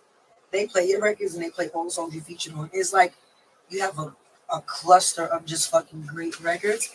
And that's how we want the shows to feel. You know what I'm saying? Like, they cannot separate your shit. And I love that. He for sure got the girl anthems. Mm-hmm. Yeah, that's chance. You know? Exactly. Every time they play your records, it's how I feel to feel like you're being boxed in. But I also know how I feel to be inside of the picture. So unless I step out of that picture, I don't even know how beautiful it is. Mm-hmm. You know what I'm saying? So I think that and what we're going to do with you is stepping you outside of that picture so you can see the full art of everything and understand why what you thought was a mistake was really just preparation. Nigga, that was written. It was going to happen regardless, whether it came by accident or on purpose. That moment was going to happen. You created this thing. You got to be proud of that. So for people who don't know who that was Tiana Taylor. She was in the studio talking to Skilla Baby. I believe he hired Tiana Taylor to help him, get his choreography together because he's about to go on tour. Is he going on tour with Rod Wave? I don't know if he's going on tour with Rod Wave, but I know he is about to go on tour this fall. And then even checking him for what he said on the Breakfast Club. For y'all don't remember on the Breakfast Club, I think I played that clip on here. It was him and Rob 49. They won the Breakfast Club. And he kind of was complaining about making girl songs. Like the same way Fab, the same way Wale has. He didn't want to get put in that box. But she basically checked him like, nigga, don't complain about getting put in that box. And especially if you complain about it, don't publicly complain about it. Because then women going to feel like the next song you're doing, it's not organic. It's not, you genuinely don't feel this way about us. You just making a song because this is what's going to pay your bills. And if you give that energy off to your fans going to eventually detach from that and somebody else going to do it in the court. And she absolutely right. Like, nigga, Skilla, I mean, we talk about it. I talk about it jokingly. Like, if you want a girl song, the first person everybody running to right now is Skilla Baby. He either going to be on the song, and that's when she even breaking it down. Like, when they in the club, they playing your shit, they playing all the songs you feature. Like, you can probably go a cool 15-minute Skilla Baby run in the club, and he going to have a bunch of songs ringing off that people know. But you can't sit here and complain about it, especially you can't go on the fucking biggest platform in black media and sit here and complain about it. Like, nigga, if you feel that way, keep that shit to yourself, but you cannot say it publicly and turn your fans off, because then your fans gonna feel like it's not genuinely, you're not making this music out of a genuine place. And nobody don't want nothing this watered down or fake or fraudulent. Nobody don't want that. What else is going on? Shout out to Lizzo, because she really is stepping into her fitness journey, and she's really kind of just allowing people to kind of just see it, and they're gonna have to deal with it. She keep telling y'all she's gonna deal with it. And of course, when we talked about people stepping down, Kevin Liles did step down from 300 Entertainment. And of course, people were trying to say, oh, yeah, that's probably because he's trying to duck the Diddy stuff. One thing I do want to say real quick, I don't care, to be honest, I don't care what Kevin Liles do. He probably really should have stepped down. One, because he did a horrible job with the original Migos. He did a horrible job with Fetty Wap. He did a horrible job with Shy Glizzy. Who else did he do a horrible job with? Shit, he did a horrible job with early Young Thug. Young Thug just stuck around, but the other niggas left. Everybody else left. Fetty Wap was not with him no more. Shy Glizzy ain't with them no more. The Migos ain't with him no more. No, he did a horrible job. That 300 shit was signing a bunch of niggas, and they was fucking niggas' career up. And niggas had to like really like go into like to court with 300 to get out of that shit. So like people making it a big deal. Like, I understand a lot of people fuck with Kevin Liles, and let's be clear, I don't necessarily know if Kevin Liles is in the clique, because guess who Kevin Liles was a manager of? The person, when I said name me y'all 3 people y'all thought was gonna get caught up in some shit, I said Trey Songz. Guess who was a lifetime manager for fucking Trey Songz for a long time? Kevin Liles. So could he be on some of this Diddy shit? He might be, but I don't give a fuck about it. The reason why I'm saying I don't care for him stepping down because of that stuff, and it's more about he's a horrible, listen to what I'm saying, as great as he probably was with Def Jam, he was dog shit at 300. And those 3 people, when he got them peak Migos. We talking about hat right off of Versace. Fetty Wap. He is the one who burnt Fetty Wap to the ground, nigga. And fucking Shy Glizzy Prime coming smack off of Awesome. He wasted that shit. Did nothing with Shy Glizzy. You wouldn't even have known Shy Glizzy had a deal after that Awesome song. Like, what was it like? What did he do? He didn't do nothing. That was his peak, and they just allowed that shit to fumble to the ground. So fuck Kevin Lyles, and who gives a fuck if he stepped down. Ruby Rose called out Drewski. I'm mad I forgot that we got this far in the episode and we didn't talk about him. So Ruby Rose just randomly tweeted. I ain't gonna say randomly because I'm sure people was asking or trying to clown her for dating Drewski, and they was probably asking her did he hit, and she was like, "Hey, he paid for the PR for the date and he ain't paid for the box." So some people was dragging her, some people was like, "Oh yeah, do your thing." Then I seen, and just for all the women in the comment section, oh, Drewski don't have to do that. Ladies and gentlemen, let me help y'all. Yeah, for you regular working class women, Drewski doesn't have to do that. For Ruby Rose, Drewski has to do that. Let's be clear. Y'all would fuck Drewski because he's Drewski. Ruby Rose, I'm 100% positive Ruby Rose DM look like an all-star game of every sport. Every major sport you can talk about, I know for a fact, they in Ruby Rose DM. I'm sure if it's the top 20 songs on the Billboard, it may be fucking even women and men. At least 5 out of the 20 in Ruby Rose DM. Y'all got Ruby Rose fucked up. Drewski absolutely has to pay to get Ruby Rose attention. I don't care because y'all think he's funny and oh, he's a fat, cute nigga. No, you think he's a fat, cute nigga because he's funny and he's successful and he got bread. Ruby Rose, guess what? Nigga, you actually have to be successful and you have to be physically attractive to Ruby Rose. You know why? Because Ruby Rose is at that level of fucking caliber of woman. But is she deal with anybody? What, like professional athletes or anything? Not nobody that people know of, probably. I ain't saying that she haven't. Drewski would be a big deal for her, right? What you mean?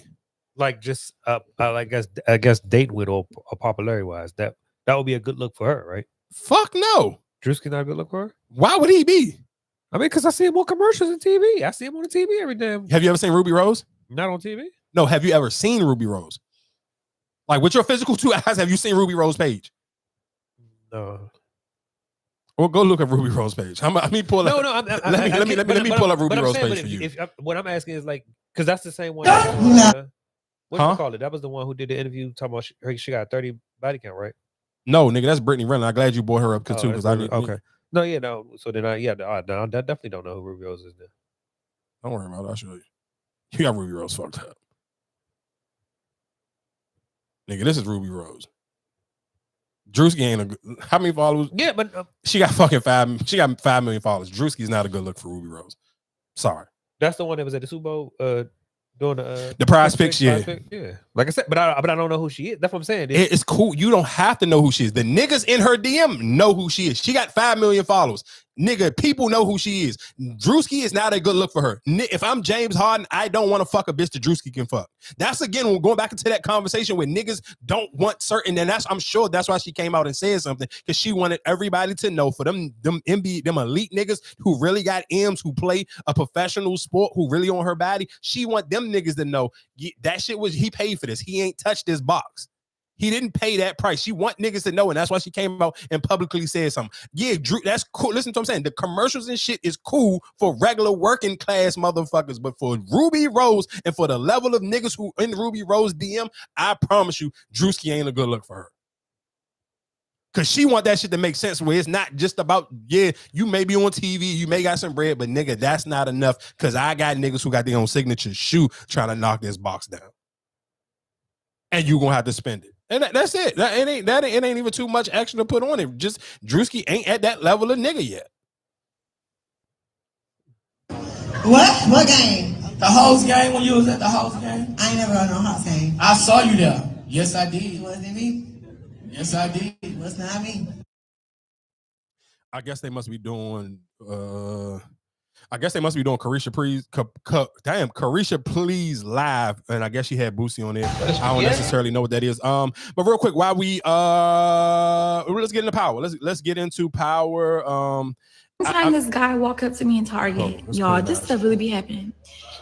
He walked up to me in Target. He said, "Hi, how you doing? My name is da da da," and like put his hand out to shake my hand. I just looked at him like, "Boy, it's COVID going on," and then I thought he would have said something else. I don't know. He could say something. what you doing after this? You want to catch some drinks? Like, first of all, this is why. Anyway, but let's get into power. I'm not gonna lie to you. That episode was very underwhelming. It was very blah. It was especially for now only to be 2 episodes left. Like, bro, I needed something. I needed something better. It wasn't. It was. I would just love for you to say thank you, Brayden. You're killing it, Brayden. Good job, Brayden. You do a lot of things without thinking it through. All right, you've been doing it a lot lately. So I'm just wondering. That's it. Yeah, that's fine. Well, I'm moving fast and smart, and shit's working. I know what the fuck I'm doing, Reek. Okay. So with all that being said, Brayden absolutely did not know what he was going or doing. Brayden, for people who don't know or you haven't seen this last episode, that was episode 8. Literally, it's only 2 episodes left, and it will be a done deal for this Power universe. So basically, Brayden's girlfriend took some. I kind of mentioned it early in the episode. She took a line or took some coke, a bad batch, and she was passed out. Light-skinned Keisha came into her room and she was foaming at the mouth. And the crazy thing is, light-skinned Keisha was scared to call the police because the girl had so much coke in her drawer. So for people, and of course, I mean, if you've been keeping up with it, you know Tyreek then slipped up and called the girl a junkie multiple times. Even in this episode, when Brayden said he was in love with her, Tyreek kind of laughed it off. So with all that being said, Brayden wanted revenge for his girl. And so him and Tyreek went with him, like, all right, I'm gonna hold my man down, whatever the case may be. He was supposed to just, scare the dude, make him snort some coke. And so realistically, they go into the dude house and he got a whole little stash of coke sitting on the table. And Brayden pressing him out like, you knew the shit was fake. And he was like, the dude was like, nah, I didn't know. Boom. Okay, if you didn't know, then snort it. So the dude's snorting it, and Brayden keeps slamming his head into it. So he's snorting endless lines. You can see him just right there in real time. He looked like he about to just die off the overdose. So Brayden didn't realistically have to do or need to do anything else. But because Brayden was high, and even going into it when they trying to buzz up, Tyreek was like, dog, you high? And he like, yeah, I just needed to take a little hit. And then that's when Tyreek was already blown. So of course it showed he made a coke head move, and he shot the dude. He shot him like 3 times, and then Tyreek spazzed out on him like, nigga, what you doing? And then I do like, only thing I can say is I like Brayden's clap back to Tyreek, because he was like, why are you the only person that can get revenge? Why you just can't hold me down? We didn't crash out on people just off the strength of you wanting revenge. Why can't I just get my revenge? And he had a good point with that one. I think his move, what he did was dumb, but he did have a good point. He did, but like you said, how he went about it was dumb, because like it was messy. It wasn't thought out or nothing like that. It just happened. And then y'all went in the building bare face. Yeah, no gloves. They ain't had no gloves on. They just went in the building. So it was just like, I don't even know why they didn't go back out the front door, because nigga, you already on. If it's a camera, you already on camera. Yeah, I don't know. It wasn't thought out, and that's what he was saying. Like you don't ever give me no thanks, no praise, but you don't think things through. He's the brains of the op, like certain things, but like certain things he don't think through.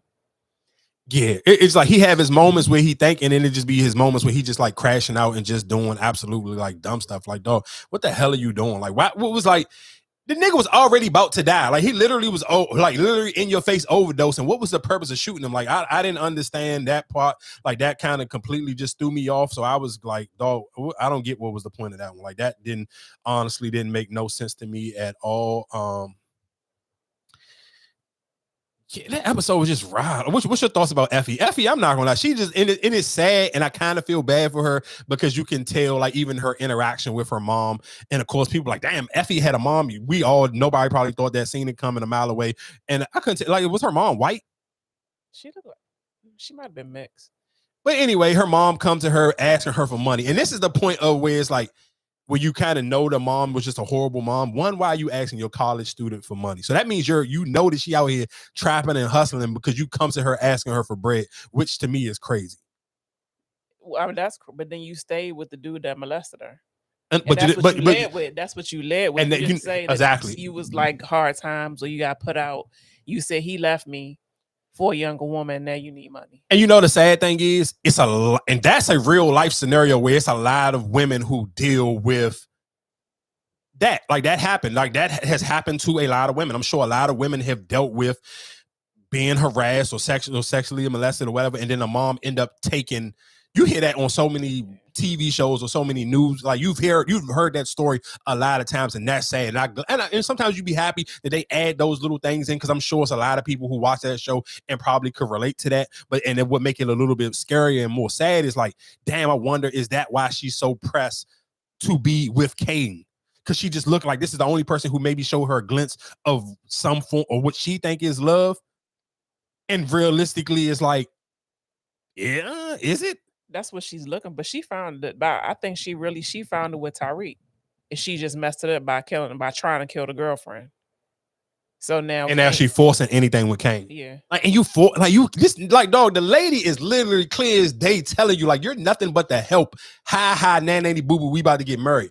Like, what the fuck? Like, what more do you need? And you still just like, oh my God. But no, I think he's with it, but it's a business thing for him. I don't think he really feeling Noma like that, at least not no more. That she put it like that.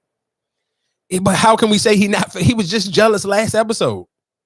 He was literally just jealous that Method Man was cracking cheeks last episode. Now you sitting here like it's just a business thing. Like, come on, dog. You really like that woman, but you just know that she too bossed up for you for real. So yeah, you I think it could be two things. I think he really do like her, but I think he's smart enough to know that she probably don't like him like she like her. So you still trying to hold on to Effie.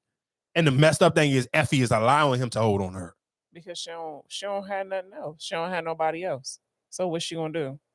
Like, they help and supply her with her money so she can do whatever she need to do. So where's she gonna go?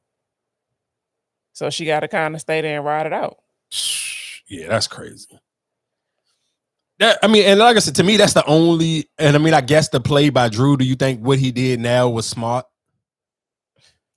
It was a get back. I wouldn't necessarily say it was smart, because would have Noma figure out that it was him. Then she pressed Kane, press him out about handling the situation and getting rid of the brother.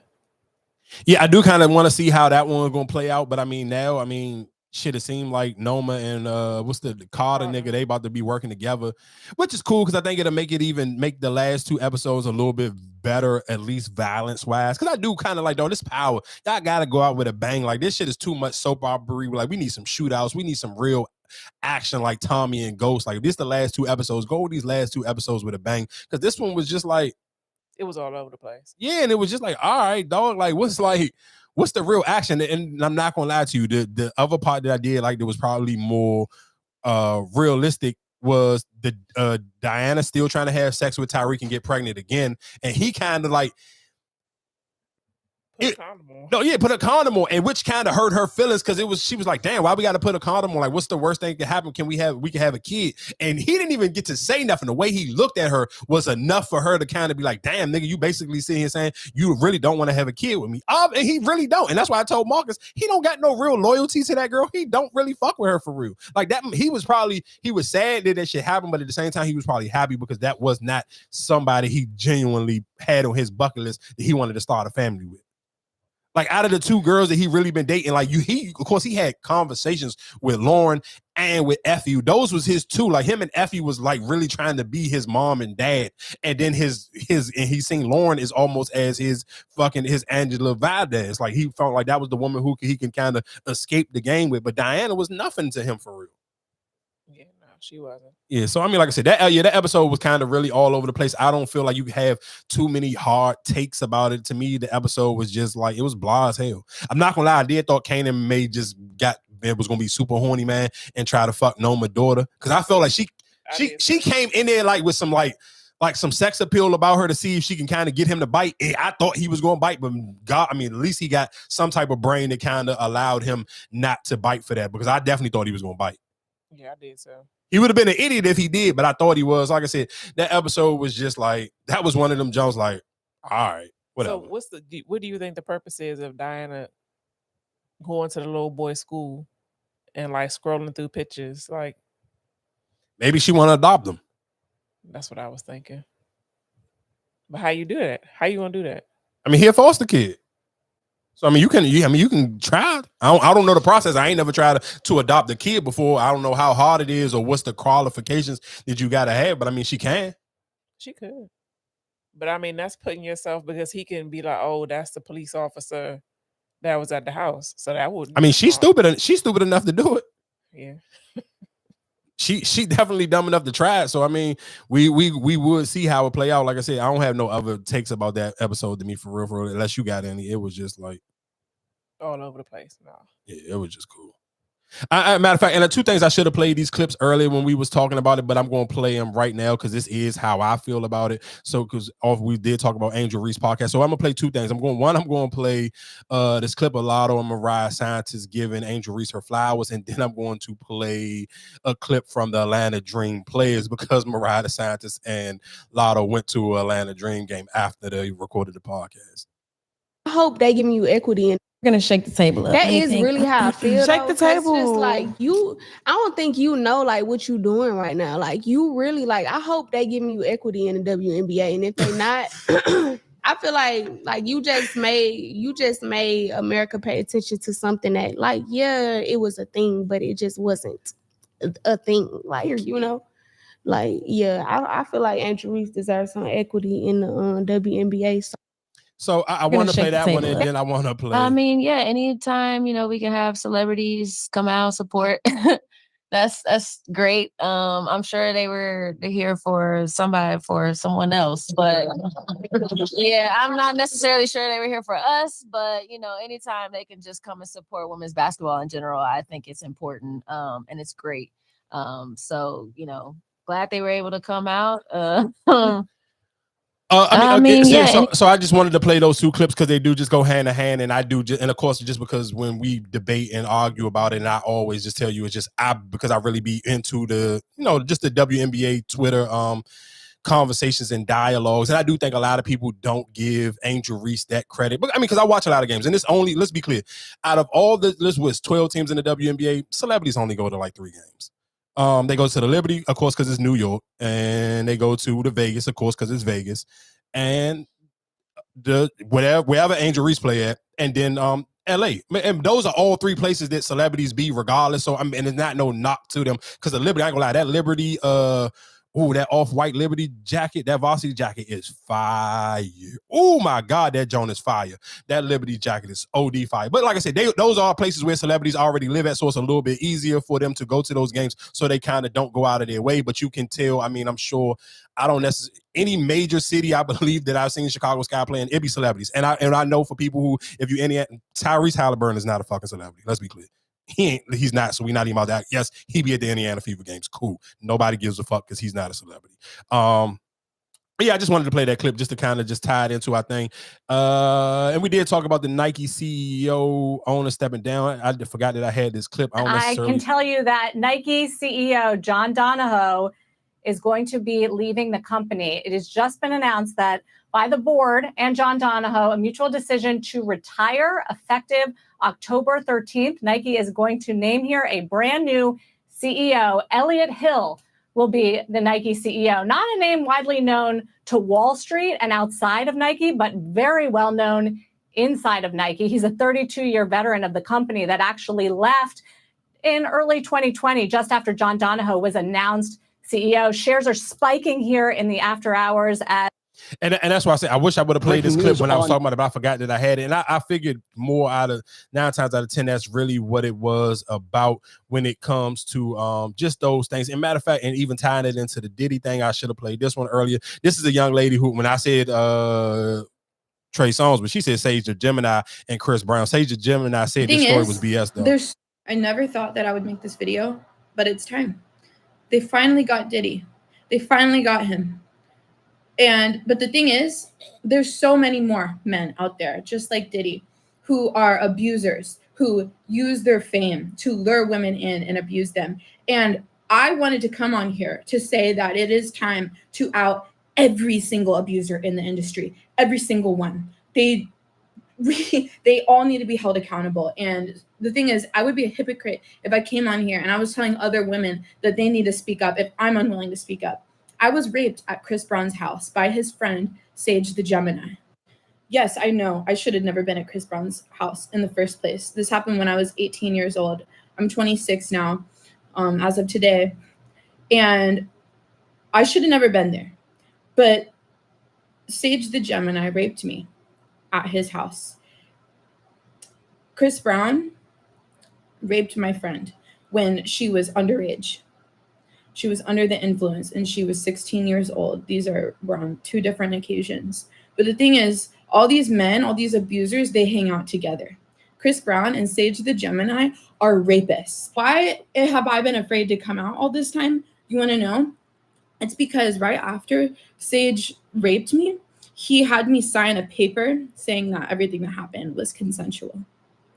And he was my Uber drive. He got me the Uber to Chris Brown's house. And I didn't have any money. And I needed him to get me the ride back. And like I didn't know if I didn't know what was gonna happen if I in that. So I probably should have played this clip way earlier. So I kind of don't really want to rehash the conversation that we had earlier when we was talking about Queen's Flip. But I think, her saying that kind of go hand in hand, because it's just like, I don't know the story in detail, but there's a way she's saying it's like, damn, one is just like, oh, why didn't you? I guess you would ask, why didn't you come out and say something earlier? And then of course, some people would be like, why she don't have no real reason to lie on Sage the Gemini? Like most of y'all probably don't even remember none of this nigga songs. Like, if we talking about if we doing like a scale of 1 to 10 on celebrity, Sage the Gemini is probably at a fucking 1. Like you really gotta like music a lot to remember Sage the Gemini song. And you probably like music a lot and still you just heard the name before and don't remember his song. So it's kind of like, who really gonna lie on Sage the Gemini? Maybe, and I don't necessarily know if the story would even be as catchy if you don't throw Chris Brown name in it. But it's scary to be like, damn, she's talking about this happened when she was 18, she's 26 now. She's talking about this shit happened almost 8 years ago. That is kind of where it get a little scary, because somebody could just bring up a random story from 8 years ago.